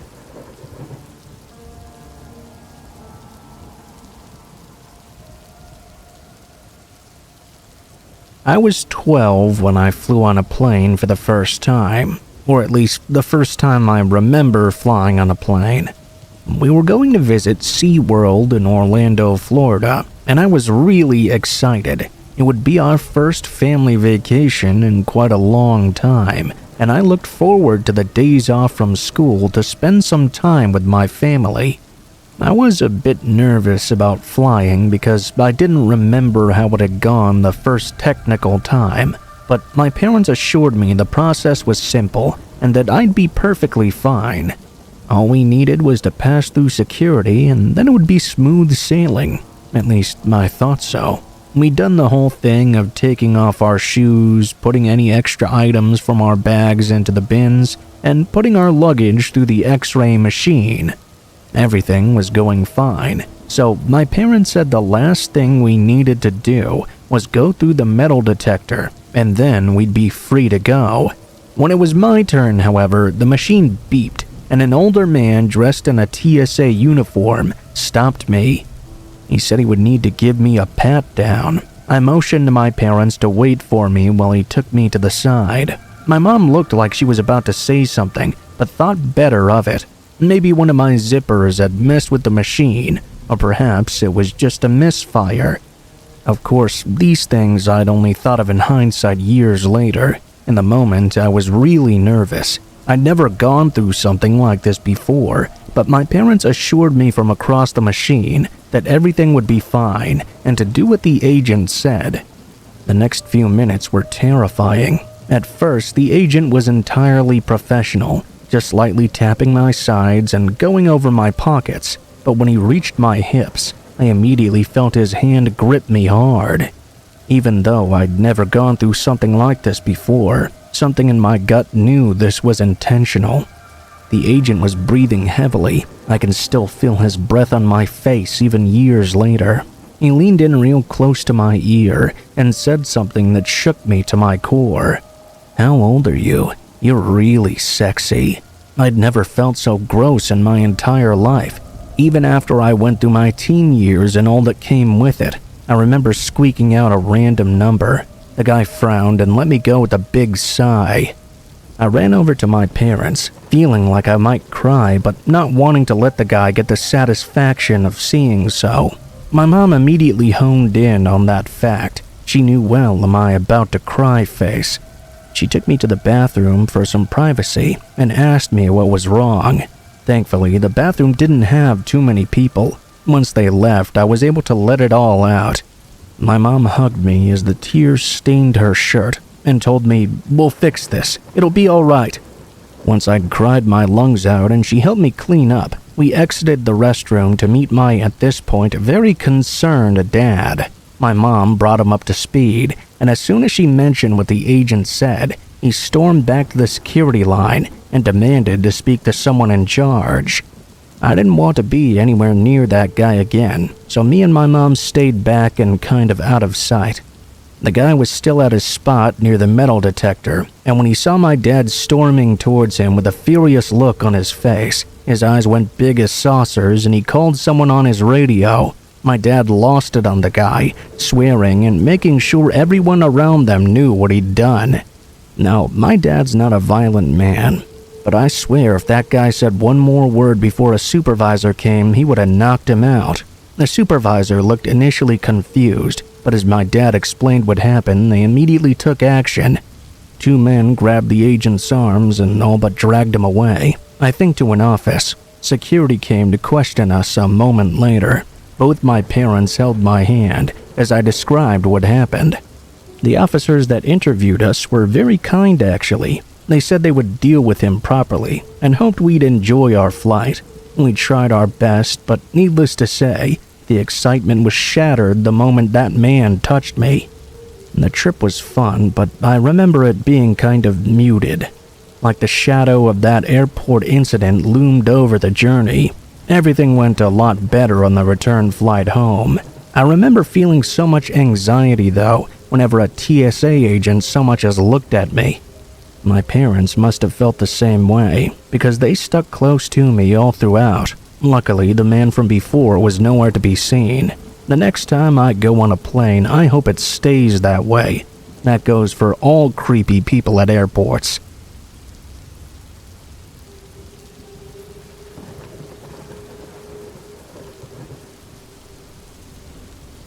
In high school, I was left alone a lot on the weekends. My parents were separated at the time, and I lived with my mom, while my dad lived in an apartment in the next town over. My mom often went out with friends to party and drink, and often crashed at their houses to prepare for the next night. That meant I was left alone for 2 days until Monday, which honestly I was fine with. My mom and I didn't have the best relationship to say the least, but since she was the more financially stable parent, I was forced to live with her when I would have taken my dad any day. That's another story though. What I'm here to talk about is a night where I was home alone. Not unusual in itself, but what happened during that span of time definitely was. My mom was gone, of course, out partying or nursing a hangover probably. I set out to tidy up around the house a bit and make myself some dinner. After finding out there wasn't really much to eat though, as my mom rarely went shopping unless she absolutely needed to, I set myself up for ordering a pizza. Luckily, the local shop delivered, so I thought I was all set to fend off my hunger for a couple of days. I ordered a large pizza with a side of pasta and watched a few episodes of Say Yes to the Dress while waiting. Cut to an hour later though, and my pizza still had not arrived. I called up the shop and they said they were running a bit behind, but my order should be there relatively soon.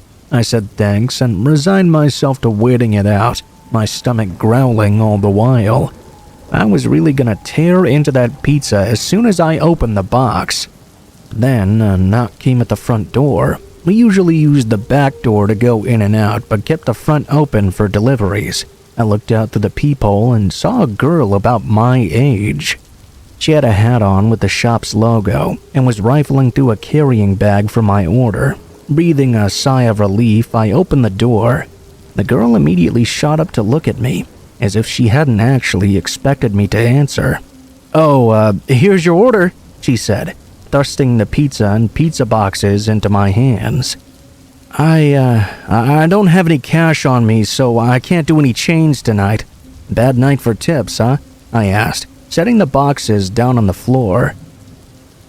I guess you could say that." The girl laughed nervously. My stomach rumbled as I gave her the cash. I was just about to say goodbye and close the door when the girl suddenly said in a frantic voice, "Wait!" I opened the door back up. That's when I noticed the bruises dotting the girl's arm for the first time. She was wearing a t-shirt, and I could see these marks that looked like someone had grabbed her hard around the upper arm. All I could really say was, "Are you okay?" The girl looked dejected and really small at that moment. "No, I try to keep it to myself, but the reason I don't have any cash on me is I just got robbed." She broke down, telling me that she'd been making pretty good tips that night from working all afternoon and was about to go home when her boss told her she had to work overtime. It was either that or, in his words, "don't bother coming back to work." She really needed the money, so when my order came in, she went. She couldn't find my house easily because the GPS was being wonky, so when someone flagged her car down and asked if she was lost, she gratefully stopped and rolled down her window. Big mistake. Her second mistake was forgetting to lock her passenger door. The guy ripped it open and jumped in beside her. He shoved a knife in her face and grabbed her arm and demanded she give him any money she had. He said he wouldn't hurt her if she did, and to do it quickly. Fortunately, the guy actually kept his word, and once he bagged all the cash he had, a total of $100, he got out and vanished, leaving her alone and unable to process what just happened. I didn't know what to say. The girl said she didn't know what to do other than to come to my house and see if she could use my phone. The whole event didn't even seem real. She didn't know how she was going to explain the whole thing to her boss either. She was scared she was going to get fired for it. I let her inside and gave her the phone to call her boss and the police, who came to pick her up and the car. I don't know what happened to the girl after she left. I don't even know her name. I hope she got out from under her shitty boss and found a better job, one where she won't be in danger of being robbed again. I didn't tell my mom about the whole ordeal either. I continued to stay home alone on the weekends for a bit, but I didn't order pizza from that shop for a long while after. I felt bad the robbery had happened so close to my home, and I didn't want another delivery person to go through that just because I was home alone and a bit hungry.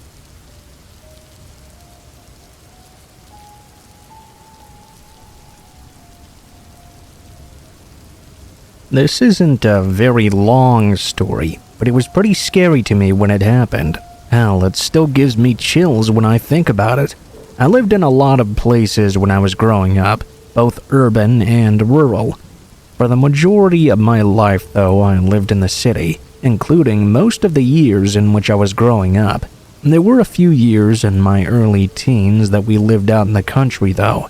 It was quite a bit of a change for me, and it was very hard to get used to. We lived in a pretty nice house up on a hill by itself. It was surrounded by a lot of other hills, trees, and things of that nature. It's important to know that there were no people close by, and we didn't really know anyone in the area. I was 13 years old, and I had been left home alone one evening. I got a call from my parents telling me they weren't sure when they would be getting back. It was storming really badly, and they didn't want to risk getting into an accident on the way home.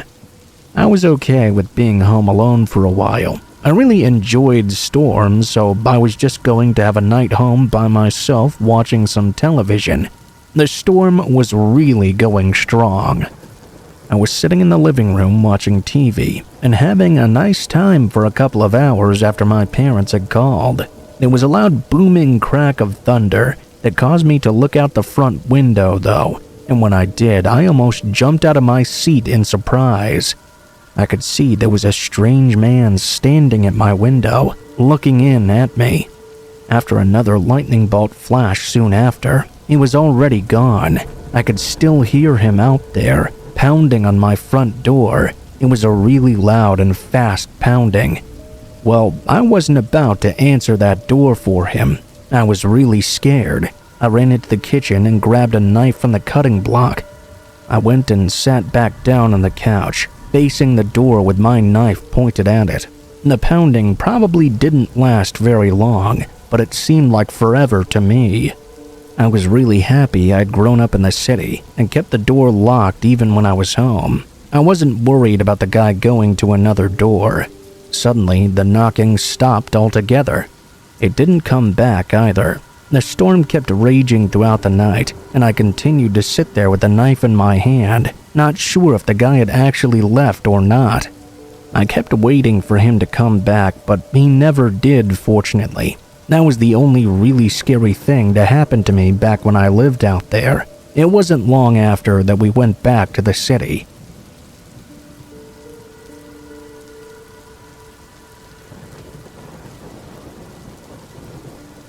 I don't really live out in the country per se, but I do live in a rural town. Well, I don't really live in town, but rather on the side of a hill just outside of town. There's a gym in town, and the hill is right behind it.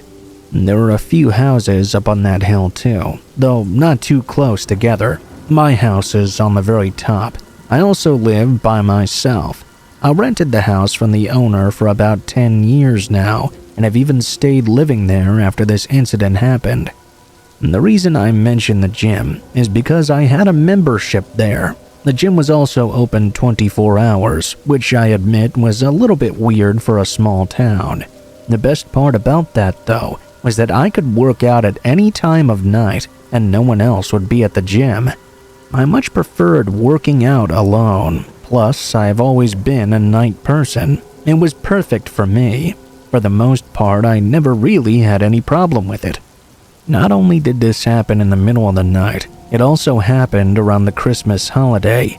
It was very cold outside. The people who live in this area are mostly used to warmer weather throughout the year, so they tended to keep indoors even more during this time than they did during the rest of the year. Normally, I would have headed to the gym around 11:30 or so I would get there just a little after midnight. I'd never learned to drive and still haven't to this day, so I always walked to the gym. On this night though, I ended up leaving a little bit late. I'm not sure why, probably something on the internet that caught my interest and kept me from leaving on time. Not an unusual thing to happen. There weren't any lights along the road up the hill. At the most, one of the few houses there might have their porch light on. Otherwise, the walk was a very dark one. I had made it so many times though that it was completely second nature to me.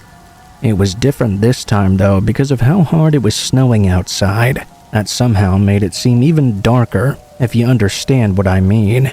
It's so much harder to see where you're going in the snow. Plus, you have to pay attention to where you're walking much more carefully. You don't want to take a slip, especially if you're walking down a big hill. It was very cold, very dark, and very quiet outside. I wasn't really scared though. I was used to being in the dark by now, and I knew that normally no scary things were out there hiding in it. As I walked by the other houses, I noticed that no one really was awake at this time of night. Not only were all the porch lights off, but the inside lights were all out too. I didn't have a chance of getting some extra light for seeing my way.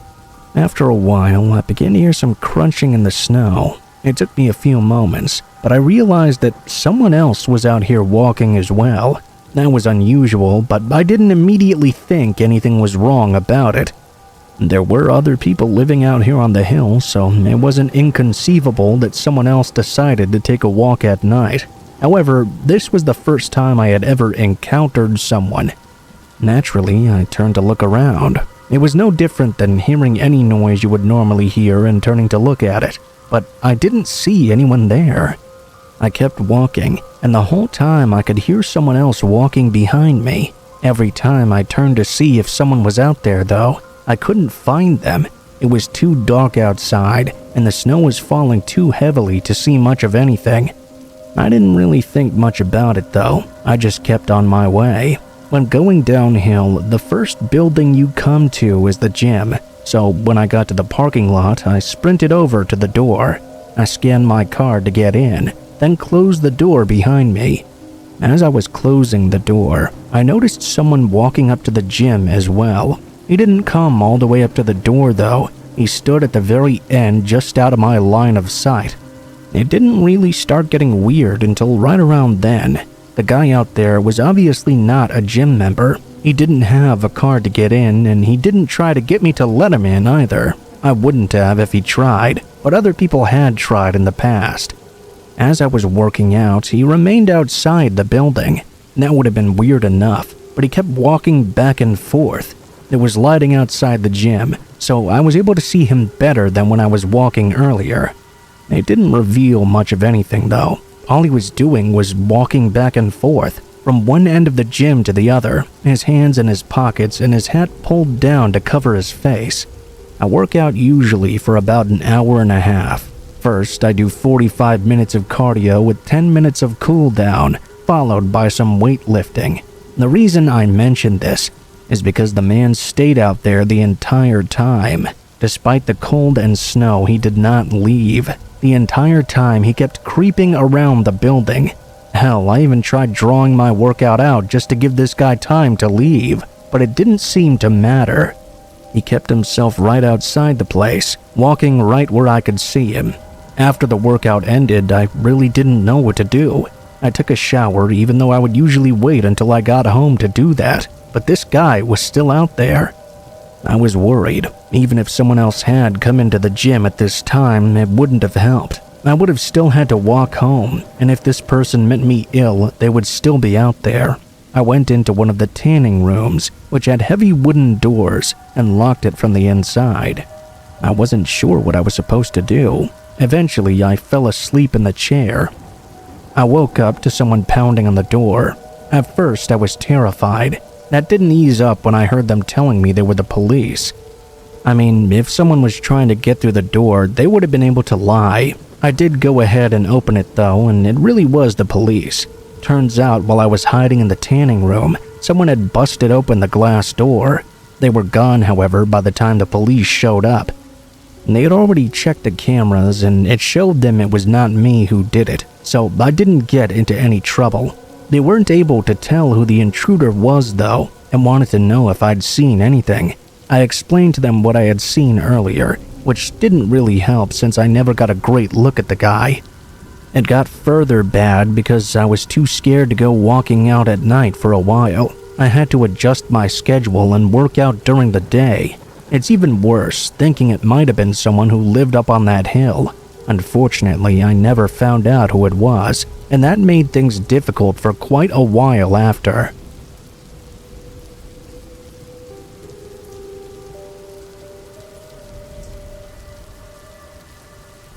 When a couple of friends, let's call them Gary and Martha, told me they were going to sell their car on Craigslist for tuition money, I thought it was a bit sketchy at best.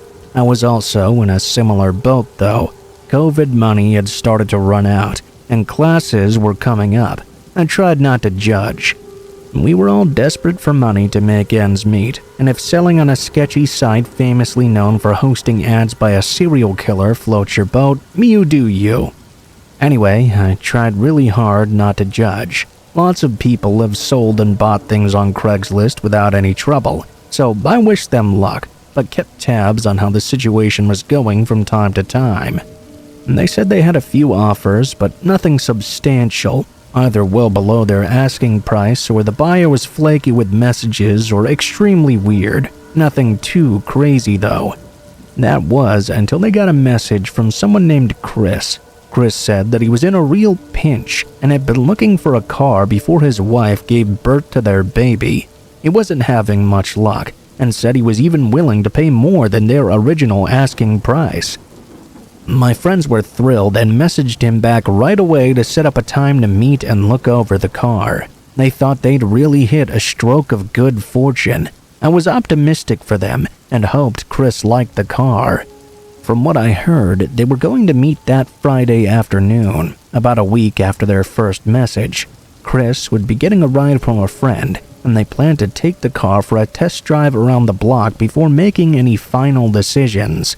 My friends thought this sounded reasonable, so they busied themselves with cleaning the car and making it as nice as possible. They told me about the travel courses they could take with the extra money. They'd been eyeing a 2-week cultural course in Costa Rica for quite some time. As far as I know, they were probably registering for it as they messaged me. However, the day didn't quite go as planned. Martha was called into an extra shift at work, meaning Gary would be home alone to meet Chris and his friend.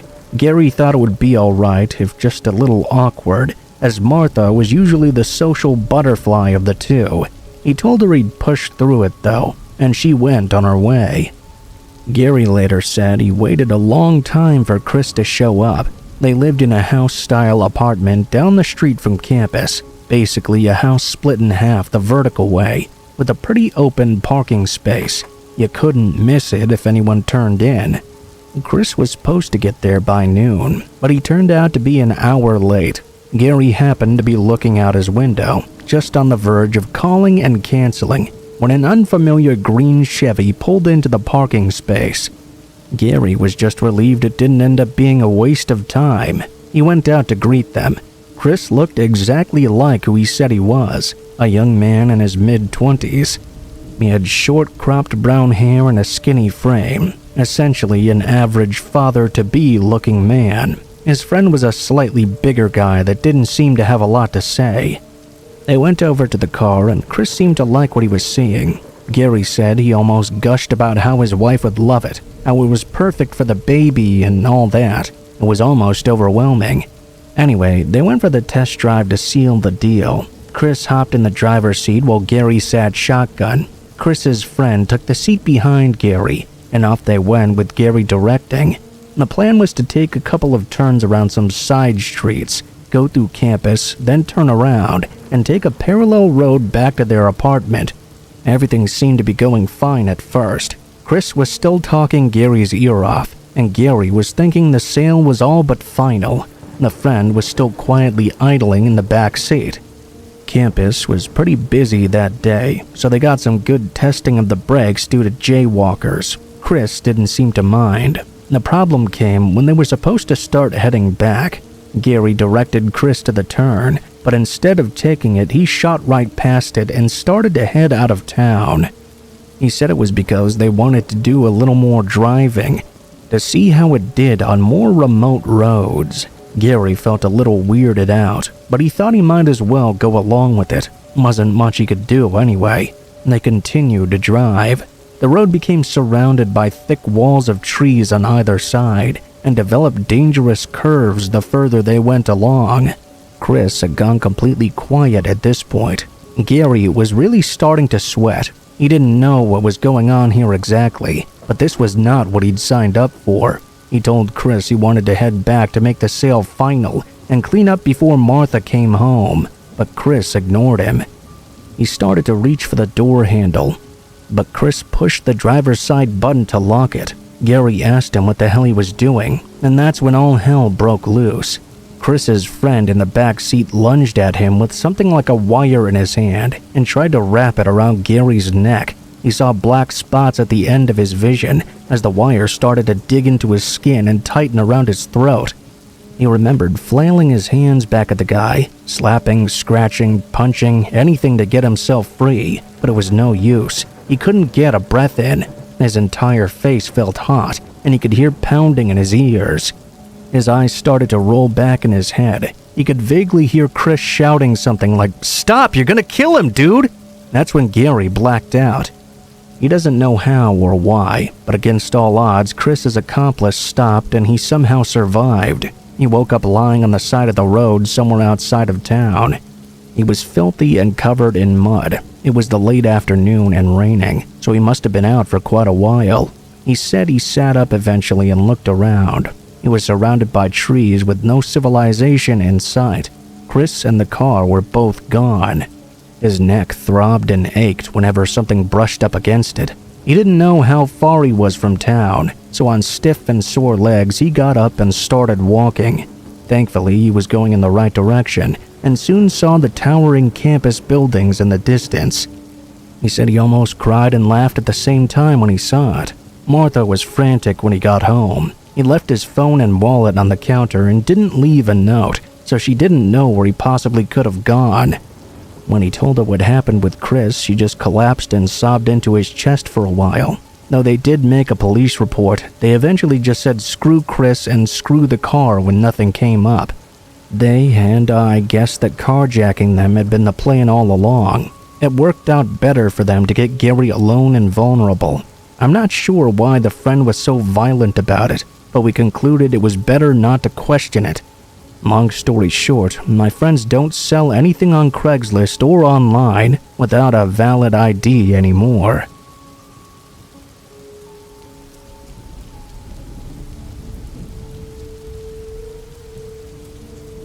I was just fresh off a major split-up when some friends of mine encouraged me to use Tinder. After witnessing my friend use it himself, I decided to give it a go. What could possibly go wrong, I thought. I spent hours on end swiping and swiping. Some matched, some didn't. It was pretty fun. Then I swiped Linda, and to my surprise we matched, a decision I'd end up regretting later. We spoke for a few weeks on and off, and got to know each other. She seemed like a nice enough girl at first. She was a bit older than me, yet looked a whole lot younger. She wasn't fussed about going out for a meal or a cinema trip, or anything traditionally romantic, so we arranged to meet up at a bar instead. At first glance, she was barely recognizable from her profile picture. She looked a lot older and had clearly gained a lot of weight since it was taken. Already the first red flag was starting to show. That's not the major problem though. We got our drinks and got into some good conversations. We actually seemed to have quite a lot in common. Maybe a bit too much actually. My instincts were telling me that perhaps she had done some research on me somehow and was doing her best to try and impress me. There came a point of awkward silence. I thought I'd say something to kind of break the ice, but instead she beat me to it. "Alright, well, let's talk about sex," she said. I was too stunned to get my head around how forward and straight to the point she was. She asked me about my sex life and what stuff I got up to with my previous partners. We exchanged our stories, but to be honest, mine didn't seem half as exciting as her dramatic ones. I made some stuff up. I never felt comfortable talking about this to someone on a first date anyway. It was at this point she would reveal something to me that made me sick from the pit of my stomach. She told me she liked bondage and that she liked to torture and abuse people just for fun. One story in particular she told me was that she had tricked a man into getting into bed with her and how shocked he was to lie down and discover the bed was full of thumbtacks. At this point, I was very quickly slurping my drink, getting out my excuses to get ready to leave. That's when she told me her final story. She told me that only the week before meeting me, she'd met a man from Tinder and got him to take her to his own flat. She said she was well prepared and had a bag full of items in her car. Bondage tools, she said. To my horror, she told me she had wrapped him up in cling film over and over again, from head to toe until he was almost mummified. She had then left him there on his own in the flat and abandoned him. She laughed as she impersonated his mumbles and pleas for help. "Yeah, he's probably dead by now," she said, chuckling as she sipped on her drink casually. At this point, I thought I needed to get out of there. There was no more point in staying.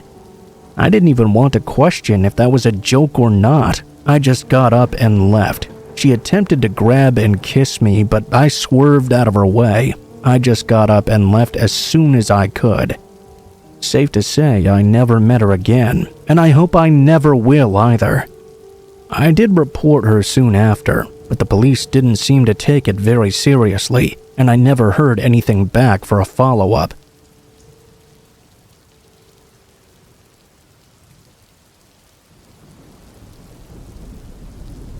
My girlfriend and I were on this off-trail hike that had an extremely long and steep cliff to reach a small rock overhang that looked over the cliffs and the ocean. As it came into view, we noticed there was already an old lady sitting up there with a sketch pad. We started making jokes saying maybe it was not a woman but actually Norman Bates waiting to throw us off the cliff or something. For about 20 minutes, we were kidding around like this, and as we finally approached, you couldn't see the top because it was so steep now. We finally made it to the top of the tiny overhang. At that point, the old woman turned around to look at us, and we noticed it was an insane-looking man wearing a dress, not a woman at all. His hair was tied in small braids with rubber bands. To be clear, this was not like a normal-looking cross-dressing person having a quiet afternoon to themselves in the wilderness.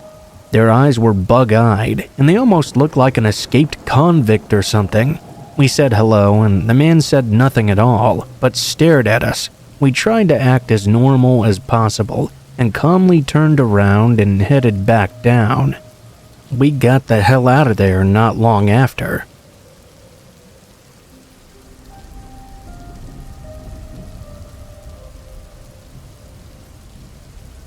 Let me preface this by saying that I realize camping alone in the middle of nowhere is not exactly the smartest activity a person can engage in. I've lost count of the amount of times that well-meaning busybodies have lectured me about it, but frankly, I just don't care. You see, all my life I've done things I didn't particularly want to do. I went to school, I got a job, I paid my bills. Camping in the stillness and solitude of the forest at night was the one thing that gave me joy, and joy seemed to be in short supply most days. I never felt afraid in the woods, no matter how remote. I only ever felt calm and peaceful, like I was doing what I was always meant to do. Now mind you, that does not mean I never took any precautions at all. There are 3 things a solitary woman needs in the woods. First, a good first aid kit. Second, a good compass. And third, a good dog. I always went down with all 3. I always thought those things would keep me safe from whatever might be out there in the forest. I was wrong, of course, but that was just because there were some threats I had never considered. The last camping trip I'll ever take started out fairly normally. I had planned a 3-night loop through a stretch of woods I had never been to before. It was unfamiliar and had very remote terrain. In fact, I would not be following an established trail. I was only planning on hiking about 8 miles a day before setting up camp each evening. That way, I would never be too exhausted to make good decisions. I could also generally enjoy my new surroundings more thoroughly. I loaded up my pack with all the supplies I'd need. I told my parents where I'd be and when I'd return, and headed out to a part of the state that was completely foreign to me. I arrived at the forest early in the day and parked alongside a deserted stretch of gravel road. I could see no signs that the road had been driven down in quite some time. The thought of having an entire section of the woods all to myself filled me with a moment of glee. That moment intensified when I opened the passenger side of my car to let Susie out. Susie was the type of dog that provoked endless speculation about her genetic line, but ultimately she was just several different kinds of mutt all rolled into one. Not particularly intimidating to look at though. Susie was very loyal and protective all the same. I would never go on a hike without her by my side, and she was never happier than when she was walking along with me. Susie gave me confidence that I could handle whatever the wilderness threw my way. With my pack loaded high and heavy on my back, Susie and I headed out into the woods. The route I had chosen was quite rugged and varied, and often I had to stop to check my map and compass. I had opted to walk along the ridgeline the first day, and found that the way was a gauntlet of loose rocks and fallen trees. There were no signs of humanity there at all. No empty bottles, no trails to pull me back into civilization. Despite the hard going, it was paradise to me. That evening, I set up camp at a clearing near one of the higher ridges. I turned in a bit earlier than I'd originally wanted to, driven into my tent by the cold bite of the early fall air. Susie snuggled in next to me as I zipped myself into my sleeping bag. Before I knew it, I had been lulled into sleep by the chorus of the chirping night insects around me.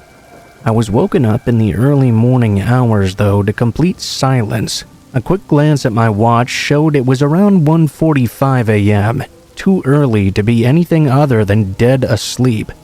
The full moon above illuminated the night sky, and I spent several seconds watching the shadows of the tree branches dancing along the top of my tent. It was downright cold by then. I zipped my sleeping bag more tightly. I looked over at Susie, still laying next to my body. Her eyes were open and focused on something beyond the tent. The wind must have woken her too, I thought.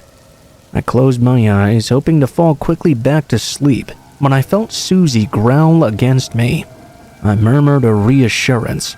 It's probably just a deer pup or something. Though something didn't feel right here. Susie wasn't the type of dog to growl at anything passing by. She lived her life as though other creatures were curiosities at best and distractions at worst. The only time I'd ever heard her growl like that was 2 years ago, when a black bear came shuffling down a trail and caught us off guard.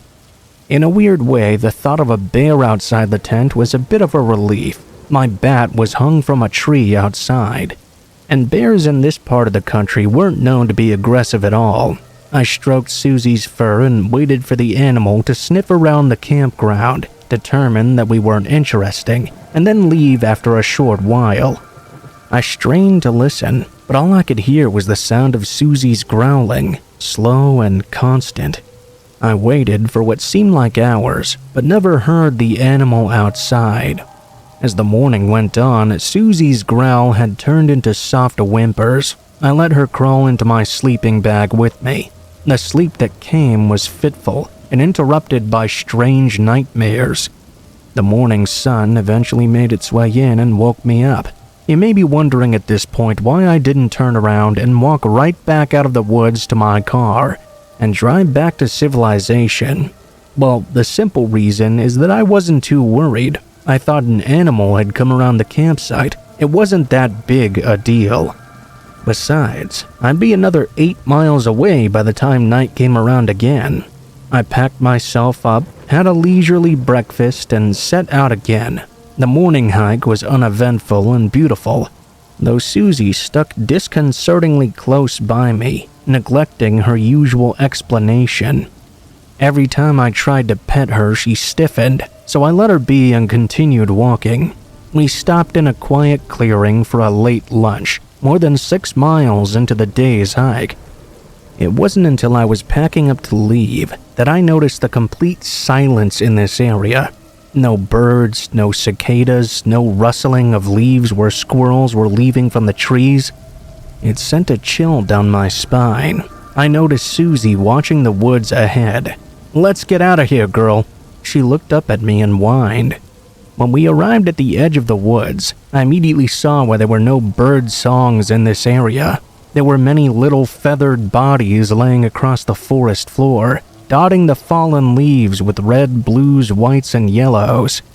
I poked a bluebird with my hiking stick, turning it over looking for any signs of predation or illness. I saw nothing strange other than the mere fact it was a lifeless body. I expected to need to call Susie to me. Birds were a favorite snack of hers, but she had backed up behind me, another low growl escaping her curled lips. I stepped back to her and clipped a leash to her collar, fearing that she might run. The woods remained dead silent. My heart had frozen in my chest. It clenched tightly, but somehow was beating forcefully at the same time. Something was very wrong here. I knew I needed to get out of here. I stood where I was and tried to think about things. I was about 14 miles from where I'd parked my car. If I went back the way I came, given the terrain, I knew I wouldn't make it back before nightfall. I had in my pack a compass and a map. I could try to map out a new route, one that might take me back faster, but there was no guarantee I could find my way back before dark either. I was at the halfway point of the route, and I had to make the decision to keep going or turn back. I thought back to the campsite the night before. Something was out there. Maybe it was just a bear, but maybe it was something else.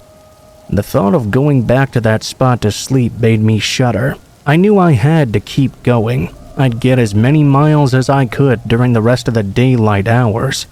Get a few hours of sleep and then finish tomorrow ahead of schedule. I just had to make it through another night, and I'd be back to my car. I steadied myself and forged ahead. Susie was tense beside me, hackles raised. The miles melted behind us. There were no stops and no breaks to look at flowers or have a snack or anything. Just the constant sound of my boots striking the ground to break out the unnatural quiet. When I came to the next clearing, I had to step carefully through a mass of bodies where a flock of starlings had been downed. As I walked, I kept an eye on the trees around me, but saw no movement, only that awful stillness. Slowly, the light began to fade. Its rays became orange and diffused through the leaves. I knew I had to stop. I couldn't keep going through the night like this. The tent, though made of polyester and carbon fiber, would at least allow me the illusion of security. I found a clearing mostly devoid of all these dead birds and set up camp there. Susie whimpered, "It's okay, girl. We'll be out of here tomorrow. I promise." I was in my tent before the sun finished its descent behind the trees, and wrapped tightly around one of my hiking poles, and Susie right next to me. Whatever or whoever was out there, I just hoped they would leave me alone. I drifted in and out of consciousness, the strain of the day overcoming me in waves before the nightmares pulled me back into the waking world. Susie didn't sleep at all as far as I could tell. She just laid there very stiffly, every so often emitting another low growl and licking her lips nervously. While I was awake, I listened to the wind moving the branches above me, but nothing else was making a sound. I mentally clung to the creaks and groans of the trees, something familiar and reassuring in this strange place. Eventually, though, that too became twisted and bizarre. The branches swayed above me, casting shadows across the top of my tent. The wind sounded as if it were dying down now. I sat up in my sleeping bag, freeing my arms and drawing Susie closer to me. The warmth of her little body and the feeling of her breathing gave me comfort. That was moments before we both heard it, a crunch of heavy footfalls right outside. Susie lunged for the tent door, frantically clawing at the fabric and whining. I tried to hold her still, but she was fighting me back at every turn. When the fabric ripped, there was nothing I could do. She bolted into the night before I could even process what just happened. I fought my way out, still clutching the hiking pole, but hopelessly aware of how little good it would do me. I emerged into the little clearing of my campsite, illuminated by a full moon. The trees were motionless, but I couldn't shake the feeling of being watched. The hairs on the back of my neck stood to attention. The only thing I could hear was my own ragged breathing and the quick percussion of blood through my ears. I backed slowly into the bark of the nearest tree, feeling totally exposed in the clearing. Minutes passed by, or maybe hours. The silence continued around me. I could think of nothing else to do, standing alone and vulnerable in the night, so I started talking, at first to myself and then to whatever was there with me. "I'm sorry, I didn't mean to disturb you. I'm leaving, I swear, just one more day and I'll be gone." I began to cry. My voice started to sound hoarser and hoarser as the night went on. By the time the gray morning light began to seep through the trees, I was numb from fear. I was unsure I could even find the strength in my legs to hike out of this place, but I did. I left my tent where it lay, now visibly in tatters, and started into the woods alone. The rest of the day barely registered with me. If I'm being completely honest, I remember the silence and the feeling of being watched. When I finally made it back to my car, I didn't even have the energy to cry. Sometime later, when I felt well enough to revisit my experience, I looked up this corner of nowhere online. I read stories about the isolation and the wilderness of the forest, about the logging crews who had abandoned their machinery, and how the trails had all become overgrown and useless.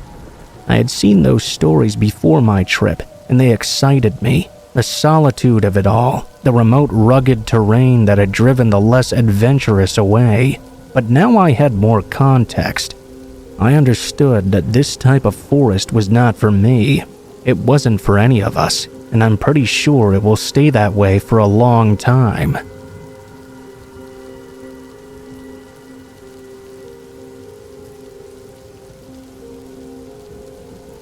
So this happened a few months ago, and I'm still scared to this day. My entire life, I had never really walked home from school all the way. I had always either been picked up or ridden the bus. This year was the first year that I lived near enough the school to walk. I wasn't in the nearby neighborhood where 90% of the kids were. We were only living in our current house temporarily. I would have to walk maybe half a mile to get home, across the highway. At the beginning of the year, when I first started walking home, I didn't want to have to walk by the highway. The high school had a cut-through in the forest that led to a strange and creepy lone road. I wanted to get home fast. I walked down to the forest to get to the cut-through point, when I saw that some older kids appeared to be following me. Maybe I was just being paranoid though. I ignored them, and they actually did turn out to be unimportant. For some reason in my head, I had the Halloween theme just stuck in there, like when Michael Myers would stalk people. It was a really eerie sensation. My gut feeling was that maybe I should have taken the highway instead. Still though, considering the thing with those older kids turned out to be nothing, I kept on just walking through the forested area, and got to that lonely road made out of gravel. There was dead grass right in the middle of it growing out. I could see the area where the highway is. The road seemingly extended deep into this brambly forest. I decided maybe this was a waste of time. I turned around and took the highway path instead. The next day though, I didn't want to give up. I wanted to conquer my fear of this road, so I foolishly went back. It was the same thing. As I walked down that eerie lone road with dead, overgrown shrubs growing on it, I kept getting this eerie feeling the whole time. I noticed there were absolutely zero cars or people coming up and down this road. It was like it was completely abandoned. I kept walking into these big spider webs right in the middle of it, which proved pretty much that there hadn't been cars there in a long time. Otherwise, how would there be so many webs between all these trees? I continued walking down this road leading to nowhere, just going deeper and deeper. I was starting to get a bit scared at this point that a car would come down the road and not see me, or maybe somebody would come and take me. Who would even hear me scream out here? I started jogging up the center. I saw a big gap in the forest where there were power lines. Finally, I thought to myself. The ground next to the lines was still overgrown and full of tall grass and thorns. I kept walking into this area, taking my sweet time. I finally made it to a small ravine. I jumped over it and continued on my way. I eventually got stuck though. There was a big bush. I didn't want to walk through all the tall grass around it and get dirty. I must have been trying to work out how to get around the bush for a good 2 minutes, when suddenly I was slammed with an ominous sensation. I looked up and saw a man standing a good distance away from me. I didn't move or say a word. My heart was pounding. This man was very creepy. He had dark green clothes and shaggy brown hair. He was just staring at me. A big grin came over his face, and he gestured for me to come over to him. He then stepped to the side, where I could no longer see him. I could hear the leaves crunching, though. He was coming after me. The adrenaline had been flowing for about 30 seconds now. I bolted lightning fast up the hill. I didn't care about not getting dirty anymore. I just knew I needed to get the hell out of there. Eventually, I emerged back to the highway area. I turned back to look, but there was no sign of the creepy man. I made it home just fine, and I promised I was never going to try to cut through that forest again. The scariest thing is, though, if he had just stepped slightly to the side before I had seen him in that forest, I would have never noticed him coming. I could have made it up to that area. He would have grabbed me easily, and I would never be seen again. The way he grinned and made his way towards me was very eerie too. Any normal adult would have said something like, "Hey, are you lost? Can I help you?" Nope, this guy just stood there and stared at me for who knows how long. All I know is it caught me completely by surprise. I can safely say I've never tried that shortcut again. I will occasionally go to the top of the highway and look down that path, but I'll never go deep down that road ever again. It's so weird how it seemingly leads to nowhere. I've not encountered the creepy dude since, and hopefully I never will again.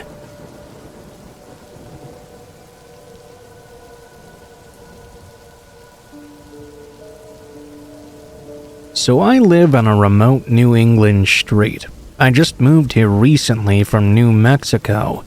We moved into a gorgeous house about 4 driveways up from a Mormon church. This church has services at random times. I'm agnostic and not really tuned into the schedule that they keep. Tonight I was driving home from work and listening to a new episode from True Crime Garage podcast. I didn't want to stop listening, so instead of driving home, I slowed down my speed so I could finish my episode. I decided to do a slow lap around the church. As I listened, I was super paranoid because of all my true crime obsessions. My car doors always remained locked. Because we live in a safe and upper-class neighborhood, though, I was not terribly on high alert, even though the church was dark. As I cruised slowly around it to enjoy my podcast some more, all of a sudden, a man stepped out of the shadows from behind the church's dumpster and out into the light. He was walking in a bizarre stumbling gait and actually lunged at my car door. He had a beard and was otherwise kempt and clean-looking. So what was with his odd manner of acting? It really scared me, so I floored it and drove off as fast as possible. He lurched after my SUV again, his nails actually scratching the metal of my back door. I was so freaked out that I drove for a long while, not going home but just kind of circling random streets until I finally arrived. My husband is out of town for training. He's military, so it was just me and my 2 pit bulls. They made me feel pretty safe. I do also have a gun that my husband bought me. As an aforementioned true crime addict, I'm always on edge. I called up my husband for reassurance, and he assured me it was probably just a homeless guy, but to keep the gun at the ready and the dogs by my bed, just in case. I start doing my nightly routine and head to bed. As I'm falling asleep though, my dogs start going wild, barking and rushing from door to window. I kept my hand on my gun as I listened to them barking over the pounding of my own heart. I could hear the front door knob rattling as someone tried to twist it open. My dogs were still snarling and barking. After a few seconds, one of them hit the window downstairs, barking their head off. I slid out of my bed and grabbed my cell phone, dialing 911. About 30 minutes later, cop cars pulled into my yard and took my statement. I was still terrified and shaking, and when I went to the door to talk to them, the porch light illuminated footsteps all around my door in the snow. They circled around to each window. I could only imagine it was that same guy from the church earlier, but I have no idea how he knew which house was mine. I parked in the garage, so he must have been watching me as I came home, and recognized my vehicle as I pulled in. My husband is home now, but I'm scared stiff. I won't even walk in front of our uncurtained French doors. I'm that terrified.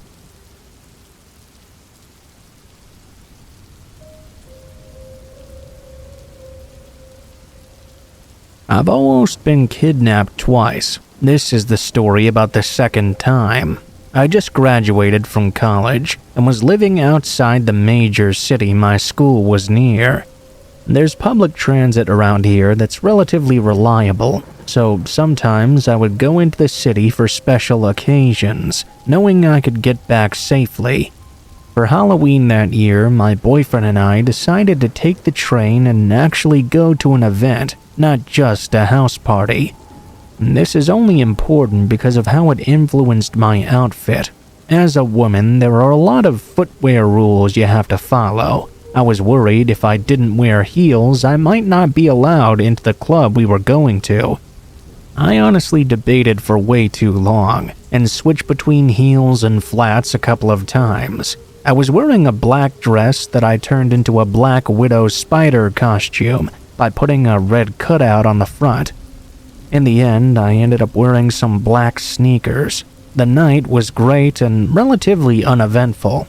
I didn't get hassled for my shoe wear at all, thankfully. At some point, I decided I was exhausted though and wanted to head home. My boyfriend was still going strong and didn't really want to leave yet. That wasn't really a problem though. Since we'd taken public transportation to get there, he gave me the keys to his house, which was about a mile from the train station. We planned that I would head back and he would join me a little bit later. The mile I had to cover went by a mall, a school, and finally a church, and abruptly ended and turned into a row of houses that my boyfriend lived on. There was a designated sidewalk the whole way, but it also ran along a 4-lane road. I knew there was potential for running into late-night vagabonds, but I figured they'd mostly be around the station or the mall.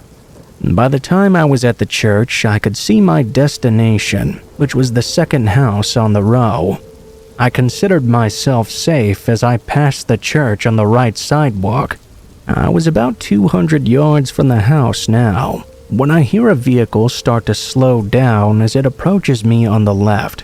The speed limit for the area was 35, but people often fly down it. I'd say about average, people go around 45 miles an hour on this road, given that there were 2 lanes each way. The van had been going 45 as well, because the sound of it slowing down rapidly was very noticeable. I turned and saw a white, hard-sided, really dark-tinted front window van pulling over. Luckily, it was going so fast it was not able to stop until it had passed me by, about 20 yards ahead. It just sat there, idling at the sidewalk. I stopped walking because there was no reason for a van to just suddenly stop like this out of nowhere. I didn't want to walk by the big sliding door. After about 30 seconds, which felt like an hour, of the van just idling there and no one getting out at all, I decided to quickly scoot on up to the church flower beds so I wouldn't be close enough to be grabbed by anyone. At first, nothing happened as I passed by, and I felt dumb for being paranoid. That's exactly when I sent 1,000 prayers for deciding to wear flats that night. After 10 seconds of me walking onward, I heard the van gun its engine, and I watched as it zoomed by and screeched to a stop in front of me, about 10 feet away. It literally jumped the curb onto the sidewalk, with the tail sticking out into the road. Hearing the driver's door now opening sent a jolt of adrenaline I've never felt before or since through my body. I took off sprinting in my glorious sneakers. As I passed the front of the van, I saw the driver passing the side mirror, meaning he was already outside the car, attempting to make his way to me. As anticlimactic as it is, that's basically the end of the story though, because I hauled my ass all the way to my house without stopping, running the fastest I've ever run. I'm pretty sure I could have given an Olympic athlete a run for their money. I even cut through some trees to lose him. I wasn't pursued any further. As far as I could tell, the man chasing me was not able to keep up. I got inside and locked the door, and spent the rest of the night just fine. I'll always be grateful I ended up wearing flats that night, so I could run for my life properly. I don't really like considering what might have happened if I had been wearing heels instead.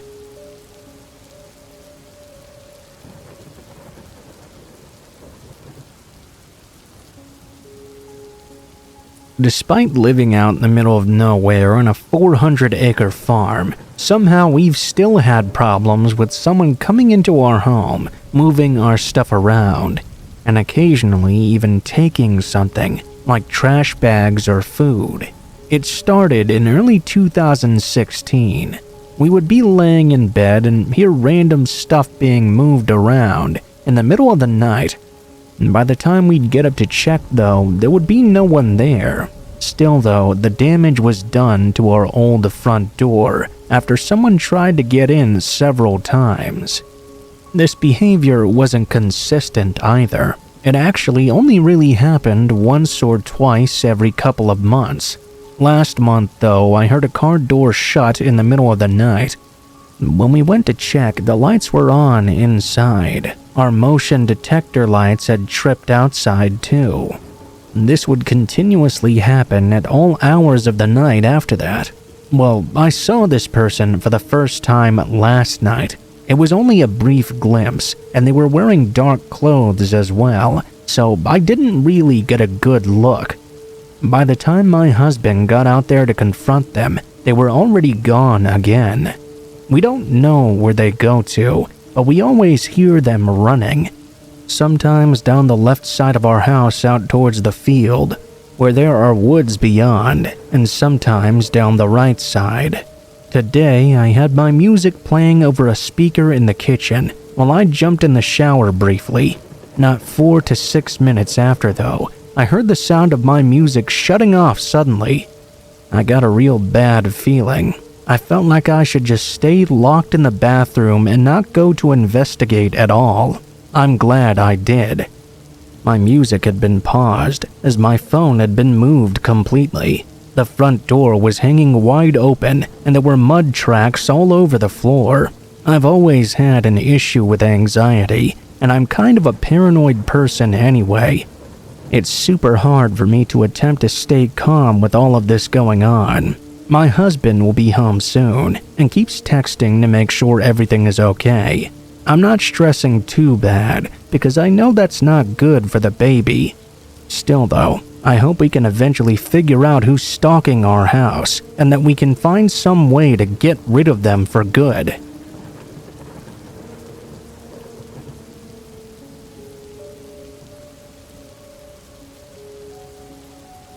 My family were hiking a mountain in Alaska. We were down in a valley a couple of miles from the summit, taking a rest at a scenic spot with a few other groups of people. There were maybe 20 to 30 in total. Some lady in the group got a phone call from someone at the summit. The person at the top could see a black bear up on the slope, heading down to us. There were 3 cubs on the opposite slope, and us in between. Everyone started panicking and just ran. Some people tried to go up the mountain, and some down. Nobody wanted to be in between, for obvious reasons. It was honestly more scary because of the way people reacted than the actual threat of the bear itself. Lots of people around us were old or had small children, but nobody seemed to care about anyone except themselves. They left all the kids and old people behind. We undoubtedly would have been completely safe if people had just been calm and stayed as a group, doing all the things you're supposed to do when a bear's nearby. But everything the park rangers drilled into us for an hour before we went up there was just completely forgotten in a moment. Several people were almost trampled to death. It was a frightening scene.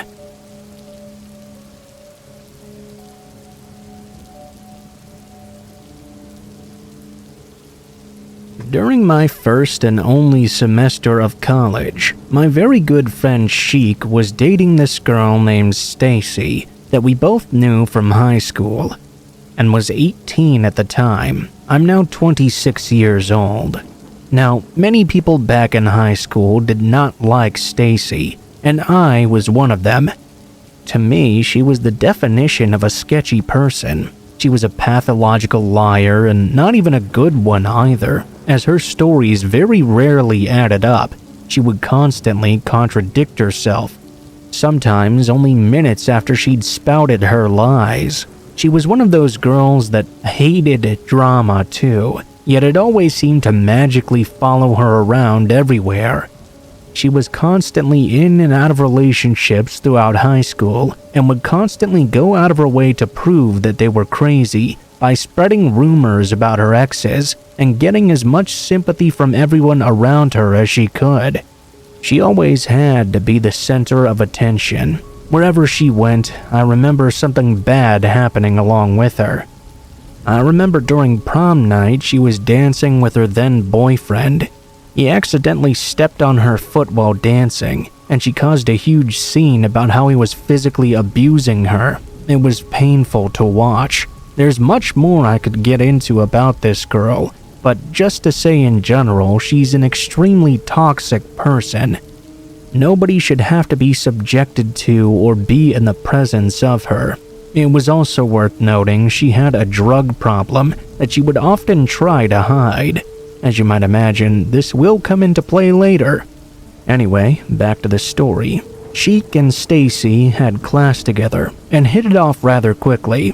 He was skeptical at first, but when he brought up her reputation in high school, Stacy claimed that she was raped by an ex-boyfriend, and that was why she acted out in the way she did.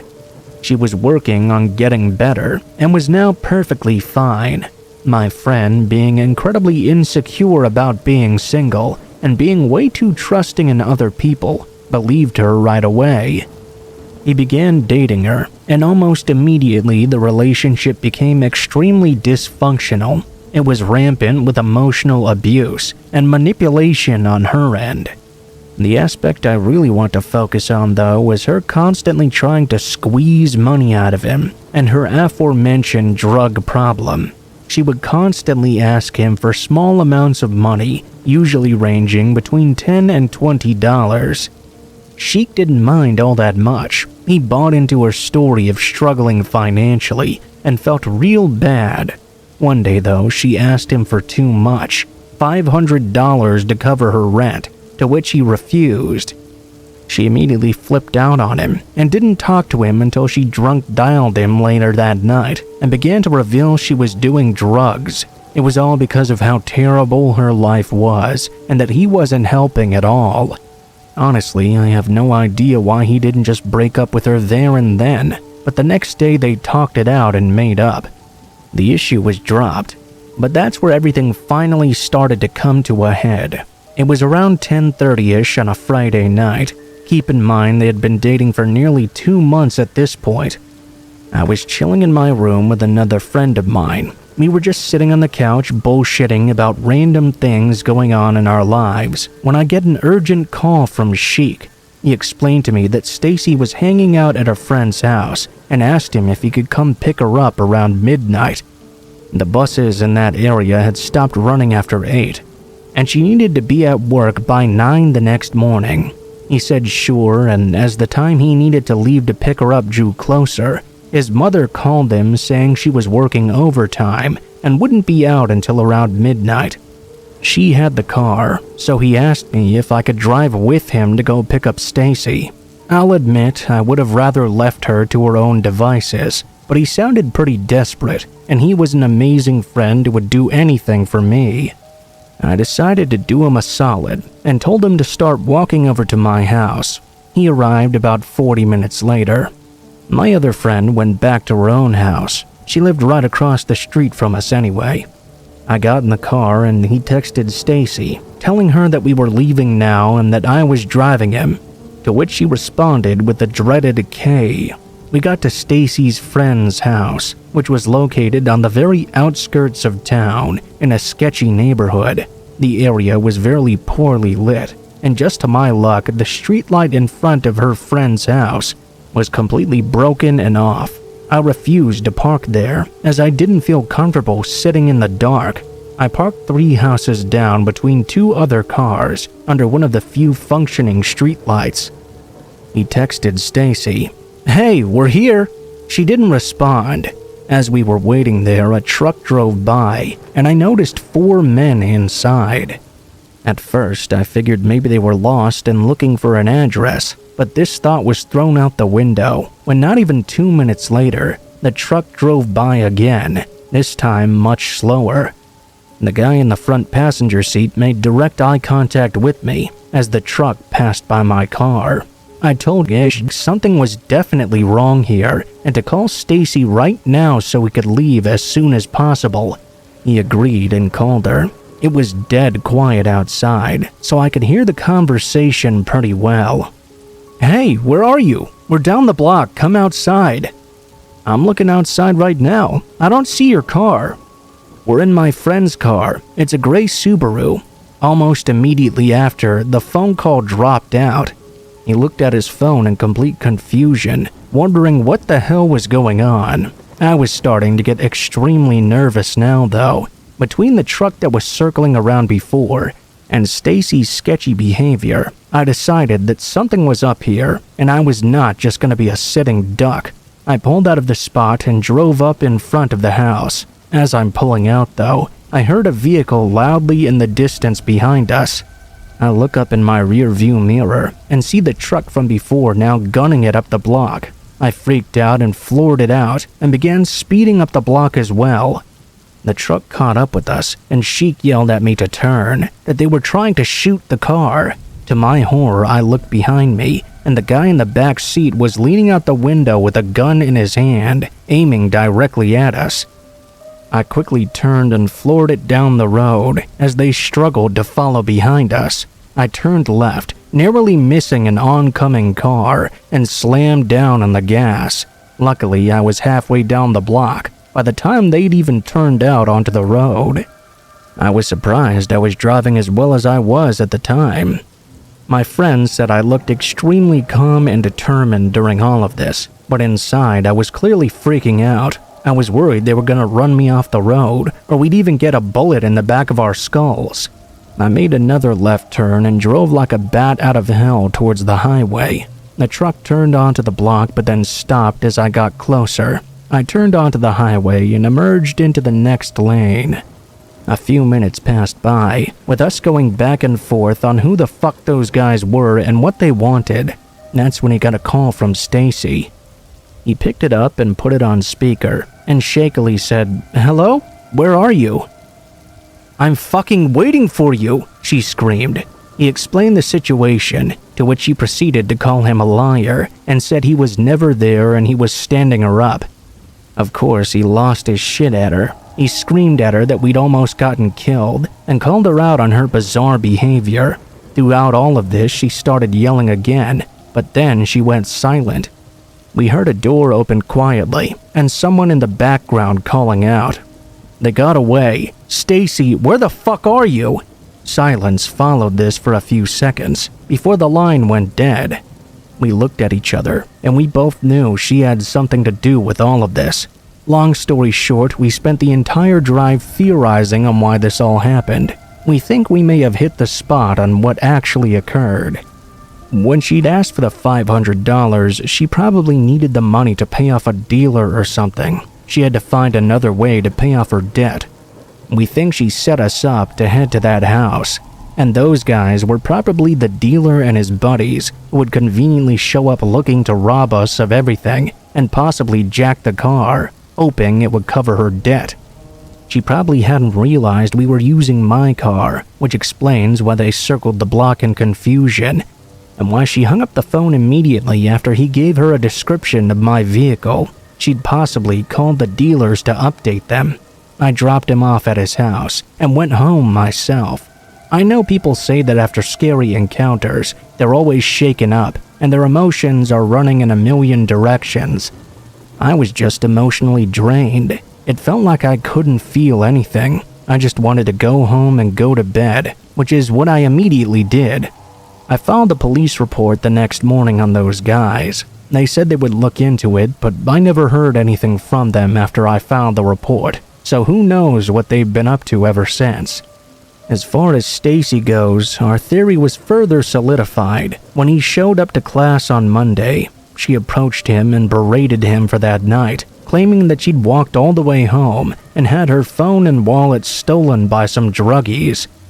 He basically called her out on the whole thing, claiming she'd set us up to be robbed. Of course, she denied and called him crazy. He told her they were done, and she yelled fine and walked to the back of the room.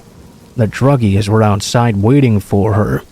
To our surprise, she never attempted to contact us again and kept her distance, probably because she knew we were onto her and wanted to keep the heat off her. After I dropped down, I never saw her again, and last I heard anything about her was from my friend, who told me she'd developed a long-distance relationship with some guy and dropped out halfway through the semester to move up north to live with him. As far as I know, that was the last time anyone ever saw or heard from her. Overall, I'm just happy I trusted my instincts and picked up on the fact that something was wrong. This encounter may have had a very different outcome.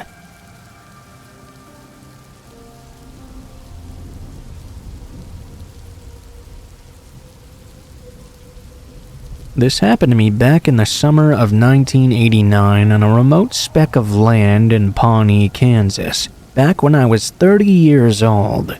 It was early evening, and the sun was setting. There was a warm breeze outside, which I remember clearly. I had just burnt a bag of popcorn in my defective microwave, and had flung open the windows to air out the kitchen some. I don't remember what I left my house to go and find, but I do recall that after tossing the burnt bag of popcorn in the trash can, I exited out the back door and began walking towards the barn. I remember hearing a noise off to my left in the field. It sounded like a faint coughing of some sort, but I ignored it at first. My mind was focused on other things, and I wasn't even remotely worried about or considering the possibility a complete stranger could have been wandering across my property. As it turns out, I probably should have been. When I exited the barn and made my way back towards the house, I stopped dead in my tracks as I made eye contact with a very large and extremely unkempt man. He was about 10 yards away from me. Judging by the amount of gray on his enormous beard, I determined him to be at least 60 or older. He was barefoot and wearing stained overalls in addition to suspenders over his bare torso. It struck me as unnecessary and strange. His body looked extremely worn down and tired. His eyes were wild and fierce and full of malice. In his right hand, I could see he was carrying a hatchet. Before I could even form a sentence, I already visualized in my head how many steps it would take for him to reach me. I was all alone, a vulnerable young woman with no one around for miles to hear me scream, trapped out in the open by this man. who appeared to have sprung out from the grass, blocking the path to my house now. I'm not sure how long we stood there in a silent stalemate, but I recall I was about to ask him what he wanted. That was when the man spoke up. I remember his voice was much deeper and more elegant than I expected it to be. "I'll spare you for some whiskey." I stammered something that I don't quite recall. The man raised his voice and screamed at me, "Whiskey, now!" I took a reflexive step back. The man started stomping towards me. He didn't raise the hatchet, but I'll never forget the hatred in his eyes as he closed the distance between us. And that's when it happened. Blood exploded out of the side of his head, and he collapsed onto the grass, making a sound like a grunt. I might be remembering things slightly out of sequence, but I thought I heard the crack of a rifle echo after he fell. I didn't stop to think or look twice. I sprinted for my kitchen, terrified that someone would fire a second shot at me. Once inside, I should have locked the door and called for help. Instead, I grabbed my car keys and ran out the front door. I climbed into my tiny red Volvo and drove to the nearest police station. It wasn't until I spoke to the officer at the desk that I realized I had blood spatter all over me.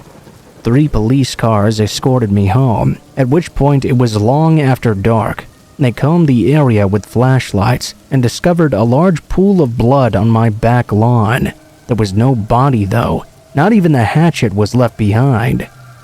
They set up a perimeter and expanded their search, but by the time dawn came around and my husband returned, they had found nothing. No trace of the bearded man, or whoever had fired the rifle. They asked me multiple questions about the man, and the sound of the gunshot. I suppose they were trying to determine the caliber, and perhaps deduce how far away the gunman had been standing. The incident happened so fast, though, that there was not really much information I could give them. The police brought out their hounds, who traced his scent for over a mile into our backwoods, until the trail suddenly went cold. Nothing further was ever discovered or reported to me. To this day, I can't describe exactly who that bearded man was, nor who ended his life right in front of my eyes. My family suggested he may have been an escaped convict or a deranged madman, and whoever fired that shot must have been hunting him. They chose to act in that moment to save my life, because I have no doubt that bearded man would have done some serious harm to me. Sometimes I bring myself to feel grateful for that unseen shooter, but other days I'm not so sure. Regardless of whatever my family suspects, I'll never know for sure if that person with the rifle had not actually been aiming at me.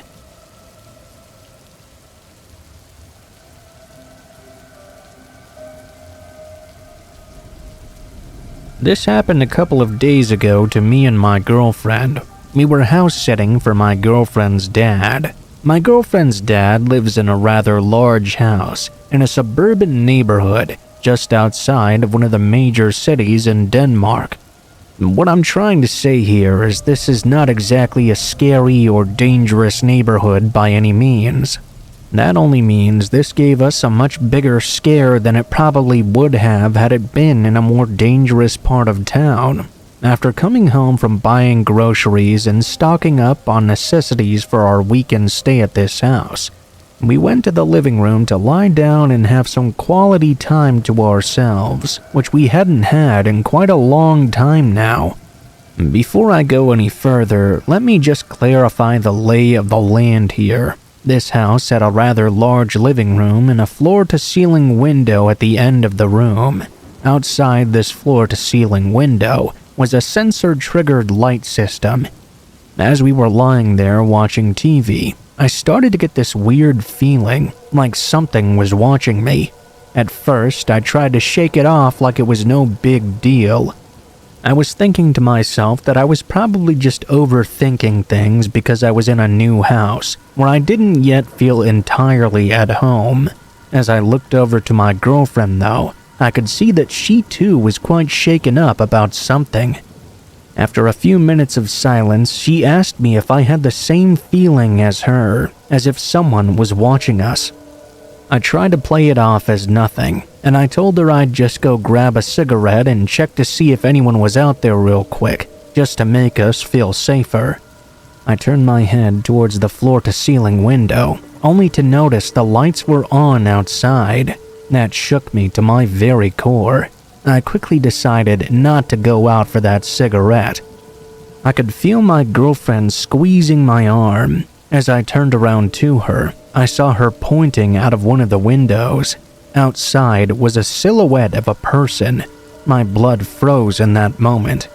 I turned around and quickly grabbed my phone. As I turned back, I could see the person had already disappeared. I called my parents, as I knew they were out at a friend's house not too far from where we were. My dad told me to lock all the doors and windows and sit tight and wait for them to arrive. A couple of minutes go by, and nothing happened, other than me trying to get my girlfriend to calm down. I knew how badly this could affect her blood sugar levels, and I'd rather not have her have a seizure while a creeper, burglar, or even a murderer was skulking about outside the house. The silence was broken by the sound of the windows being tampered with. At this point, I was trying really hard not to freak out and cause any further panic. Luckily, seconds later, I heard my dad pull up outside the house. My girlfriend and I have since discussed who it might have been, and we've come up with a few possible suspects, one of them being my girlfriend's crazy mother, who has a severe mental illness. The other more possible suspect would just be a simple burglar. I don't really care who it might have been. I'm just glad whoever it was scared off by my dad and didn't manage to break in that night.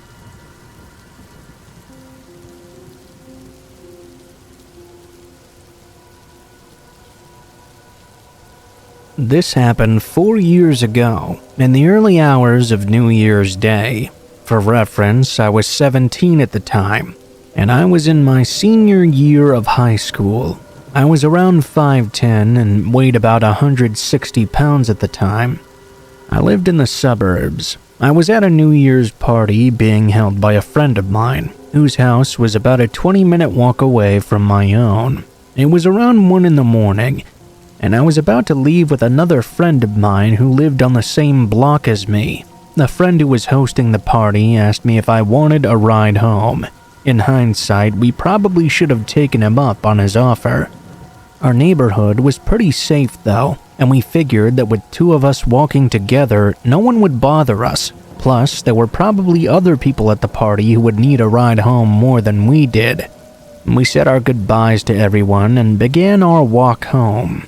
The road was predictably empty, with no one but us walking along the sidewalk, and maybe the occasional car passing by.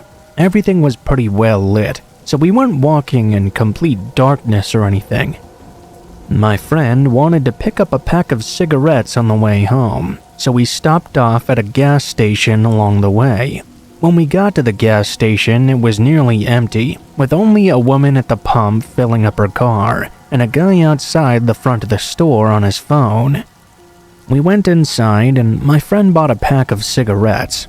As we walked out of the store, my friend was immediately lighting one. We reached the sidewalk when we heard someone yelling from behind us. "Hey man, wait up!" We looked behind us to see the guy who had been out front the store quickly walking to us. He looked to be as early as his mid-20s. He was around 5'8" and 140 pounds by the looks of him. He approached us and asked if he could get a light as well. My friend and I didn't think much of it. He lit the guy's cigarette, and the guy thanked him. We began walking away, but the guy continued to follow behind us. He asked us where we were going, and we told him that we were headed home. He said that he was having a party and he was heading back over there, as he'd left for a moment to get some fresh air. He asked us if we wanted to come to the party with him. This is officially the point where red flags started going off. Why the hell would a guy in his mid-20s ask two teenage boys if they wanted to go party with him? We told him bluntly we didn't even know who he was, nor did we know anyone at this party he was talking about either, so obviously we were not going. The guy started laughing and said we seemed like cool guys. He told us that we needed to lighten up. My friend and I told him we were underage to see if that would get him to leave us alone. He just chuckled and said that age didn't matter to him. He had a brother who was 16 at the party with him, and his friends were all there too. Jesus Christ, could this guy take a hint at all? I thought to myself. We were less than 10 minutes away from our houses now, and we didn't want this creep following us all the way there. I firmly told the man we were not going anywhere with him, and to quit following us. The guy got livid and started screaming at us for being unfriendly and inconsiderate, that he was just trying to be nice. He then started throwing racial slurs at my friend. It's worth mentioning that I'm white and my friend is black. My friend yelled at him to get away before he cracked him in the face. The guy then proceeded to run away from us. My friend and I looked at each other in complete disgust over what just happened and spent the next 5 minutes walking and talking about this creepy guy. We both agreed that he was probably drunk or high from a New Year's party. Next thing we know, though, we hear a car behind us. It proceeded to slow down to match our pace.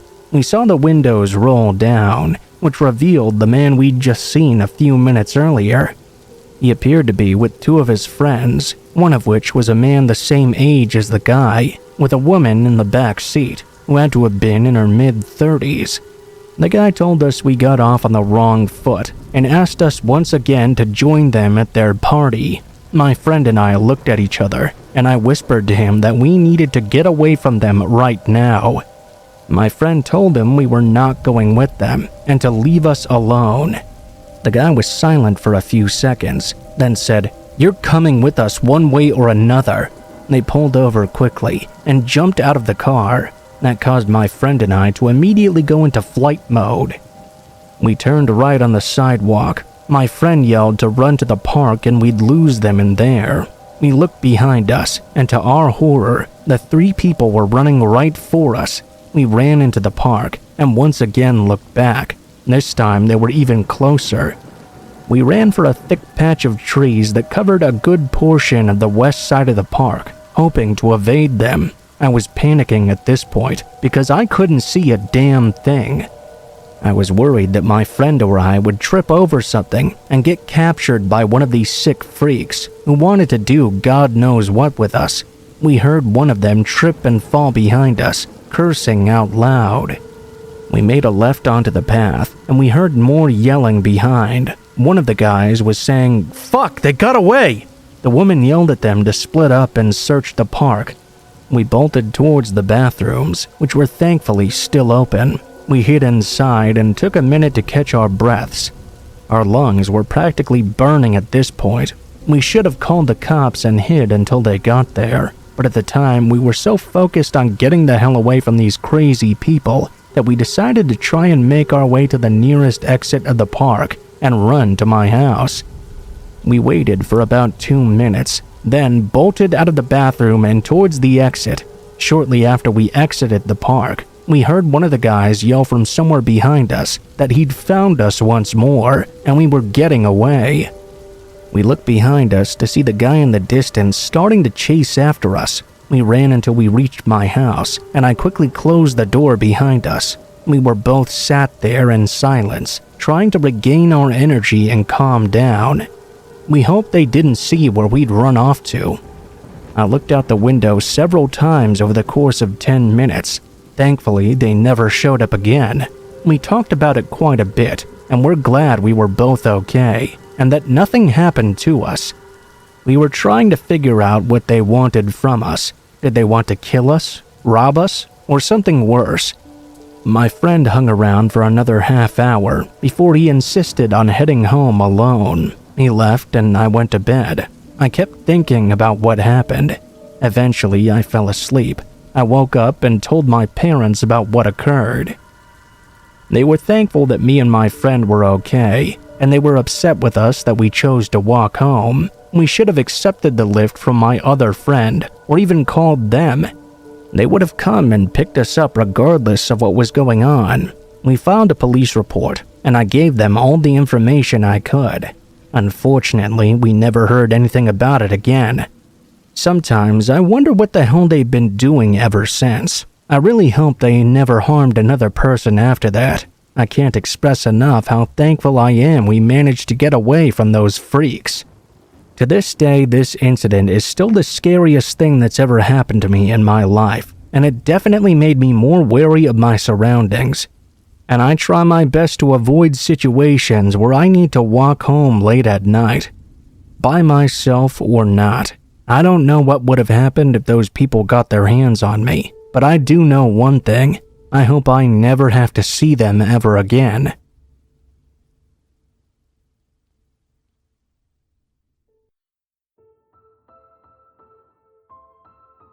What is up, guys? Blue Spooky here. Thank you guys so much for watching, especially if you made it this far to the end of the video. If you liked the video, please be sure to like, share, comment, and subscribe if you feel so inclined. If you have any feedback for me as well, be sure to leave that in comments below the video. If you guys have a story you'd like to send in, or if you'd like to contact me for any reasons, there will be links to my social media in the description below the video, including my Facebook, Gmail, and Twitter accounts.